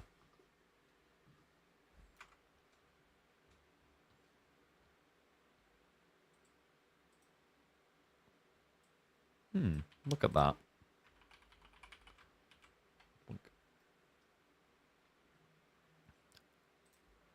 So, opening game win to Louis. Whew. Going to Gorge. Let's see what the boys have got for us. I think Gorge has been featuring quite a lot of new civs. Right? So, maybe we see some more come up here. For Anatan, you could China. Losing vills all over the place didn't help. Yeah, but it's like the impact of how much easier it is to raid with a knight than Yari cavalry. Like, it all begins with the fact that he has no spearmen to even defend his economy. I get the idea that Anno's going for, but Yari cavalry is just so hard to mass. The reason it works for Ghazi is because you have the production rate as well as the increased food income. So you gather 35% quicker from berries. You have more berries. You then get your ecotechs for free. You get double production rates on your stables. But Sengoku doesn't get any of that. They can eventually get a 30% buff on their economy, but it's slow.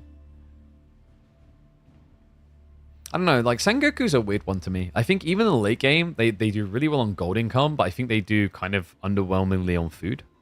Compared to the original Civ anyway. Because Japan can get 75% increased gathering rates on farms. Whereas Sengoku can only get 30%.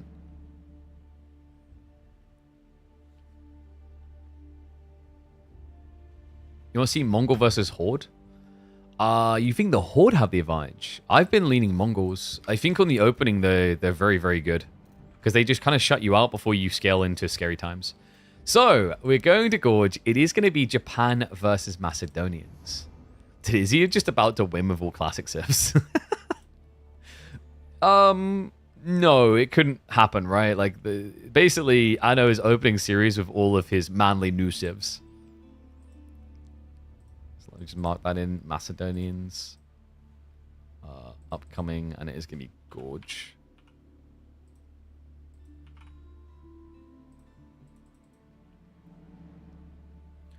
It's weird because it feels like Sengoku is very food-centered with their race cars. Exactly. I think they have good food income early on, but I think their food income is deceptive in the way it scales.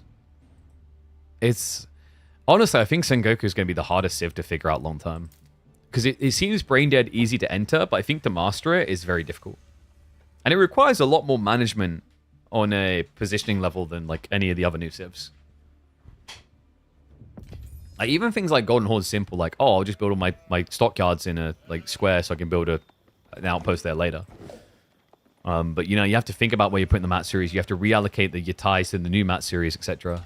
I'm surprised that isn't automated, by the way. Like, when one is full, it should automate and send them to the other one by default. But here we go. Let's get into it.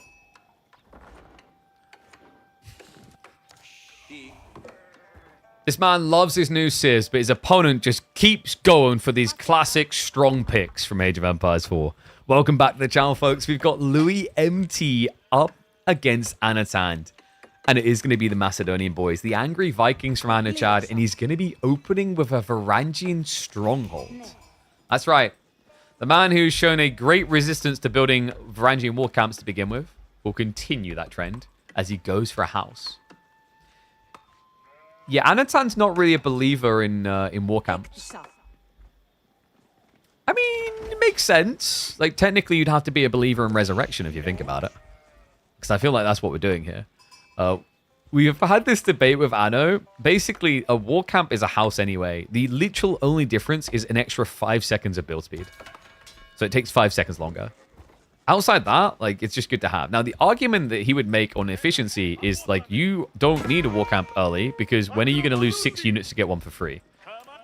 The idea, though, is meant to be that it's easier to add it in now than forget about it later. And I think we've had it in games of Anno where it just doesn't get added in at all.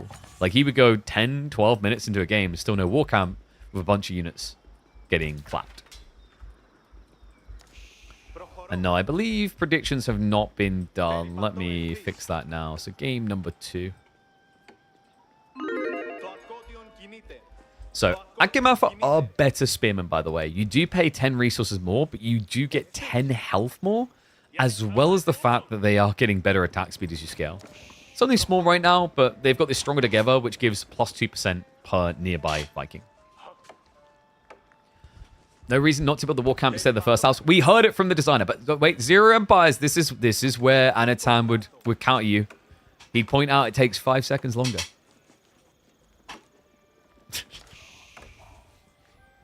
I am looking forward to seeing how this plays into water maps, though. Because I think its real use on water maps isn't even to get extra boats. It's going to be to get land units for free. Because then you don't have to build Varangian strongholds at all. Because if you think about it that way, like if you're going for a really big boat fight, you're trading out to get units on land without spending 150 per production building. Then again, I'm acting as if Macedonians are going to function on water. Because remember, they have the flamethrower ship that no one likes. Okay, so Louis. Scan rotation. Looks like they should have divided the map here. Yeah, it's the classic. Both going down each side. Although, actually, Louis done something pretty crafty here. He checked east and then went across to the west. So he diagonaled. But unfortunately, Anatand, he sniffed it out. Wait, come on. We're not doing this crap again, are we? Is Louis in seat 1? He is, yeah. So... There's a very awkward, clunky behavior with scouting and sheep mechanisms where even if they both arrived at a sheep at the same time, the player who's in seat 1 would get it. It's weird. Let me ready for the tech up. Anno's much slower, though. He spent a lot more wood on the stronghold. He spent an extra 125 wood. And he added an extra spearman. So he's already, compared to Louis' play, on Spearman alone, spent an extra 120 resources. It is the difference. Crew now on the way, though. Louis is doing something a bit different, guys. If you remember, so far, Louis has just been going fast castle. He's been starting his castle tech up with Japan at 6.5 minutes. It has looked ridiculous. It's looked like the build that you can't solve. In fact, in the Wham series, it forced Wham to GG the moment he heard the age up. This time, though, we're actually going to get a feudal present build.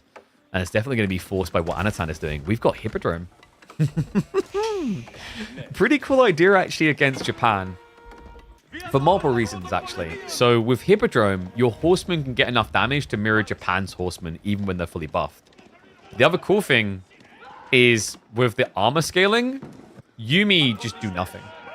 Yeah, you can get +2 armor on your horsemen in age 2, meaning you can get 4 ranged armor on those bony.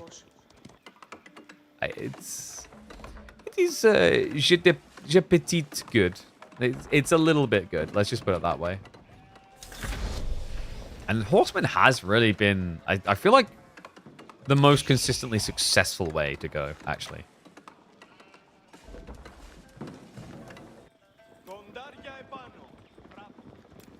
So Agge and Math are going to walk home.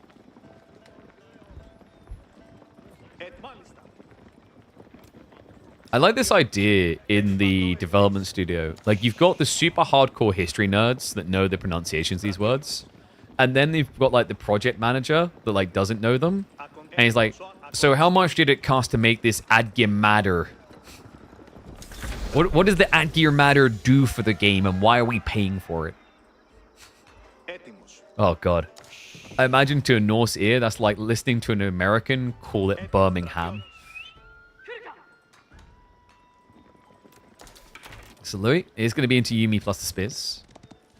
And we've got some diversification here. Anatan going Bogmaffer plus the Horseman. How do you say Birmingham? Birmingham. Not ham. There's nothing ham about it.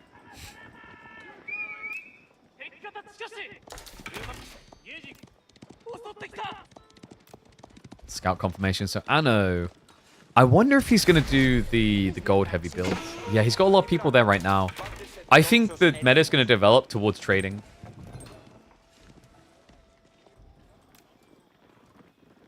So the idea is that if you actually gather a lot of gold, you can just sell it at a marketplace so you can gather silver quicker. For tempo, I think it's going to be a worthwhile investment in the future. Because the logic here is that, let's say I sell 100 gold, I'll get 70 food. That doesn't sound like the best deal until you remember that you've been gathering a huge quantity of silver on top. That makes up the difference. You know, for every 100 gold you gather, you're going to gather 40 silver. So when you do it that way, it actually does make sense to trade potentially like 5-6 times to get food or wood with gold. Curious to see if any players are going to catch on to this. Because the difference is it would mean a very visceral timing into your tier 2 on silver.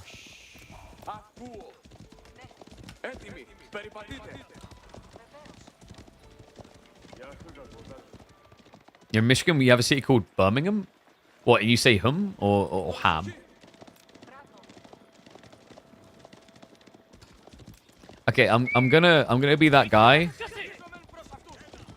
and plant our flag and say ours existed first, so you're just gonna have to bow on this one. It's like, you know, I live in Ipswich, and that's how we pronounce it. But there's actually a city in Australia called Ipswich as well. But if they called it Ipswich, I don't care. Like, I'm sorry, we were here first. Can't just change it. So Louis is stuck defending now. That's actually pretty rough. And oh, I know that's a dirty switch on him. It's a men-at-arms strat. Vrangian like, I actually think that this might be the best feudal men-at-arms in the game. They have 4 melee armor and 12 damage. Now, you do pay a lot for it. You pay 130 instead of 120. But it's worth it. Wholly worth it. Not to mention the fact they can get runestone carvings, which buffs their damage by almost 10%, as well as their movement speed. And then if they're in a really good fight scenario, they can just drop the shields and go full ham with the axes. I think Varangian Guard, early Varangian Guard, are quickly going to become probably the second best feudal men-at-arms in the game. And I say that because Gilded Men-at-Arms are Gilded Men-at-Arms. But that's like not a fair comparison because it's, you know, 1-to-1. Whereas it should be 2-to-1. They have -1 ranged armor? That's not awful though, because they, as you just highlighted, they just get the armor tax.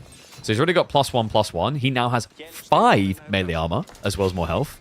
And now he's going to be able to get it up to 4 ranged armor. Like, this is crazy. And it's really smart against what Louis is doing, because Yumi aren't going to register in these fights. They're going to be pathetic. Louis does snoop it out. Could he go Samurai?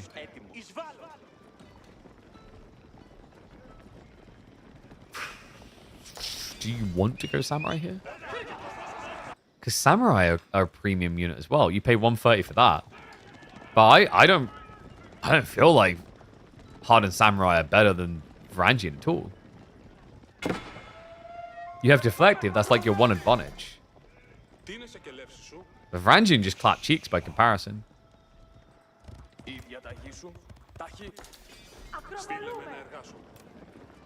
And the interesting part is coming, by the way. Like, where this strat gets insane is the final Hippodrome trial.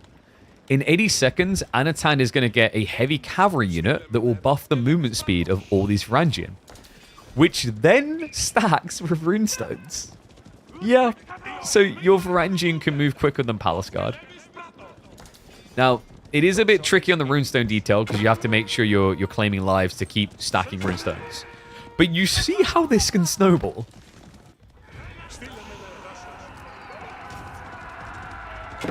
Varangian now marching forward. It's going to be scared away. The Yuumi did actually get the buff damage coming through. And he went for the Yuumi bannerman. So yeah, it looks like Anatan's just going to temper himself here. He hasn't quite got enough silver yet for the next tier. He's got some way to go. Actually, yeah, he just got what he needed, so he can go for it now. He did also get the arrow sleds. Shivs come out under the horsemen. They don't know who they're messing with. Like, bro, our overlords are Vikings. You think we're scared of a pony? It's not even a big pony. It's an above average pony. It's not a big pony. It's slightly below average pony size. Yeah, that's what I thought, buddy. Nice ponytail. Meanwhile, these guys have to walk around in a village full of these beefy boys. Melee armor 2 now on the way. Ranged armor 2 on the way. Health increased on the way. And alongside it, a champion has been born. The Hippodrome Redari. He's up to 1.29 movement speed. Oh boy.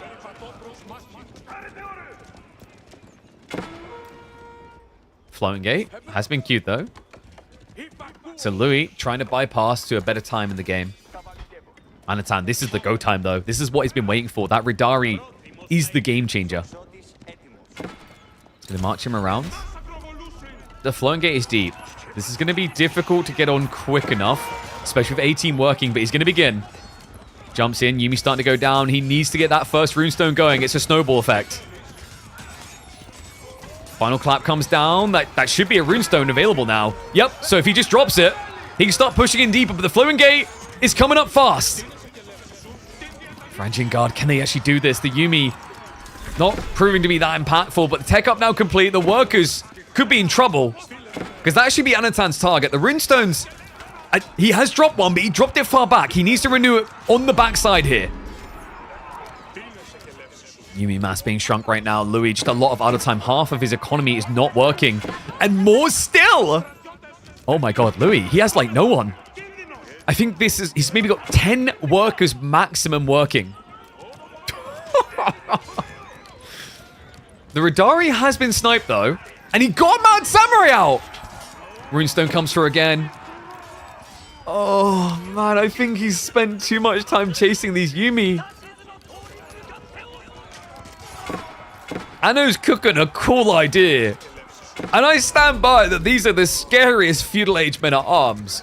But we're no longer in the feudal age. No, he will get shut down on the dive. Assistant of the first hill now on the way. Anatan is going to have to make do in castle.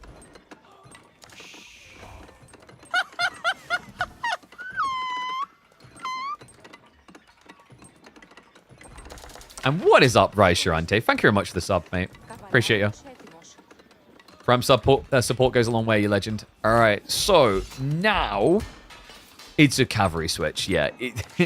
So he may have failed on the dive, but I'm actually convinced that Redari beat Mounted Samurai. Whether they're going to be able to in this game is questionable because, like, the tempo, he's behind on timings. But that's where System of the First Hill is really cool. This is an interesting landmark matchup because System of the First Hill and Floating Gate are kind of the same, but different in terms of their temperament. So Floating Gate scales better once you have maximum Yashuras. But on the opening, System of the First Hill feels a lot nicer because temporarily you're able to get extra resources or buff the production rate of existing buildings. And he goes full resource. So he just tanked up. He immediately used all 3 charges, meaning he just generated an extra 480 food for this minute. That's not bad. That's a pretty cool idea by Anatan. So he's almost getting a third of what he spent on the age up back straight away. These are moist farms. Drip, drip, drip, drip, drip. Like, I'm pretty sure if you actually dripped this much water onto a plant, it would do bad for it. But I don't know. I guess Vikings like soggy dough. I don't know what else to say to that.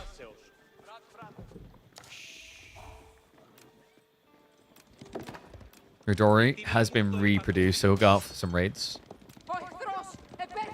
But Louis picking up relics now. Now, Anatan, he doesn't have a way of generating extra silver because he went for the Hippodrome build. If he went Grand Winery, he could be rushing relics and then dropping them off.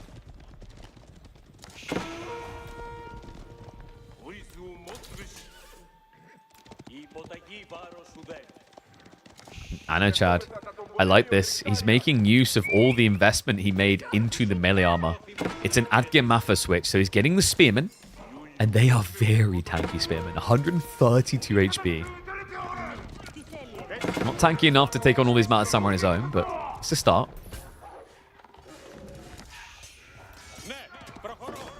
And we do have more Rodari. Yeah, so Louis, he just saw the Spearmen. Is this where he starts producing more Yumi? I guess it's difficult because we mentioned that Rodari can actually beat Mounted Samurai, and I'm not exaggerating. So Mounted Samurai right now, without abandonment, like they're at 25 damage. And they attack every 1.5 seconds. These guys are 26 base with a quicker attack speed.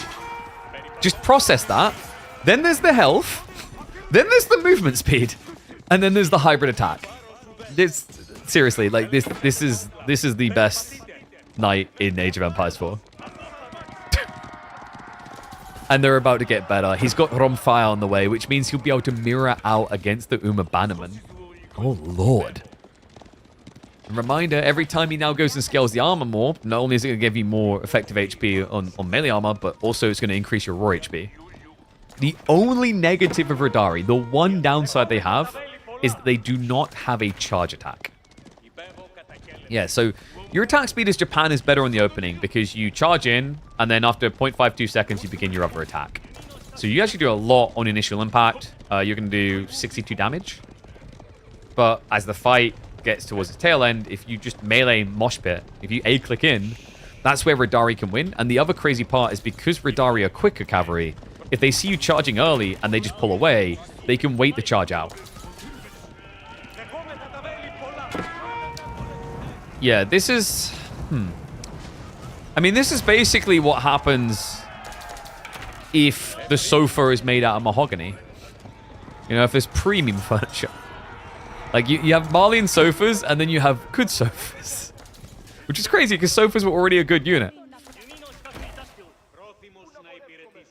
I've got to move out now for berries. Louis has just been keeping a few troopers out here. The gold is looking good, by the way. Yeah, he's got a lot of people out here. He also has blocked some relics now. Full pivot now coming into Yumi. Fun fact for you, though. With the Rodari champion and runestones, Adgir Maffa will gap close Yumi. They will outpace them. Because he goes up to 1.44 with the Rodari. If he drops a runestone, they move quicker than Onibugeisha. Yeah, they move quicker than Heavy Cav. Like, it does require a lot of runestone charges, but I think this is where Yumi can be a trap for Japan. Because Yumi are a lot of entities. And the way you generate runestones is based on slaying 5 entities. So Zerging Civs may not be advised against Macedonians. You kind of treat them a little bit like Jean, where you want things that won't get eliminated. In fact, we have a great game that will be coming up on the YouTube channel that shoot this off between, I think it's Numidan and B, where he used the Delhi to make sure there was never runestone charges.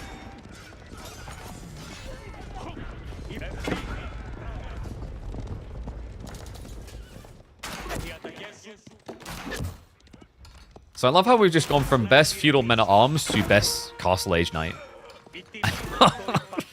Romfire gives him ability to 2-kill. I mean, he can 2-hit kill without Romfire. He's 26 base to begin with. I don't know why they're 26 base to begin with. I think the maths was kind of crazy there.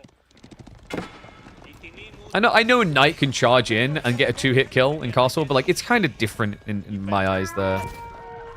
Because a knight charging in, like, there's ways you can manipulate that. But a Radari just walking up and starting to club you, you can't do anything about. Like this. Oh! Anno! It's getting uncomfortable. Yumi? If only you could beat a Radari with 4 HP. Louis, he doesn't have a Yorishiro drop in the town center either. No, he got forced to farmhouse this. But the Knights are now looking to strike back. He already scouted out with the Yumi. Anno's going to have to shuffle wide to get away. Knights with the clash, but he has got Agamath on the way home as well as more Radari. Numbers currently with Louis, though. The Spearmen completely out of position are running, but they're not running fast enough here. No, the Radari champion also went down, so Anatan doesn't have the extra movement speed. Clash going to be coming through here. He drops the runestone for the extra movement as well as the damage. So Louis kind of forced to commit here. Does pull away just before the Agamath will connect. Axe throw mode gets activated. He will be able to punish a few of these. He even snipes down the injured. Great micro there from Anno. Louis elsewhere. Uh-oh. The cavalry line. It's going to get shoved away. Louis playing this incredibly well. Yeah, I thought he was just going to be toast, especially that first dive, but Anno now kind of struggling to mirror both defense and aggression. Yeah, I think you have this kind of staggered timing where Louis, he forces Anno to defend reactionarily and then manages to force the attack force to react instead. So right now you just got Anatan not being proactive like he was earlier. Louis just leveraging the numbers now to send it in. 8 damage per strike. Means Radari don't care. You're only doing 1 damage there. Really, the Yumi need to be back here. The count of cavalry is not very good, actually. Wait, what? He only has 6 Mountain Samurai against 10 Radari. Spearmen coming in are going to be maybe some freebie targets. But now the Spear's diving in towards the second wave of Mountain Samurai. Anatan looking to shrink that count. He just got the runestone drop down. He's definitely going to lose this forward force, but it's a case of just how many heavy cavalry they can take with them. At the end, the count now favoring Anatan. He has got more knights than Japan. Anno has food issues, though. He's adding in more farms. He's still using the gulps to try and pad himself here. But Louis got some more padded tie. He's got plenty of farms for free via the Kura. He's still got the deer, as well as the boar. Yeah, Anno has struggled with moving to this north side. Like, he actually got all of his food spawning here. He prioritized gold. He made a choice. But that choice does have an upside. Look at the silver. Yeah, he's generating a lot of silver per minute. But he's already capped out on his armor, so there's only really damage levels left in the cavalry, which he's now going to be taking. And remember, because of the way the Varangian Arsenal works, it's now going to perma-generate silver per minute. He's getting almost 400 silver a minute for clearing the 8k. Let that sink in. And if only he could solve his food issue, just imagine Imperial now with cataphracts.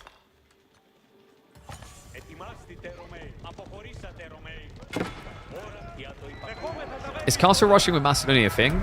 I think it will be. Because the thing about castle rushing, you can go Grand Winery, you can rush castle with Cistern, and then remember what we said, you can either increase a building's production rate by 150% or get 160 resources per minute for certain buildings. That's kind of crazy. Radari normally would take 35 seconds. You'd be getting them out in, is it 20? So you'd be getting 3 nights a minute at the start of castle, if you can afford it.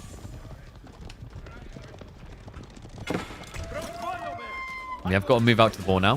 He just uses the freebie Agamafa. By the way, these Agamafa in a direct fight are more scary than you realize. They have a unique ability called Stronger Together that matters when the numbers get up like this. Stronger Together buffs them by 2% attack speed for every Varangian close to them. Not Varangian Guard, Varangian units. That means that Radari also buff them. This is a pretty interesting complementary combo. Well, lol. It's not going to stop him from dropping that relic off, but it's still 4-1.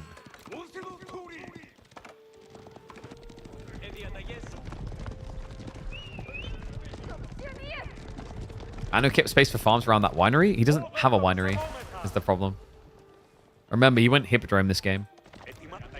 And he's also not remembering to rebuild the Radari. The champion Radari. You pay more for him. Like, Radari's not only 240, you pay 300. But when you've got infantry as part of your composition, it's worth it. Yeah, so kind of a little bit of an oversight there, I'd say. I mean, maybe he doesn't want it, but I'd wonder why. Like, right now, his Adgimaf are kind of struggling to be in position at all times. That fixes it. He's got 4,000. He's just going in. We're getting it. We're getting the cataphract. I think he's right for this.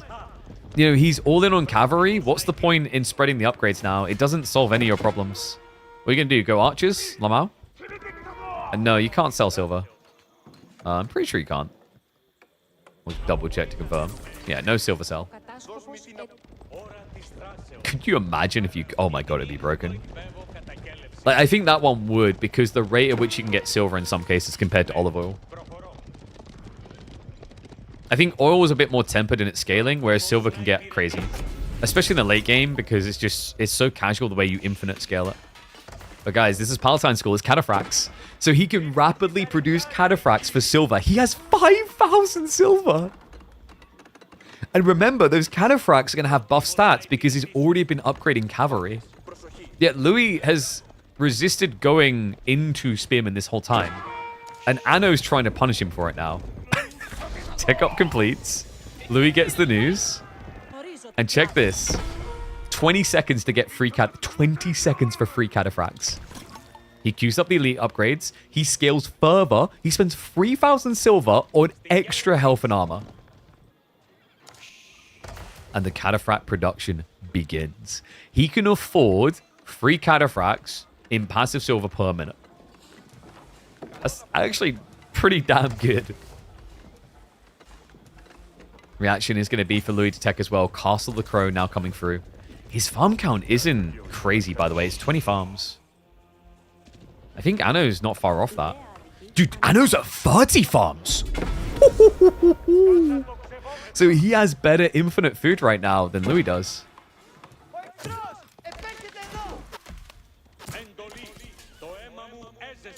This game is getting more and more interested by the minute. You have arguably the two best heavy cav civs for Castle now entering Imperial with mass cav. It's like French Knight's always going to be good, but like most people feel like Mad Samurai has been more oppressive, and I think the new Ridari is even more oppressive. And no, the cannons are that cheap because that's the whole point in the landmark. Palatine School, the whole thing is it rapidly produces cataphracts cheaply. It's reasonable. It would be a bad landmark otherwise. Macedonians now marching in. Elite upgrades came in from Louis, and he does have the rocket launcher available from the Crow. But the cataphract wave is also on the march. Runestone gets dropped. Anno starts to give chase. That rocket launch is a problem, though. Adgir Mafra are going to engage the cataphract with 506 HP. Yeah, you heard me correctly. They have 506 HP right now. Holy crap. Look at the numbers. 15 cataphract already. 30 Ridari. He's mirrored the heavy cav count. I love the fact he even still has the Horseman champion in there to give +2 damage. So cataphracts are hitting for 37. The Ridari are hitting for 39 for reasons. Don't ask me why. The cataphracts have 10 melee armor, as do the Ridari. Yumi. Oh, that's a good raid. Anno gets caught switching onto the extra gold. Ridari's coming over, but this is going to hurt. That many Yumi, that's a one-hit kill. He realizes Anno does lose most of his worker lead for it, though. And he was raiding, and look at the response. Louis, the cojones on this man. He sends it. Anno's now rushing home. Louis just starts to burn through the buildings. Yumi are still hunting. Wait, what are you doing? The Ridari stopped hunting. Anno now losing that worker lead entirely. This is so much idle time as well. He's got nothing extra coming in. Meaning he's going to need a fight soon.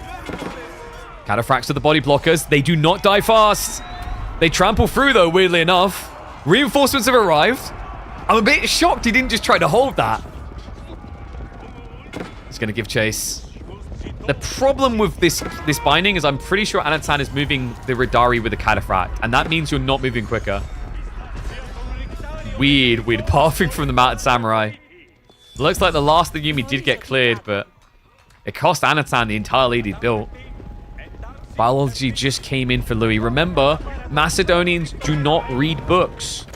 Well, the Vikings rather don't. There is no university text. No, so they're pretty tight on health now. With a tier 5 armor, you can see he's actually still got more. Plus 70 compared to plus 68. And he goes to the raid on the gold again.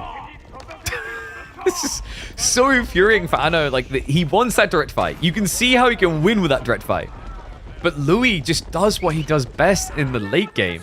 Optimizes raiding. Oh, this is going to be a big one if he finds it. He sees the workers. Louis. I mean, you just chow down right now. Yeah, look at the damage. Anno, almost 10 workers behind now. And he still can't make a move. Louis just has too many knights waiting at home to mirror, and he can't dive the main base because of the Castle the Crow.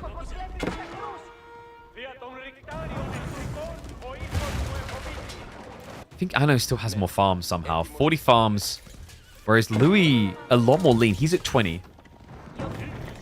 So the challenge for Anatan is making sure he has enough workers to work these entities. But if he does, he should be able to rematch quicker. He's finally done it to him. Louis has said, okay, you've got me. I feel like you've invested enough now. You spent how much silver on cavalry? I will build spearmen. And I will build them in the Imperial Age when I get buffs to them. Nagayari tech, elite tech, also on the way. I imagine Oda tactics not to be far behind this for Louis. A good time to be forced into as well, considering gold is becoming very hard for Louis MT to access.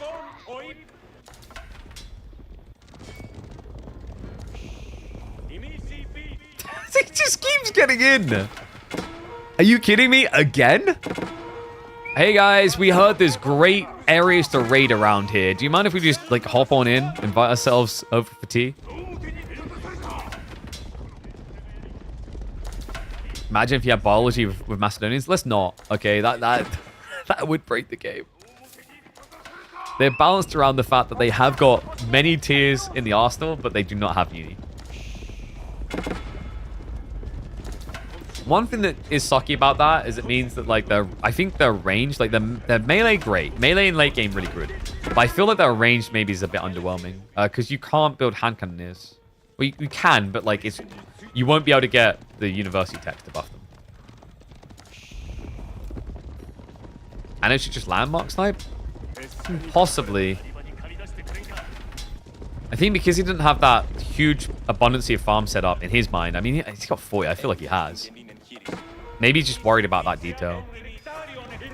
And also, I think he's just trying to starve Louis out because, interesting little fact for you, at this rate, Louis is going to run out of gold and just have a trickle left. When that happens, he's limited in how many mounted samurai he can build.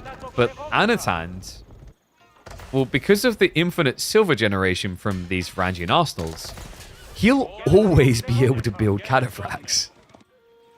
Yeah, you can see he's generating 191 silver here, 383 here. You got the starting one for 191.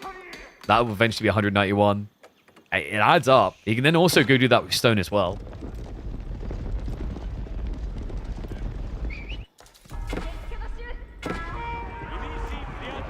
Spears get revealed. That's a big no-no. Oda tactics also on the way. Look at these bold buggers. Let's go, boys. Oh, the stampede is real. Both players almost maxed out. Anatan is lagging behind a little bit. He's going to fill the gaps with Adgamathus, who's getting his own spearman now. Arguably better spearman, but not always true considering Nagayari and the Katana Bannerman. I mean, if nothing else, will be tankier? Yep, by 4 HP. But he's getting more text to make up for that. And hold on a sec. I know. Ooh. I wonder if you just axe thrower here for some free shots. I mean, it would be completely free. What an unusual game. I love it. And there we go. Yeah, he does axe throw. He's definitely going to overkill. Raid under the back gold again. Does scare him off. Army's shifting this direction now. And there is going to be a wave intercept. But the Mount Samurai count fairly good. Cataphract is going to tank a lot. The main army just struggling with this spearman chase though. And Louis again just finds a way to leak in these raids. It's like the reinforcements are getting shut down slowly. We got him standing his ground. He said, enough. This is reaching my economy. He looks to engage. The Radari, they go in for the strike. He does optimize it as well. The backline Radari go for the axe throw. The Cataphract with the trample through. He blocks the retreat. It's do or die here, though. The numbers do not favor him overall across the map, so he needs to start thinning the herd. Clubs them down. But the second wave now on the way. It's a good start for Anatan, but it needs more blood. It needs more skulls for the Skull Throne. Villagers going down for this Anatan, shrinking in size. It's a problem. I think for the direct fights, he looks sick for it, but it's always this. It's always the small group that gets in on the flanks. Anno has been chopped down to size. 66 workers remain. Somehow, he needs to, with that, afford an extra 60 military units. Louis, I mean, he's stripped himself of knights. He's now just into spearmen. Anatan could just mirror into Athgamafra, and it would be the correct call, and it looks like that's where he's going. He could just slip a few cataphracts across map now. He could even this up. But right now, he's still in defensive mode. Does drop the runestones. Spreads the line. The Mountain Samurai trading reasonably well against this for now. But it's just full chaos mode. The military lead still being maintained for Louis. If anything, it's growing now as the Radari, they're not reproducing. A valiant effort by Anatan. We see the power of the men-at-arms potentially. We see what Radari can do in Castle. But we also have to remember what Louis does in the late game. Wins like no other. Damn. Talk about unraveling the strat. I don't think what Louis done there was easy either. Sometimes he makes it look easy, but it was not.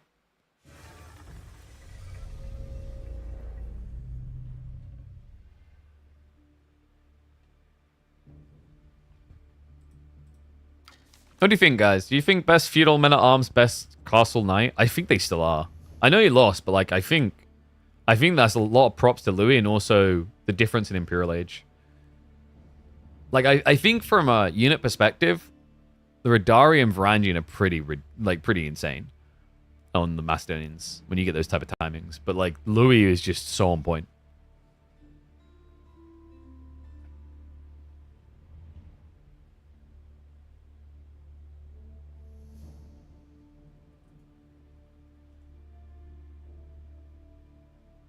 Trying to think why I call that one.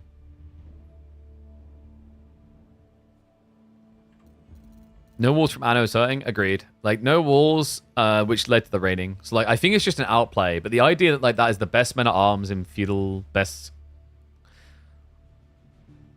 Definitely the best heavy cav, I think.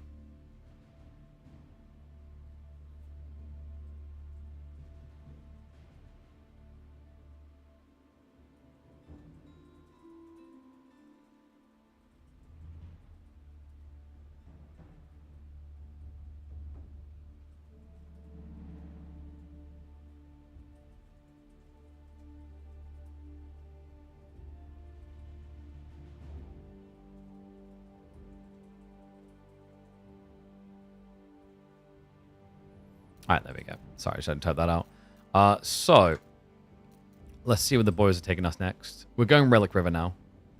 Relic River and... Golden Horde Mongols. Someone wanted to see it? Dude, they're delivering it.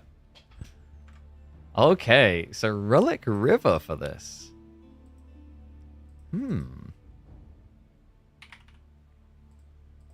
I think Golden Horde is very vulnerable to a Dark Rush. Whew. Are they only best men at arms in Feudal because increased armor and Berserk and Reset? Yes.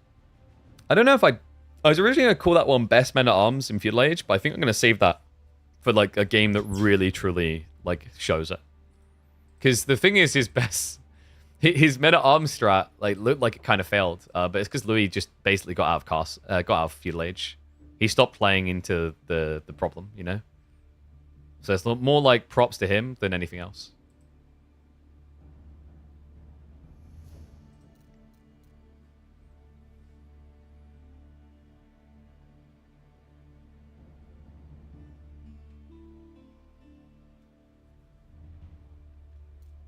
Diving Japan is hard anyway.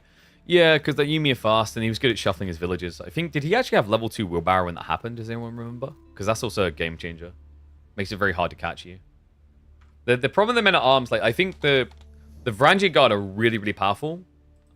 And it feels like they just win the game if they get to Runestone's point. But that's why the counterplay, similar to Jean, is, well, I'll just age up. Because you can't get Runestones if you don't get kills. That's part of the balance check. Like, some people question why the Runestones are that way. That's exactly why. Because if you didn't have it that way, their opening play would be too strong. Because they just, like, let's say Runestone was a cooldown ability per unit. Like, it'd be broken. Because if you think about the movement speed difference and the damage difference at the early phase of the game, it would be too much. Too fast. You could technically just make it attack instead, I guess. That might be one way. But I think the idea is, at least in the early game, to keep it strategical. My advice to the devs would probably be to like change it in the late game, so there's literally a tech in Castle or Imperial Age that just instantly like perma gives runestones. Because all you're doing as the game scales on is the runestones as you go on. It just becomes like a bit tedious from what I've heard from players and what I've noticed. Fun fact: originally runestones used to drop when a Varangian died, rather, and each one gave a tiny % buff.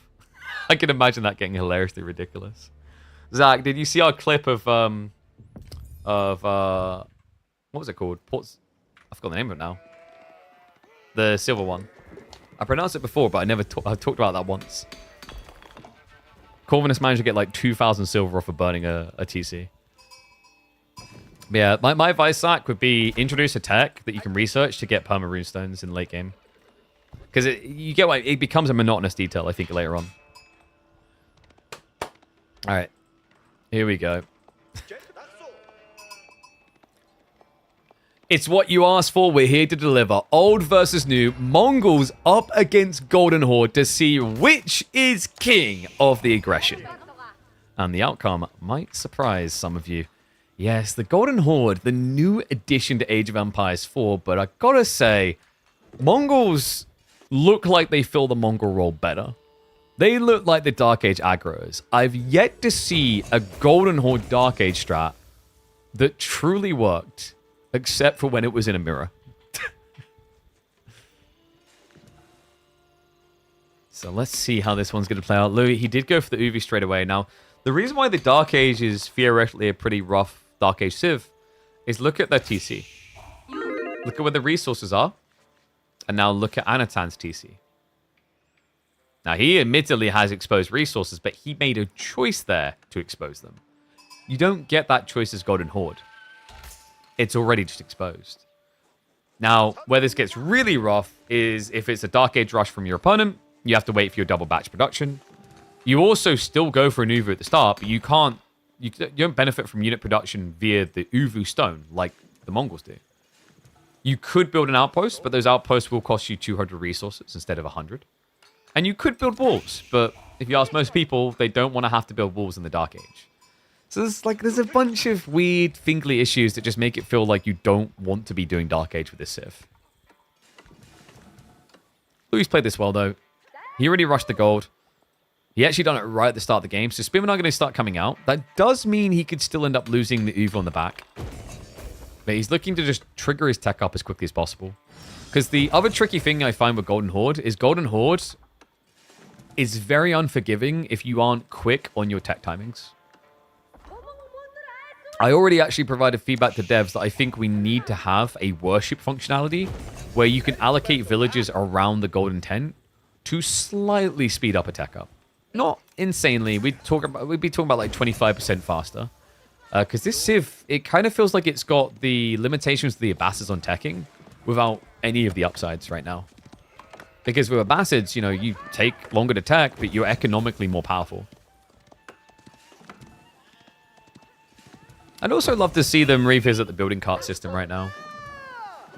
I think that my big issue with building carts is also like 8 times out of 10, it just feels like a worse version of what Khan and Tortugas give you.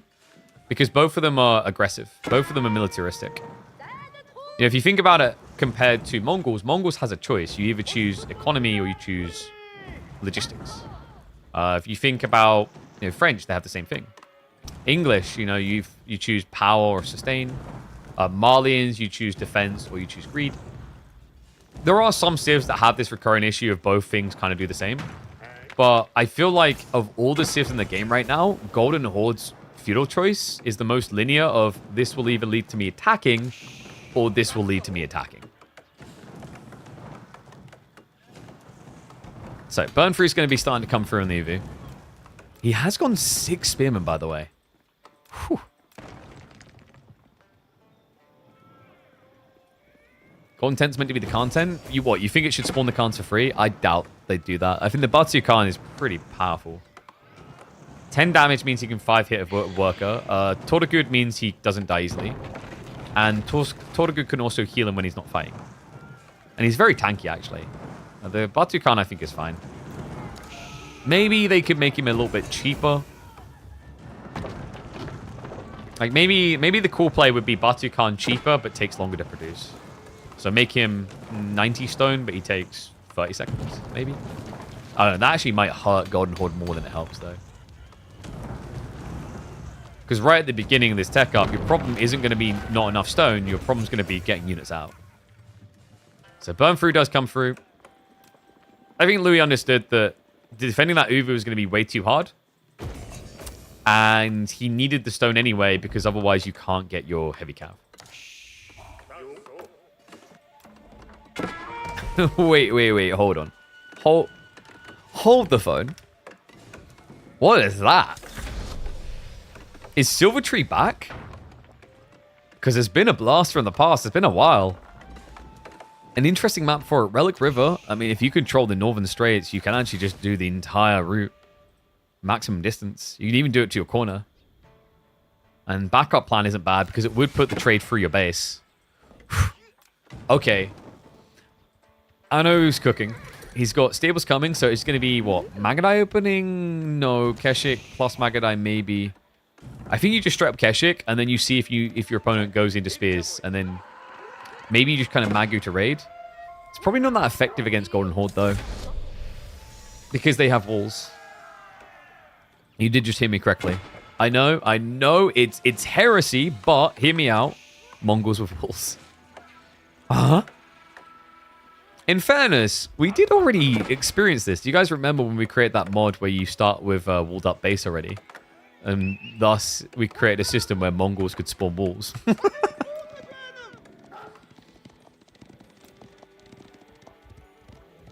Oh, interesting. Louis goes Archer plus Spear.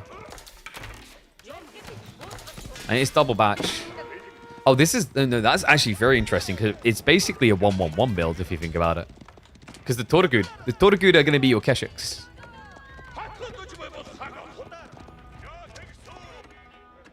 I know, just setting up the additional Uvus now. Yeah, so you can reacquire. So it's going to be double Uvu. That's going to allow him to get himself 120 stone a minute. Which is going to allow him to basically produce an extra Tortugud batch every minute, roughly. That's still 160 stone, actually, which is quite pricey. Oh, but the villager gets... I thought we had some units coming up there. Apparently not. And Silvertree will go straight over to the corner. So we are going to get maximum distance trade. Louis does start to shift north to try and secure. The Uvu has not been completed. Wait, has it? No, I thought I saw the number move my brain. So, I think that might have been a misclick. Oops. Maybe he was worried about the spearman diving on, because remember, he was getting hit on the north side as well, so he just probably pulled everyone back to try and save all lives. But it's now -2.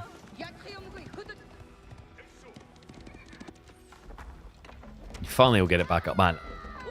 Golden Horde without stone may just be one of the most deflating sights in Age of Empires 4. It's so tricky because you need the stone to get your heavy cav that can stop trade. Otherwise, Anatan just gets to do what he wants. Luckily for you right now, Anatan is not doing what he wants.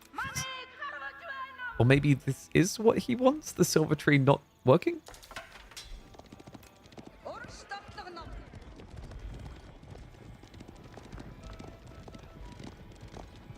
Next to the Mongol gold should be longest. What, here? No, if you do it here, it's diagonal. It's more diagonal. So slightly further. So yeah, it does deposit it. I know it does have the resources to build traders. He's actually holding a lot of reserve resources. And I love this from Louis. He has gone for early Karash. So that's going to give him the +1/+1 armor. In fact, he's pumping those bad boys.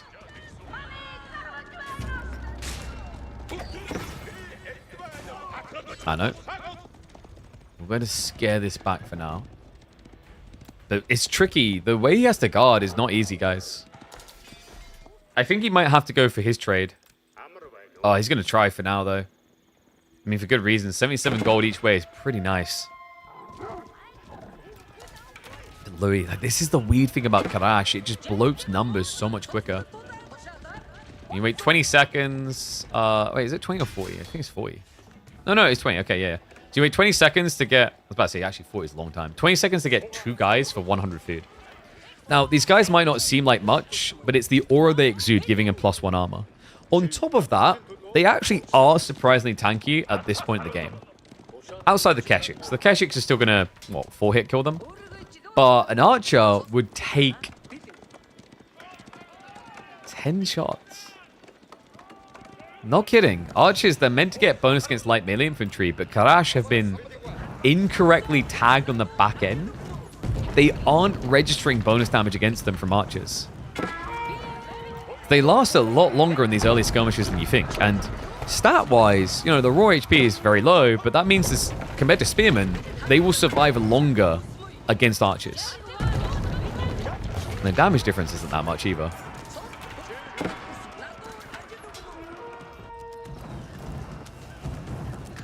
So we do get the denial on the Uvu. A return fire here now as he moves over to the outpost. But Louis building a new wave. He's sniping the Khan out as well. And oh, he forced the buildings to move away. So irony sets in. Unfortunately for Louis, he didn't get paid for killing the Uvu. Yeah, that's the difference. Anno gets paid if he takes out your buildings. You do not. Still, I think Louis' position isn't atrocious here. Just slowing down the stone gen stops your opponent from double producing as much. Louis getting a few more Toragud in, which is going to be great for just absorbing the front line. I will say the one negative of Karash is going to be their movement speed. They are very slow at 1.12. So they're a very big negative on your formation. I do wonder if the protector shields they get in Castle might need to increase their movement speed as well. Battlefield Salvage, it gives them 50% more HP. And melee and ranged armor, so they're a bit more tanky. But the fact that they still move at 1.12 is pretty sad. Still, I think it's filling its role. I don't think Karash are underwhelming. I think they're tricky to remember sometimes. We've even seen some very interesting Karash Edict builds. Just to mass Karash your opponent. Because fun fact for you guys, if you go for the Karash Edict from your Golden Tent, because remember you got these Golden Tent Edicts, and then you also get the extra batch production, that's going to be pricey. You're going to have to spend, what, 1,550 stone? But if you can do that, you will get 4 Karash for 100 food every 20 seconds. Well, technically would it be every 24, 25? Because he's got the production speed edict. Still, though, it's a lot of troops. And although their stats seem underwhelming, the thing you have to remember about Karash is they will get overkilled a lot. Sometimes being this bad on stats is a good thing. Because let's say your opponent has got 20 archers that do enough damage between them to kill a 100 HP unit. That means they're overkilling at a 50% ratio.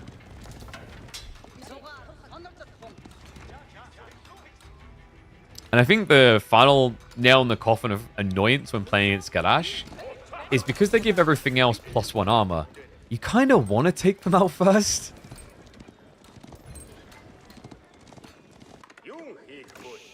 I know, he's on his way up the step redoubt, by the way. Yeah, it's turned into a stare down. But guys, we should fear Anatan's ultimate trade line. Hey, bud. Yes. The most deceptively powerful trade line in the history. He's only got one trader. Yeah, there hasn't been any attempt to scale this, hence why he's going step redoubt. Louis, I think he realizes where this is going as well, so he's going to be finding his way towards castle. Ah, he's late though, so I don't know if you do Relic Uvus. Mask of a Yasak could be pretty interesting, especially against Magadai in the late game. Because it gives you the extra +2 ranged armor on all your Keshiks and men-at-arms. Moment of truth. It's going to be Relic Uvus. Yeah, I think I know what Louis is going for, guys. Wait a second. What was it he won with in the last series, in the last game? And what was it he won with in the last game of the series against B? I'm noticing a pattern, Louis. Why do you guys think he wants all that stone? What could he possibly need that much stone for?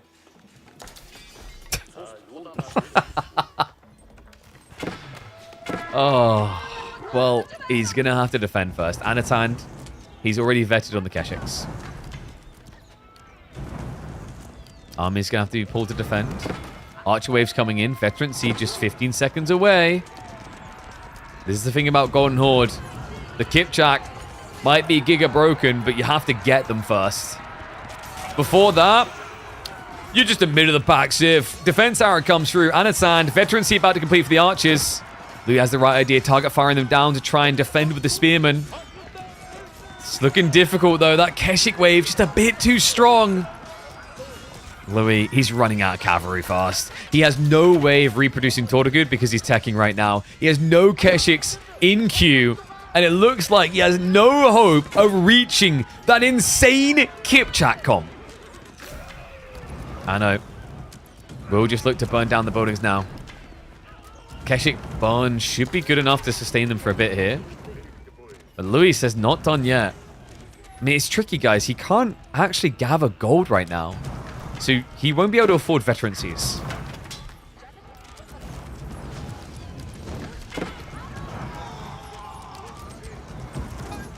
I know. We'll just get the torch through. Outpost down. Village is now in trouble. Keshiks go for the dive.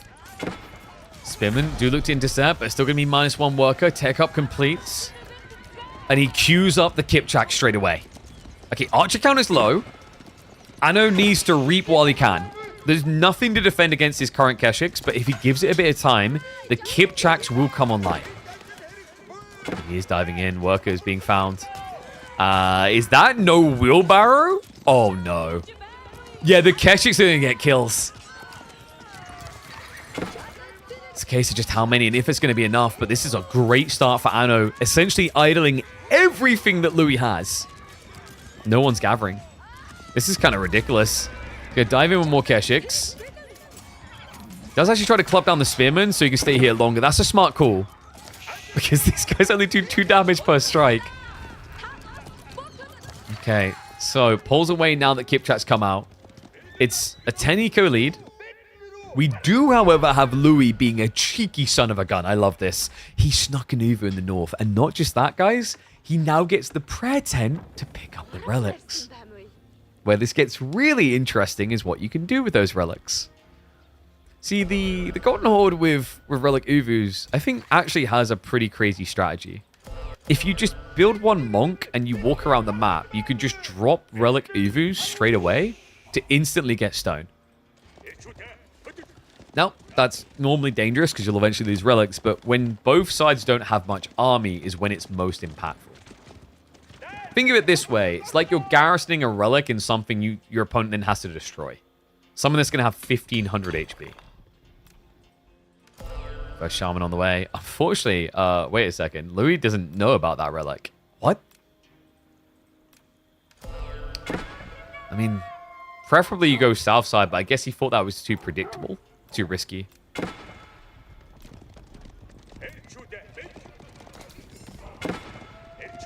Louis still got some way to go, by the way. We aren't at broken Kipchak point. He doesn't have the triple shot. But he's saving for it. 300 stone to go. I know, setting up some outposts. And there we go. This is what I mean. Just drop it straight away. Relic Uvu. Unfortunately, the monk is now going to get found. Anatand should now know what's happening up here. Yeah, he went to guard. He's like, wait a second. What's that? Oh, you know, just nothing to worry about, Anathan. Just a 1500 HP structure you'd have to burn down if you want to get this relic. No biggie. You've got a lot of burn. I do think that Golden Horde is going to be an interesting civ in fast castle rushes. Mutual fast castle rushes for relics.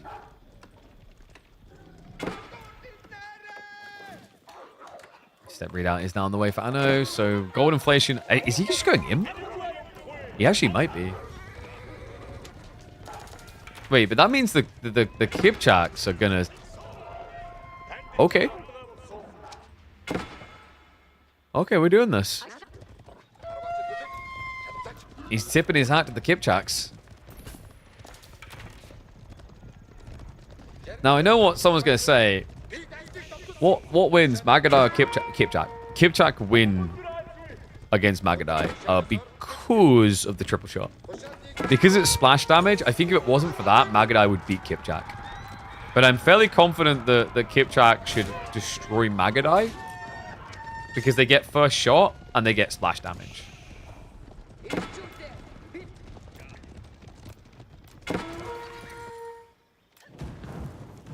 Looks like the Shaman player has at least been shut down. But, I mean, this relic has still been generating stone this whole time.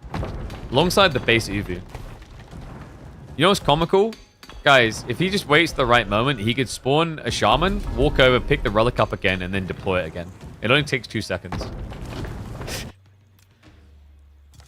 He has crept down here for an Uvu, but the relics are at least getting denied away from him. And the raid comes in, and its hand connects. He's now almost 20 workers up over the Golden Horde. Yeah, he's adding in traders. He's up to 6 now. The Kipchaks is happening, folks. Triple shot now on the way for Louis. Fred Tent's not going to go down quick enough, but the Karganet Palace is going to go up. So Anatan trying to beat this by playing Imperial. And yes, the Kipchaks do splash damage. It is a slight balancing issue right now. You know, it might lead to a few Kipchak wins, where otherwise they wouldn't. Luckily, it's not that effective against outposts. Actually, that's not true. Remember, these are now Chuknu. Which means they actually delete buildings quite well. Like, look. Whew. That's not bad for a range unit in Castle Age. He's going to be diving past, though. Hello. Yeah, he's going to try to protect the relic situation, but unfortunately for him, it's already been taken. So relics all just being secured. Dive's going to come in, though. I know. He's like, why won't you just GG? He's like, I've got 20 horse archers. Why would I do that?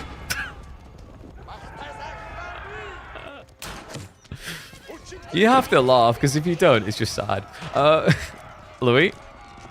Oh my god. We are 22 minutes into the game against Keshik Raiders, and he still doesn't have Wheelbarrow. That's crazy. He's like, will Wheelbarrow help my Kipchaks run faster? No, but I don't care. Okay. Imperial's upon us. We do have elite tech for archers now. Is it weird that I still think the Kipchaks win that fight? I don't think that fight is going to matter, though. I know. He's just raiding him to death. I'm just trying to, in my head, roughly math how many workers could have been saved by Wheelbarrow in this game. I'll just type out boobs. on the calculator. It'll probably be close. Wow. Louis, down to 48 economy. But he's like, it wouldn't be a fun Kipchak game if I didn't take a swing at it. Like, oh, what's that? Oh, I'm 27 workers down? Oh, that sounds like I just need one good raid on your step readout. Yeah, we can solve that. Why does Wheelbarrow save villagers from raids? Because you can run away quicker, so Keshik spend less time on top of you hitting you. So it should allow you to shift away faster and also buy more time for your troops to arrive before the villagers are done.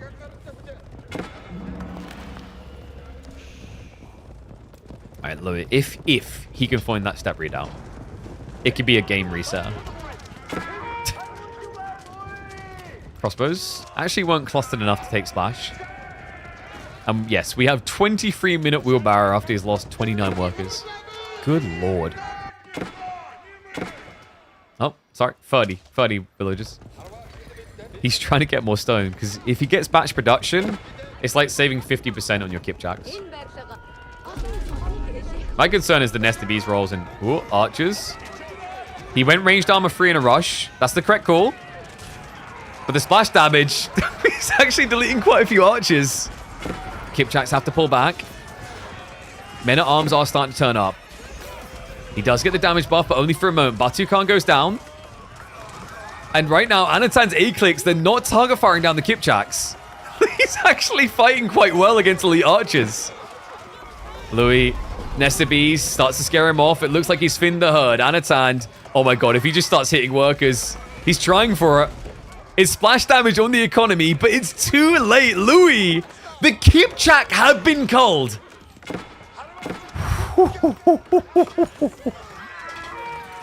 I know.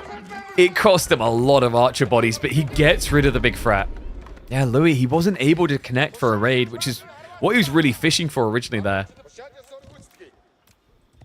I mean, you saw the potential impact as well. Just 3 Kipchaks almost annihilating groups of workers. Around trees, when they're clustered like this, you can hit 5, 6, 7 workers at once with that splash damage. And if you have 7, 8 Kipchaks, well, you're just killing 7 or 8 villagers each shot, potentially.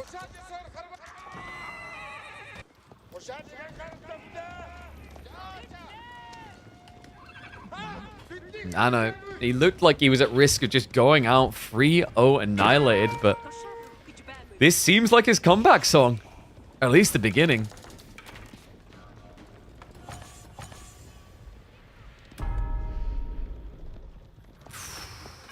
He just got production speed increase. He's not done yet. Now, stone-wise, he's struggling here. He needs to somehow get 950 stone if he wants to get the reinforcements. He does still have an Uvu up here. And one over here. And the starting one. And remember, they still keep generating stone. You've seen that correctly. This is one of the balance points for Golden Horde, is they can always get stone. You're not going to get an expiry and run out. It's infinite stone gen for Golden Horde. I mean, they kind of need it. Like, so many of their technologies require stone. It would be unfair otherwise. Now, we've got Magadai coming out. You know, I said I think that Kipchaks beat Magadai en masse, but that was in a case where they're kind of even on numbers and techs. This is not even on either. And that's going to be it. The Kipchak strat has dominated for Louis in the winner stays on, but it finally meets its match. And it's Big Daddy Khan that does it. Whoa.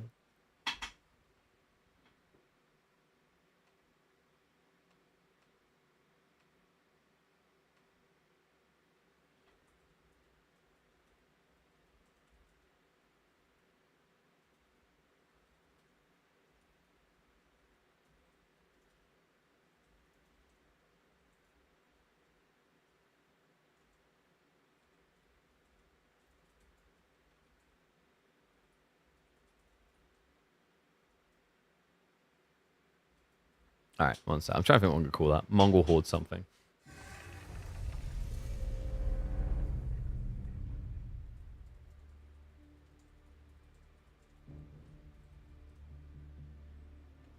There we go. We'll go which Mongol horde is best.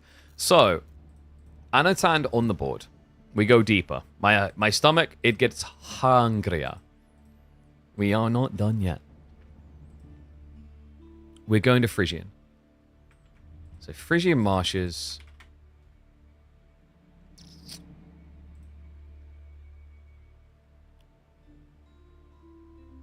He's still got Tukulak. I don't know if you use Tukulak here, though. You probably save Tukulak for Cliffside? Nah, you can go heal Elephant Rush, I guess. I think it can work here, though. We've already seen it work on Frisian. It's like kind of surprisingly toxic. Just building into it. Yeah, it's coming out. It's Tukulak versus China, guys. Okay. Could China mass range units to beat the strat? Like, Chug Nu is an interesting thought against range elephant comp. Against heal elephant comp, rather.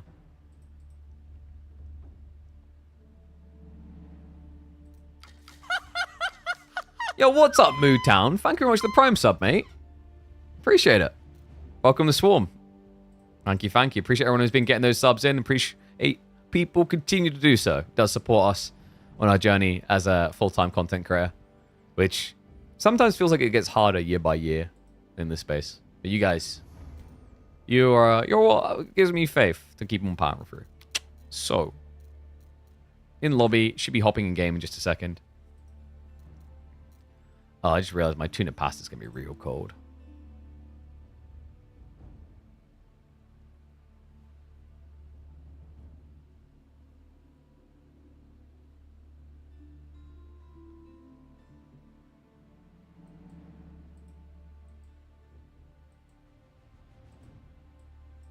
Okay, sorry, I just got some crap to respond to later. Can we see bracket? There is not a bracket for this. This is a winner stays on format. I didn't have enough time to create a bracket. Didn't have the money later around to go back to my like editor for that. I was like, it's fine. It was an impromptu thing. Last second we got confirmation. So basically we've had a winner stays on format. We start with B versus Anatan. That was 3-0 for B. Then B 3-0'd Numidan. Then he got 3-2'd by Louis. Louis then kicked off today by 3-0'ing Scatterbrained. He then went on to beat Wham. I believe that was that 3-1 or 3-2? And then here we have Anatan as the final contender back again to see if he can claim a series. He's begun to claw his way back. But it does feel like it's still a long way when you look at the Tukulak.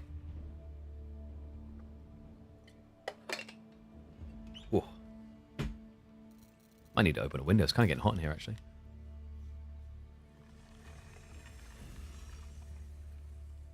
How long have we been live, actually? 5 hours. Yeah.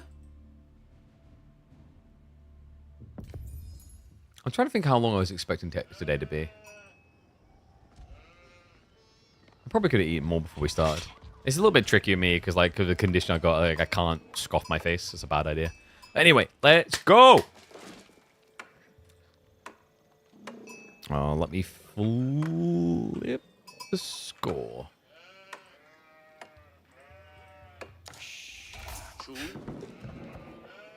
If you want to know the new civs are broken, what better way than this? China, which recently, until recently, was one of the best civs in the game, by far, up against Dinosaur Nation. Wait, Dinosaur Nation? Elephant. Oh my god, too long of a day. Alright, not dinosaurs, but actually they feel like a T-Rex amongst the meta. Welcome back to the channel, folks. We've got a cast a game here. Louis MT is on the Tukulak. The Tuk-Tuks have arrived. But what better way to test out their power levels than putting them up against China? Don't know where I got dinosaur from. I'm hungry. New Civ 0-3 in this series so far. I want to throw OP. I think the tricky part is, like, this early on, people are still figuring out a strategy. I think a lot of people right now with the new Civs have tactics, but they haven't developed strategies yet. That's the big difference we talk about a lot is, you know, a great example of this in the KPMMs we often have is the wonderful guy, Mia Micah. Mia Micah is great for tactics, Like these ideas, some people just call it cheese. But then you need it to develop into a full strategy. Otherwise, you can quite often struggle. So, one tactic that has proven overwhelmingly successful for the Tuklak has been the healer elephant strat. I think we might be seeing it in this game. Another fun detail for you guys, remember that at the core of the Tuklak dynasty is elephants and elephant economics. Elephant economics gives more resources on drop-off. Fun fact for you, that works on fishing boats too. So these fishing boats, instead of giving 40 resources, are going to give 42 per drop-off. Doesn't sound like a lot, adds up over time. And also, that is a scalable tech. Per age, you can get an extra 5% by going for the baskets. I know, no fishing. Straight tech. I wonder if the plan here is Chuk. A little bit dangerous against raider elephants, potentially. But Chuk Spear can make a lot of sense. Boats can drop off at elephants? Yeah, but they don't need to. The elephant economics, if a building has it marked on it, it will give the additional resources. So that also is why Tuklak actually aren't too bad on food economics early on. Is they're getting 5% extra out of the gate on drop-off. Hero Academy on the way, Anatand. Wasting no time at all. I mean, China never does, huh? Predictions in, 75% have voted for Tuklak. In a series, in a game that has China in it, guys. China. You know, see if that was number one. That's kind of crazy.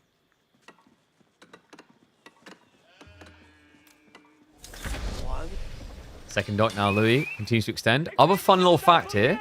The Tuklak, similar to Delhi, have boats that attack, which means if you now try to burn down the dot with a few spearmen, you're going to have a bad time. Yeah, because he'll do 12 damage every 2 seconds. Because he's got 3 of these fishing boats. And also that damage increases by 50% on these fishing boats when you go to age 2. It's a pretty good strat.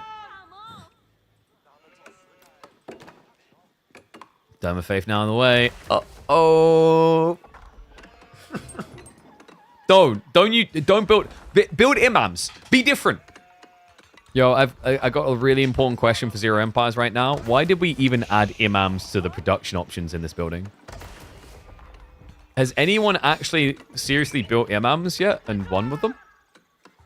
I mean, I guess for Fast Castle is not bad. You get the religious guys out in time, but so far for winning games, healer elephants, like pretty much as is appropriate, the W key, the wing key is all you need for this building. Reminder, you'll get access to healer elephants for 305 resources, which is crazy efficient when you consider they have 450 HP, they move while healing, and on top of all that, they attack.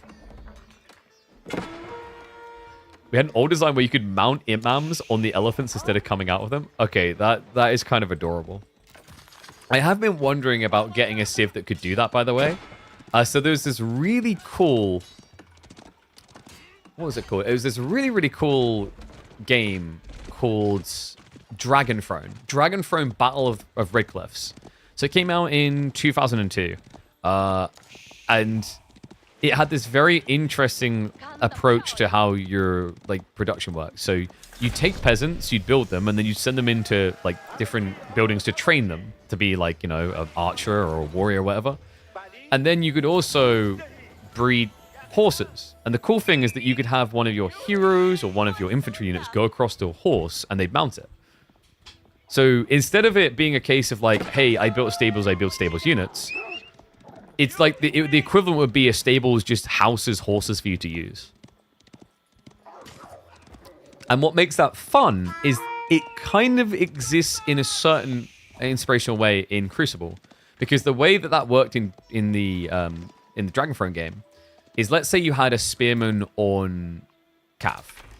The Cav might die, and then the spearman would be on foot again.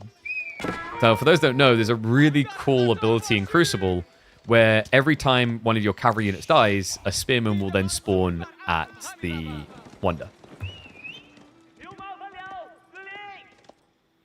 So yeah, just cool blast in the past. Dragon Throne. What an epic game. So we have got triple dock. No surprise, no pro scouts. Yeah, I think it's a little bit slow compared to the fishing and not as competitive. But we have got Ghazi Raider Archer comp coming. Yeah, so no priority on spears, which is curious considering there's horsemen. Like Northgard with how you assign workers to professions. I never played Northgard, but my understanding is Northgard is just very much inspired by Cultures. If you have not played Cultures, Cultures was an incredible game. So Cultures, I think the first game of that came out in, I want to say, 2000. But you played as the Vikings, and you would essentially have like a bunch of people that would start out as citizens, and you'd give them tasks like lumberjack, you'd give them like the mason, you'd give them the farmer, and then you could like train them in different roles. That was a really fun game as well from my childhood.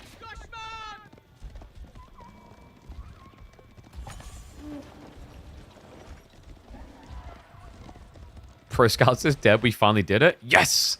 Dude, yeah. Yo, KP Pogs in chat. We done it. Apparently, we take credit. I'm happy to take credit for that. We killed Pro Scouts. There we go. I will be someone's hero and someone's villain. A tip of the hat, my lord. Knights and Merchants is king. I never played Knights and Merchants, but I did play Settlers. And Settlers 3 was goated. And so many good games from my childhood. Caesar Free? Oh, Caesar Free. Magnifico. Louis. We've got 3 war elephants. Sorry. I keep calling them war elephants. Because they just feel like it. You could at least give them, like, bronze... Okay, update to their armor. Give them bronze armor, so at least for a second think they're worse.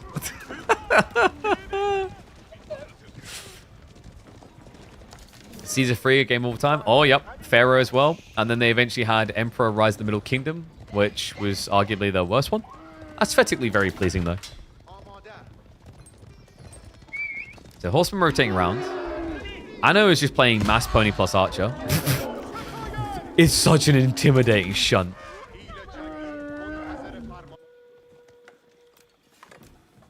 He is prepping the Archer upgrades. So I wondered if he'd try and do Chug to counterplay the heal elephants. Because in theory, it's a pretty good idea. Because Archers, they can do a maximum of, like, what, 4 damage? Whereas with Chug, you can do a maximum of, I think it's, is it not 9? You do 9, yeah. And you're quicker as well. I never got around to Master of the Olympus. Master of Olympus, rather. Like, I would, for me, it was Caesar Free. Caesar Free God. Cossacks from my childhood. Oh, man. So many good games. Oh, whoa. Hold on, everyone. Step aside. Step aside. We got a real big threat to this siege on the dock coming in. A demo ship that's going to hit for, whoa, a quarter of their health? Unbelievable. He can't even kill a scout.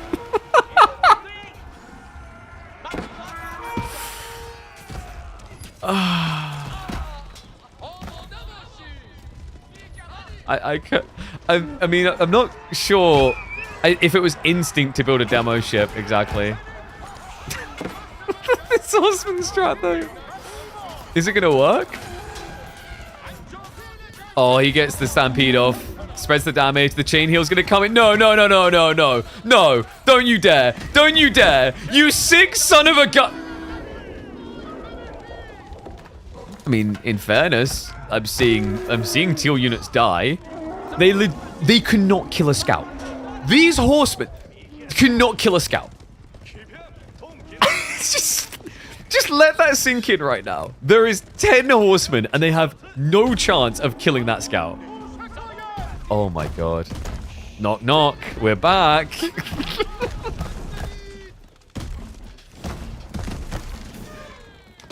Fill in the gap. Feudal healing is... You know what I'm not gonna say. Apparently I've been using that word too much this week, but this one has always been true.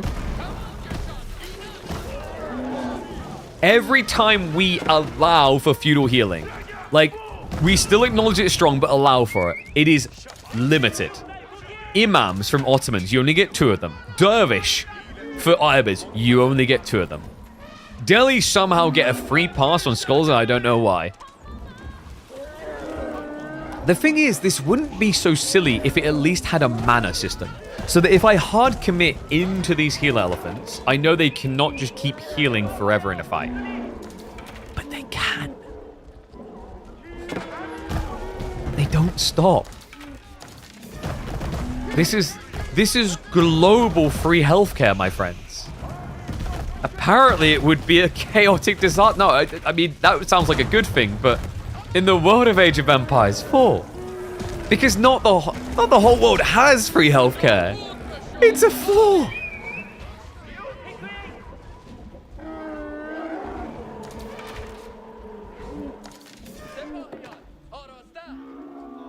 Why didn't Anno ban the Tuklak?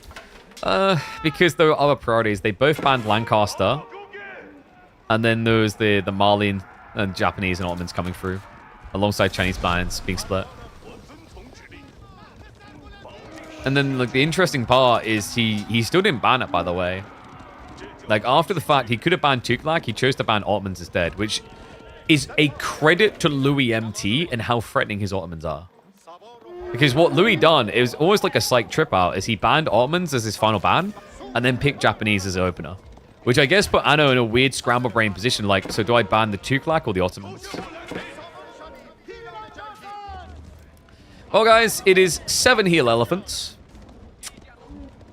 And enough raider elephants to fill in the gaps. Uh-oh. I think another thing you could do to maybe fix part of the issue of heal elephants is, like, let them attack or let them heal. Don't let them both. Like, almost like a toggle mode. You could even make it comical by having the imams swing their staffs for, like, 1 damage from the top. Like, you know, like an old crony be like, leave me alone, you mischievous man. Just clonking at them. Yeah, Louis has a sizably larger army, while also going Castle Age. But hey, I like how all of the details of Tuklak Dynasty is being used. I mean, like, just look at all the forts he's built. Wait a second. No forts. I was a little bit sad. I really like the idea of the governorship system. I just think it's too expensive on time to build for most builds. Because remember, you take as long as a TC drop to build it. And, I mean, it's cheaper, sure, but still. But they can't heal and move? That's a good start as well. I just think even if they can't heal and move, I don't feel like it solves the problem. Because you're seeing what happens here. You just stand still anyway. But it would at least deal with the snowbally factor of like 2 units never dying. Yeah, how's the learning on the way? Anna chat, I mean, China's infamous for pivoting into fast techs. He's going to have to be swift here. Like Tay-Tay. With 600 food income a minute, I'm not feeling it. Which is crazy considering just how many ponds he's set up on.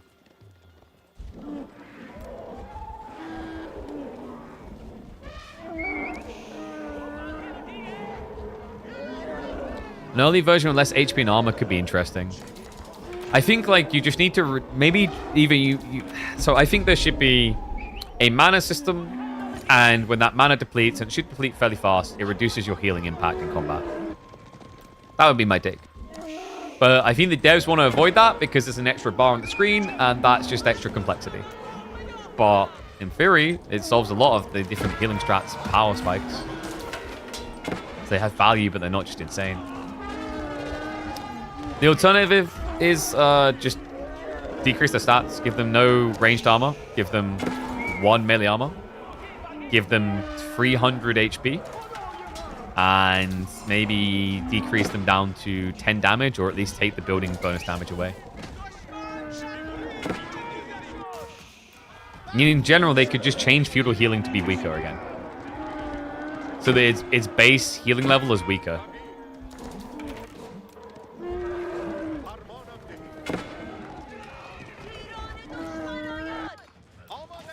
Oh, Puck Ray coming in, I know. He has been getting a little bit of damage in here, but hasn't netted many kills so far. And folks, those spearmen, they've already been upgraded. Did he go for it? No, he hasn't got Neza training yet. Neza training would be interesting if you're worried about cavalry, but I know. He's sticking archers. He did hit that castle timing. He has got lancers on the way. I mean, this is where it could be worth getting Neza training, which gives 35% increased damage against Cav.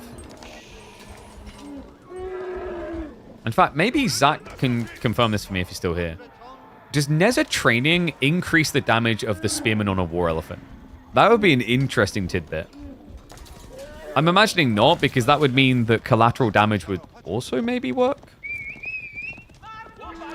Which would give you scaling 35 and then 30. So like, it's more than 65 at that point, isn't it? It'd be more like 80.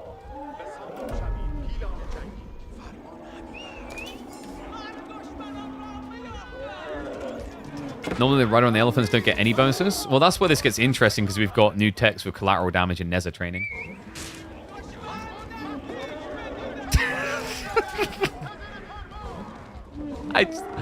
What do you want me to say at this point? Oh, look, you were almost hurt. Look, this Civ is the equivocal of parents that wrap their children in bubble wrap.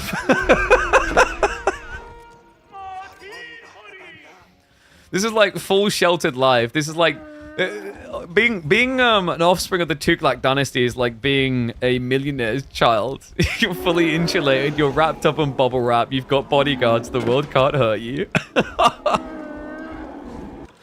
Until one night, you walk down a dark alley and then get jumped by a bunch of spearmen. Both of your parents die, and then you get raised by your imam butler.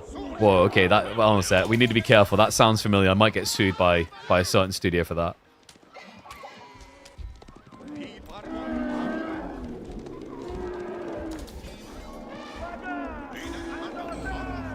Yeah, we're basically just waiting for Louis to get his all-in point here. Has he started adding the Tughlaq forts? I don't think so. No one needs Batman. Everyone wants Ellie, man. Come on! Something die! He goes for the squishies. Crossbows, archers. Raider elephant's chasing in. He has got a trample. The Wallalow. Scare him away, maybe? Louis? Louis? Oh, he gets the snipe! It looked a bit tight for a second, but no. Not at all. Just keeps on going. I would like to just reaffirm that no elephants receive concussion in the recording of this game. That's not a concussion. He's sleeping. Okay, so actually some Raider elephants dying now. I know. He gets the knights in range. Louis. Where's the anti-heavy? He's just relying on healing. Has he got herbal medicine? No. Wait, he didn't get herbal? Oh my god. An oversight. Units are actually dying. I know. It's just archers left, though. Only 5 lancers. And these archers, they've got so much armor they need to get through. He's sniping out the Raider elephants first. More are coming, though. Louis also adding in his own lances. This is just so silly. But it looks like Anatan has done it. Louis did not have an answer to the Lancer Archer. Oh, mass archers. It was the theorized strategy to deal with healer elephants. And often, the counter-argument has been, how do you get enough? Well, here's the answer. China #1. Wow. I know, Chad. I'm deaf in my ears after all those elephants. Good God. Would herbal medicine have changed anything is now what I'm wondering. I mean, it's possible. It would have maybe sustained the Raider elephants. But still just kind of tricky. I feel like the thing that Lou's looking for is a trample opportunity. But it just wasn't there. Anatan, I think, kept his distance just about right each time. But Anno Chad, my goodness. And he knows what's coming next. He's switching into crossbowman to counter the Lancer wave. Louis is not playing Delhi. He does not have home blades. These Lancers have no competitive advantage over standard knights. They also are slightly outnumbered. We just start building heal elephants again, right, guys? Yeah, I mean, we lost 8. It's fine. We can rebuild.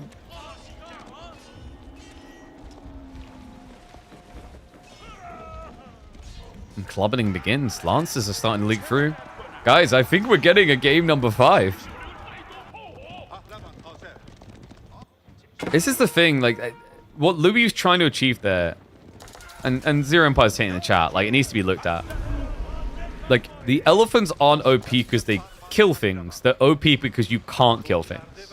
Now, Anno he played this remarkably well, I think. I think he done a great job of not rushing the timing, not feeling panicked on the map.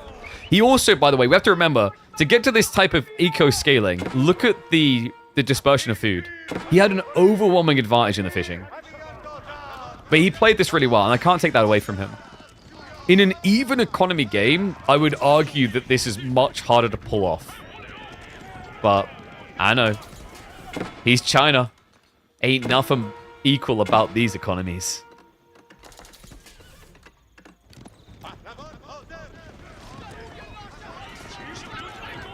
Add another imam on top. Yeah, actually, you know what? We should make it so that you genuinely get an empty elephant, and like you said before, the deposit imams.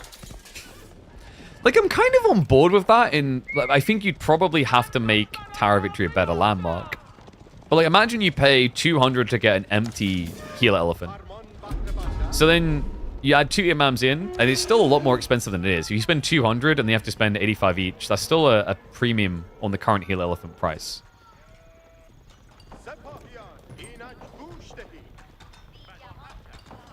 But in some ways, it creates a bigger problem of, like, there's a certain threshold where it's worth it more than 2 healer elephants. Just stack 1 healer elephant.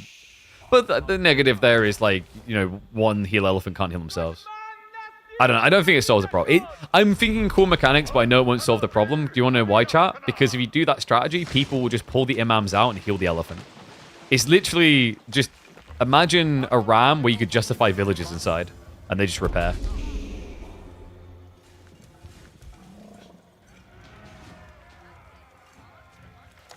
Ah, Louis. We actually finally have governors. Yeah, it took a while, but he's now going for the governor of Bakar, so this gives him food. Interesting time to transition after we've wiped our entire timing, and it seems like China is now in control. But hey, Louis never one to say no to a late game. Oh my god, my stomach is rumbling so much.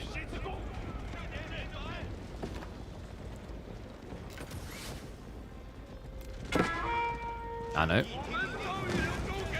He's just gonna chase away the knights. I mean, he's got double Sacred Site locked in. And the Great Wall Gatehouse is coming in on ways setting up the farm cluster. Imagine what his economy looked like if he had governance 15 minutes ago. But like to defend that logic, I think that doesn't calculate for the cost of setup. I think he'd be dead if he tried to set up governance 15 minutes ago. To me, the Tughlaqabad Forts is an earned play, unless you're doing 2 TC. In which place you're playing fully defensive, and that has its own negatives. Like, the Tughlaqabad Forts are in theory really cool, but it's just the construction time is not very friendly. Because it's normally 2 minutes 15. Oh, trample. Jump straight in. About as good of a fight as Louis could ask for. It's going to be good enough, though. Anatan, he already cleared out the elephants. That's it. GG. Tughlaq can be slain. The healer elephants can be beat. The question mark I now have for all of you, how many of you can replicate what Anatan just done?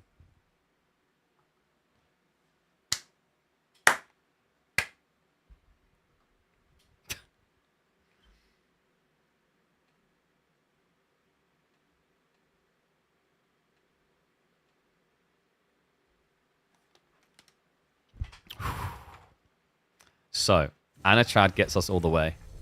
This will now be decided on Cliffside. I'm trying to think what we call that one.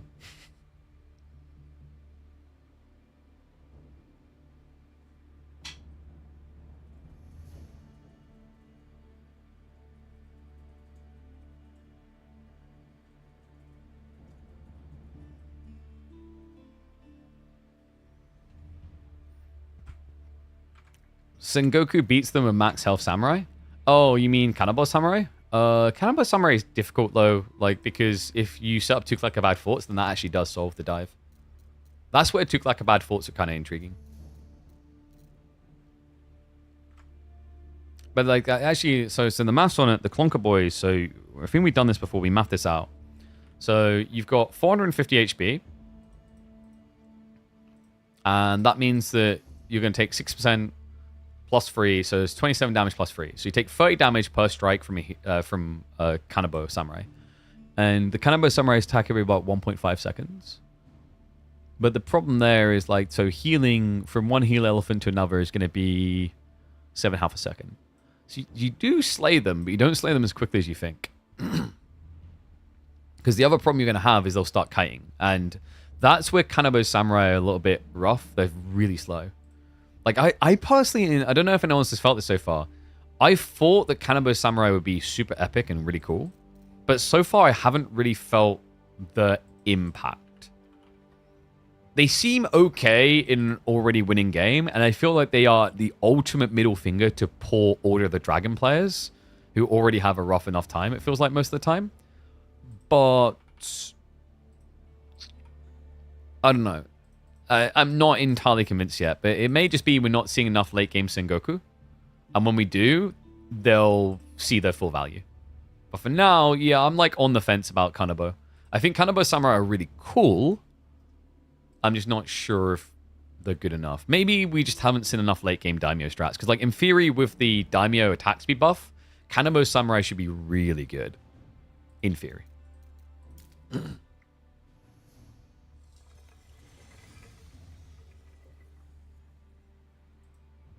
All right, Cliffside, Ayabid's Malians. Yeah, so no Biz, no Roos. That's a bit different.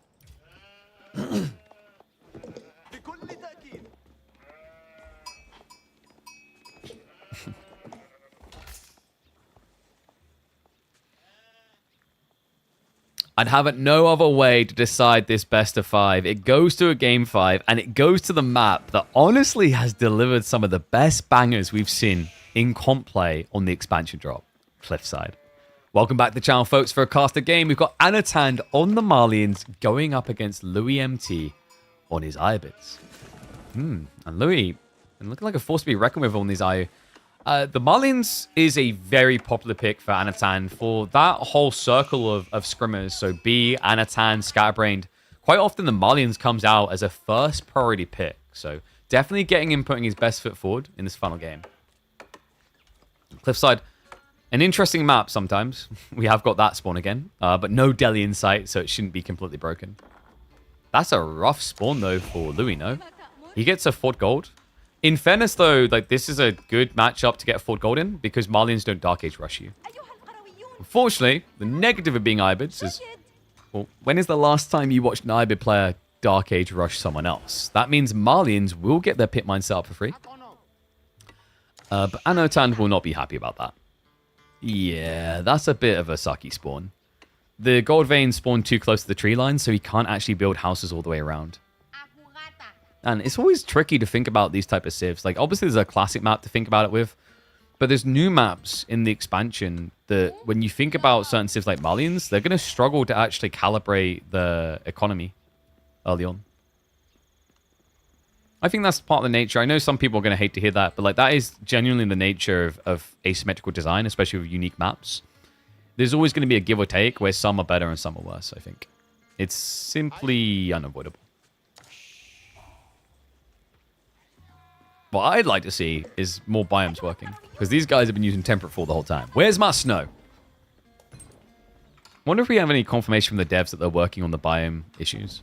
For those that don't know, some biomes spawn maps very differently, which is why a lot of players aren't going to be as explorative with biomes as I would like to see in competitive.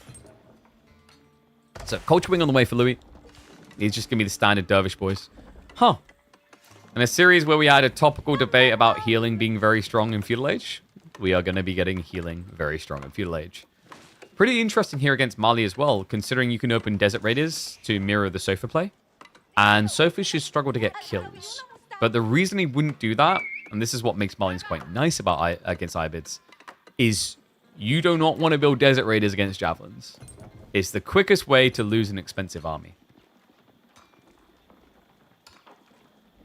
How's Cliffside looking Alpine biome? I haven't tried that one. We tried Black Sands a lot, which is kind of interesting. It seemed like it spawned correctly, so there wasn't a problem there at all.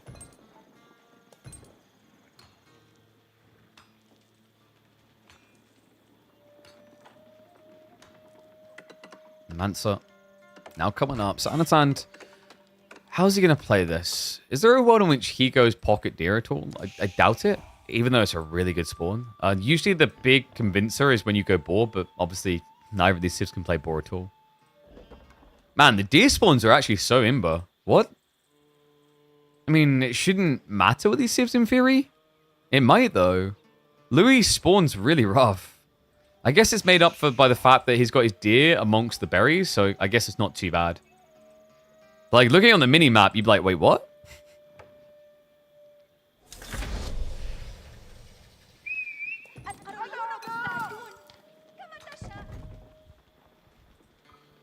And how did you guys predict for this final game? Oh, wait, we didn't actually get predictions. Whoops. Let me just mark that all up. Shame on you for not trusting China to get us to a game 5.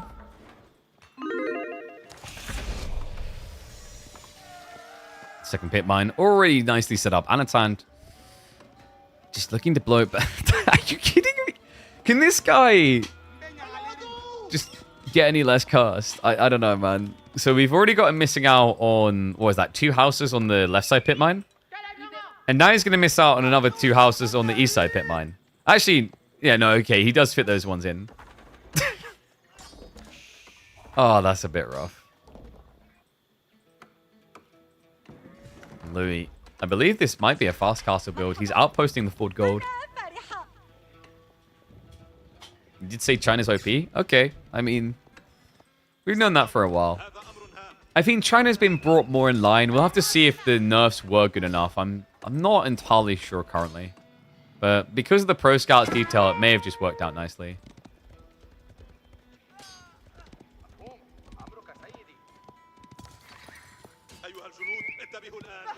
Fun fact, with this strat, you can actually beat Warrior Scouts. Because you can never lose anything. So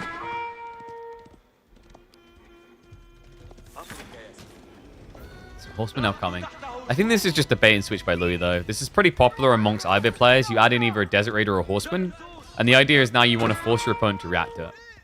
The only tricky part with this type of build is like it makes it obvious that you done a stables. Which is why you're now seeing Donzos coming in from Anatand. First cow already spawning.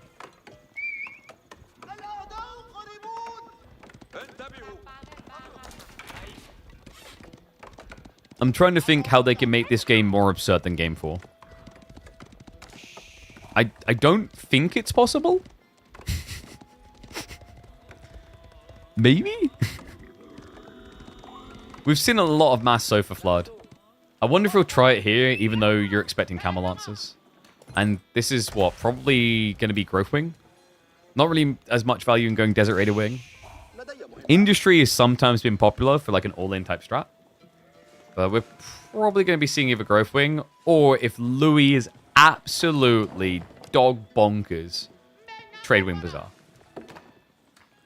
Now, Louis can be a wacky out-of-line player, but I don't think he's that out of line.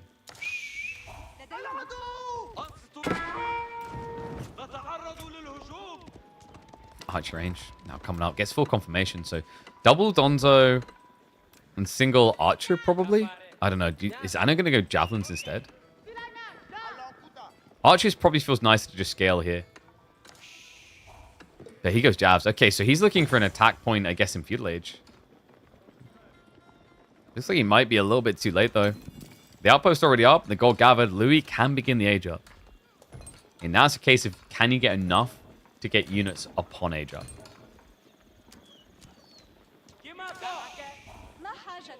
And he's going to be Growth Wing, so nice eco boost.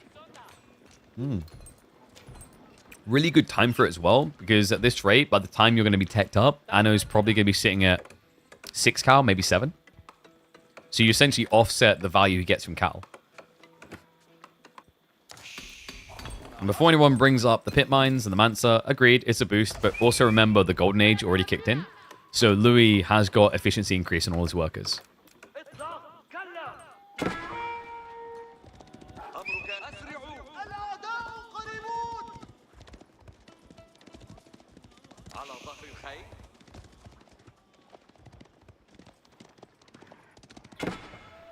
Oh, and what did we get on? Okay, so 33% for Louis. Sheesh. People really subscribing to the Malian way of life, huh? I mean, it's not a bad idea what he's doing on this map. It's a very short map. Louis has already accrued a lot of gold, though. 383. I know, he's going to start shuffling in. We'll start to force the out of time. So, Louis has enough for triple Lancer. Almost has enough to actually get 4. And he is starting to prep the archers, so knows exactly what he's up against. Really, what you probably want then is veterancy on archers, I guess. Could you just archer blob to deal with this? It's only feudal javelin, so in theory, yes. Your base damage goes pretty high. It goes to 7 at that point, so you'd be doing over half damage to javs with archers. Whereas if you go camel lancers, you can get 4, and if it doesn't work, you're kind of screwed. Rhymer's going to move in. He has got the backup goal, but it's fairly far out. You can already see that Anatan has been scouting just to be safe on that. Anno's like, I ain't waiting around. I ain't got no time for that. What is up, Jondo? Thank you very much, my friend. Welcome, one and all. Bonjour. Just in time for the final game of our winner stays on format. Louis has been defending his title all day. Anatan has emerged as the final contester to Louis' dominance. And he has taken him all the way to a game 5.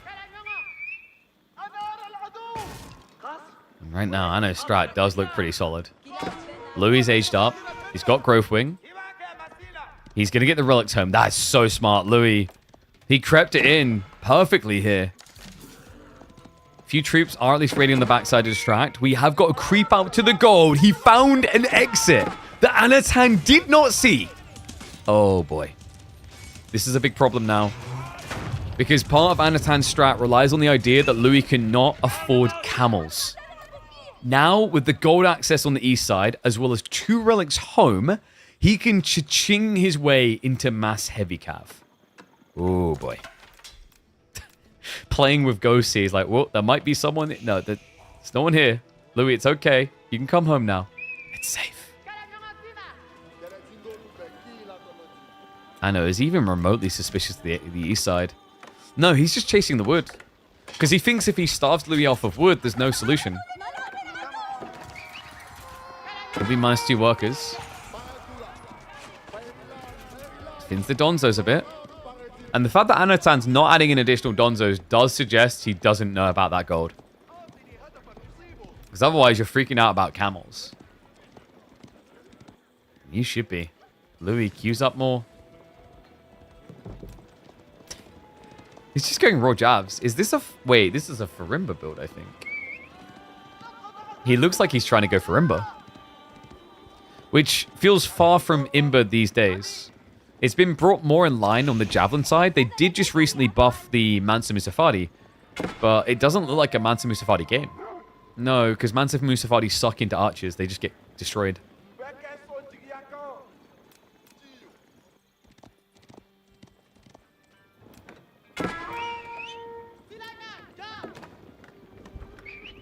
Louis even finding the time for the Steeled Arrow, so he's going to buff his archers alongside it.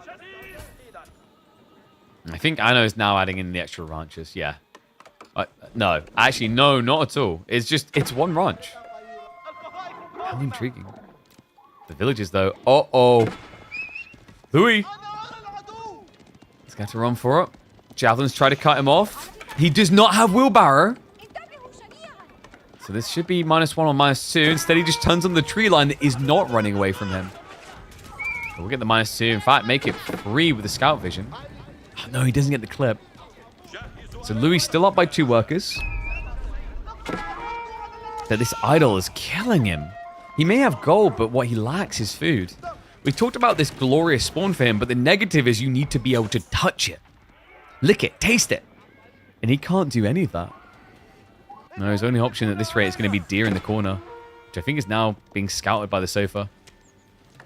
One archer is going to be a little bit annoying in the back at least. You might actually have to buy food. No marketplace yet. He's been resisting it. He's going to try and what? Creep out again, I guess? And he's got the berries for the moment, but they dry up fast. Yeah. Especially when you put this many workers on them. I mean, good lord. We're talking about, like, what? About 25 workers on berries?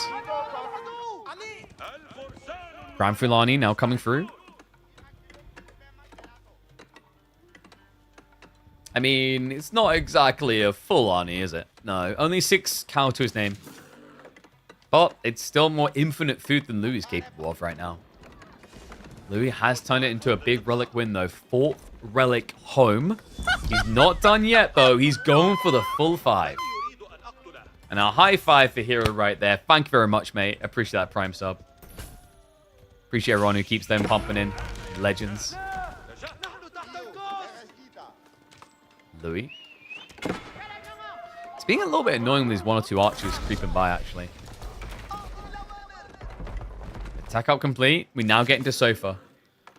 Which sounds weird into camels, but Louis really hasn't shown credibility to bloat his count. He's been slowed down so much on getting additional camels out.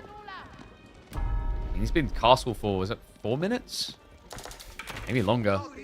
Only 4 camels.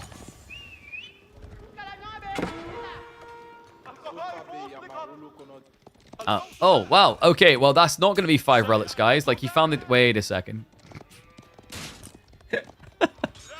Even without the camel, that was going to be hard. Ah, dervishes. Dervishes, dervishes, dervishes.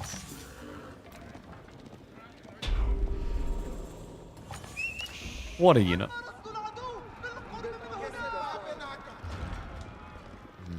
I wonder how Anno's feeling right now. This type of position feels weird. Like, you've got mass javelins, but mass javelins just aren't as valuable. And we're kind of at a scary point in this matchup. On a map like Cliffside, you know, if Louis gets a little bit of wiggle room with 5 relics, you can just go into Manjaniques.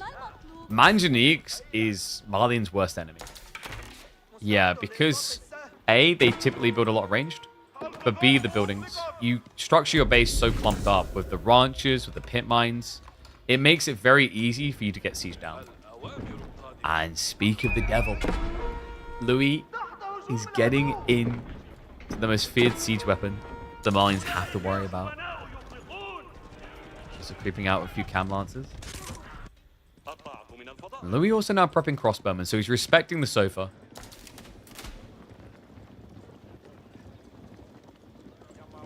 Why do mounted monks exist?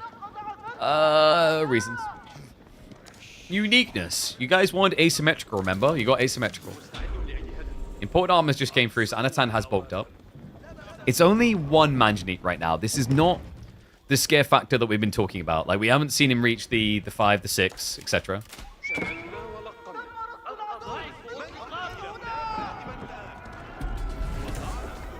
Louis.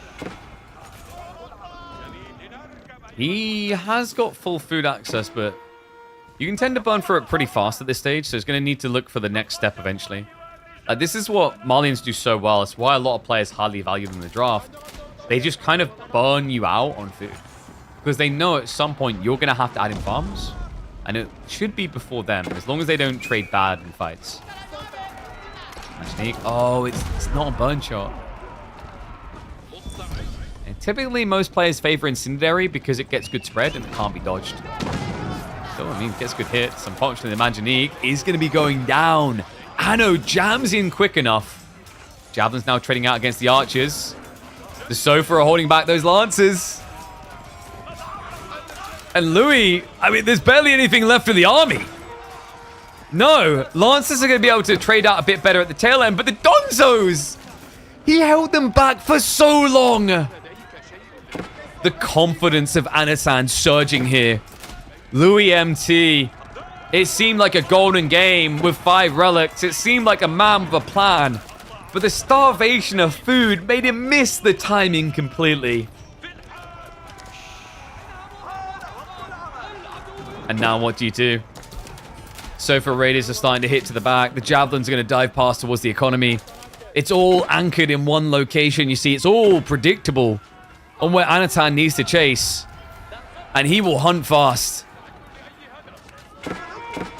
Louis forced to send what little he has to defend. We're at the point where Javelins can kill Camel Lancers with ease.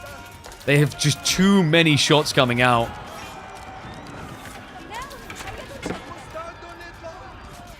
Intercept on some of the Camel Lancers. They run into Donzos. That's not great, Louis. Losses he can simply not afford. And a win for Anatan. The winner stays on format's final series. We'll see the record stopped. Louis MT has been dominant throughout a lot of this. But Anatan, what an impressive display. Comes down from 2-0 on the way, beating not only the Golden Horde Kipchak strat, but the Tuklak Dynasty healer strat to get the win in game number 5. To Anno, man, we salute you. That was an impressive series. Big props to him. Remember, guys, if you enjoy this type of content, always make sure you're subscribing to the channel. Make sure you got notifications turned on so you never, ever have to miss out on moments like this. GG. Really well played, actually, by Anatan. That was an impressive game. Oopsie, not -1 point. Add one in.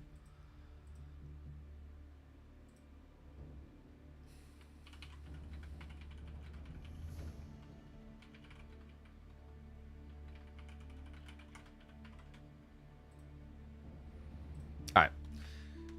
So, that should bring us to a close. I might just take the weekend to relax with the fam. There's a lot going on at the moment. And I probably won't come online. I'll let Rising Empires just do their tournament. And you guys should go watch them for that one, the $1,000 tournament. I'll be back on Monday. So Monday, KPMM kicks off. We already have the bracket set up. A few of the... Oh, see, wrong graphic. We already have the bracket set up. A few of the series have been played. I can't be bothered to switch at this point. So KPMM, round of 16, Monday. We'll be smashing into that. A lot of your favorites have returned for the weekly format. So we'll be back on the grind, building the esports circuit up, the grassroots week-to-week level. But guys, been an absolute pleasure. If you're watching on YouTube, TikTok, all those type of places, I'm going to end the stream in a second. In fact, YouTube, I think there's a new feature that lets me... I need to find it. There's a way that I can basically send you over to a video, but I don't know where the option is. Let me see if we can find it. I think I know where it is. Yeah, there's fun enough, there's a way of technically raiding on YouTube. I didn't know about this. Oh. No, I guess there isn't. Whoops. I think we have to premiere videos for that to be the case. We'll maybe look into that in the future. But yeah, YouTube, Kick, TikTok, I'm going to end it now. I'll see you guys on Monday around the same time. We'll be live. Be sure to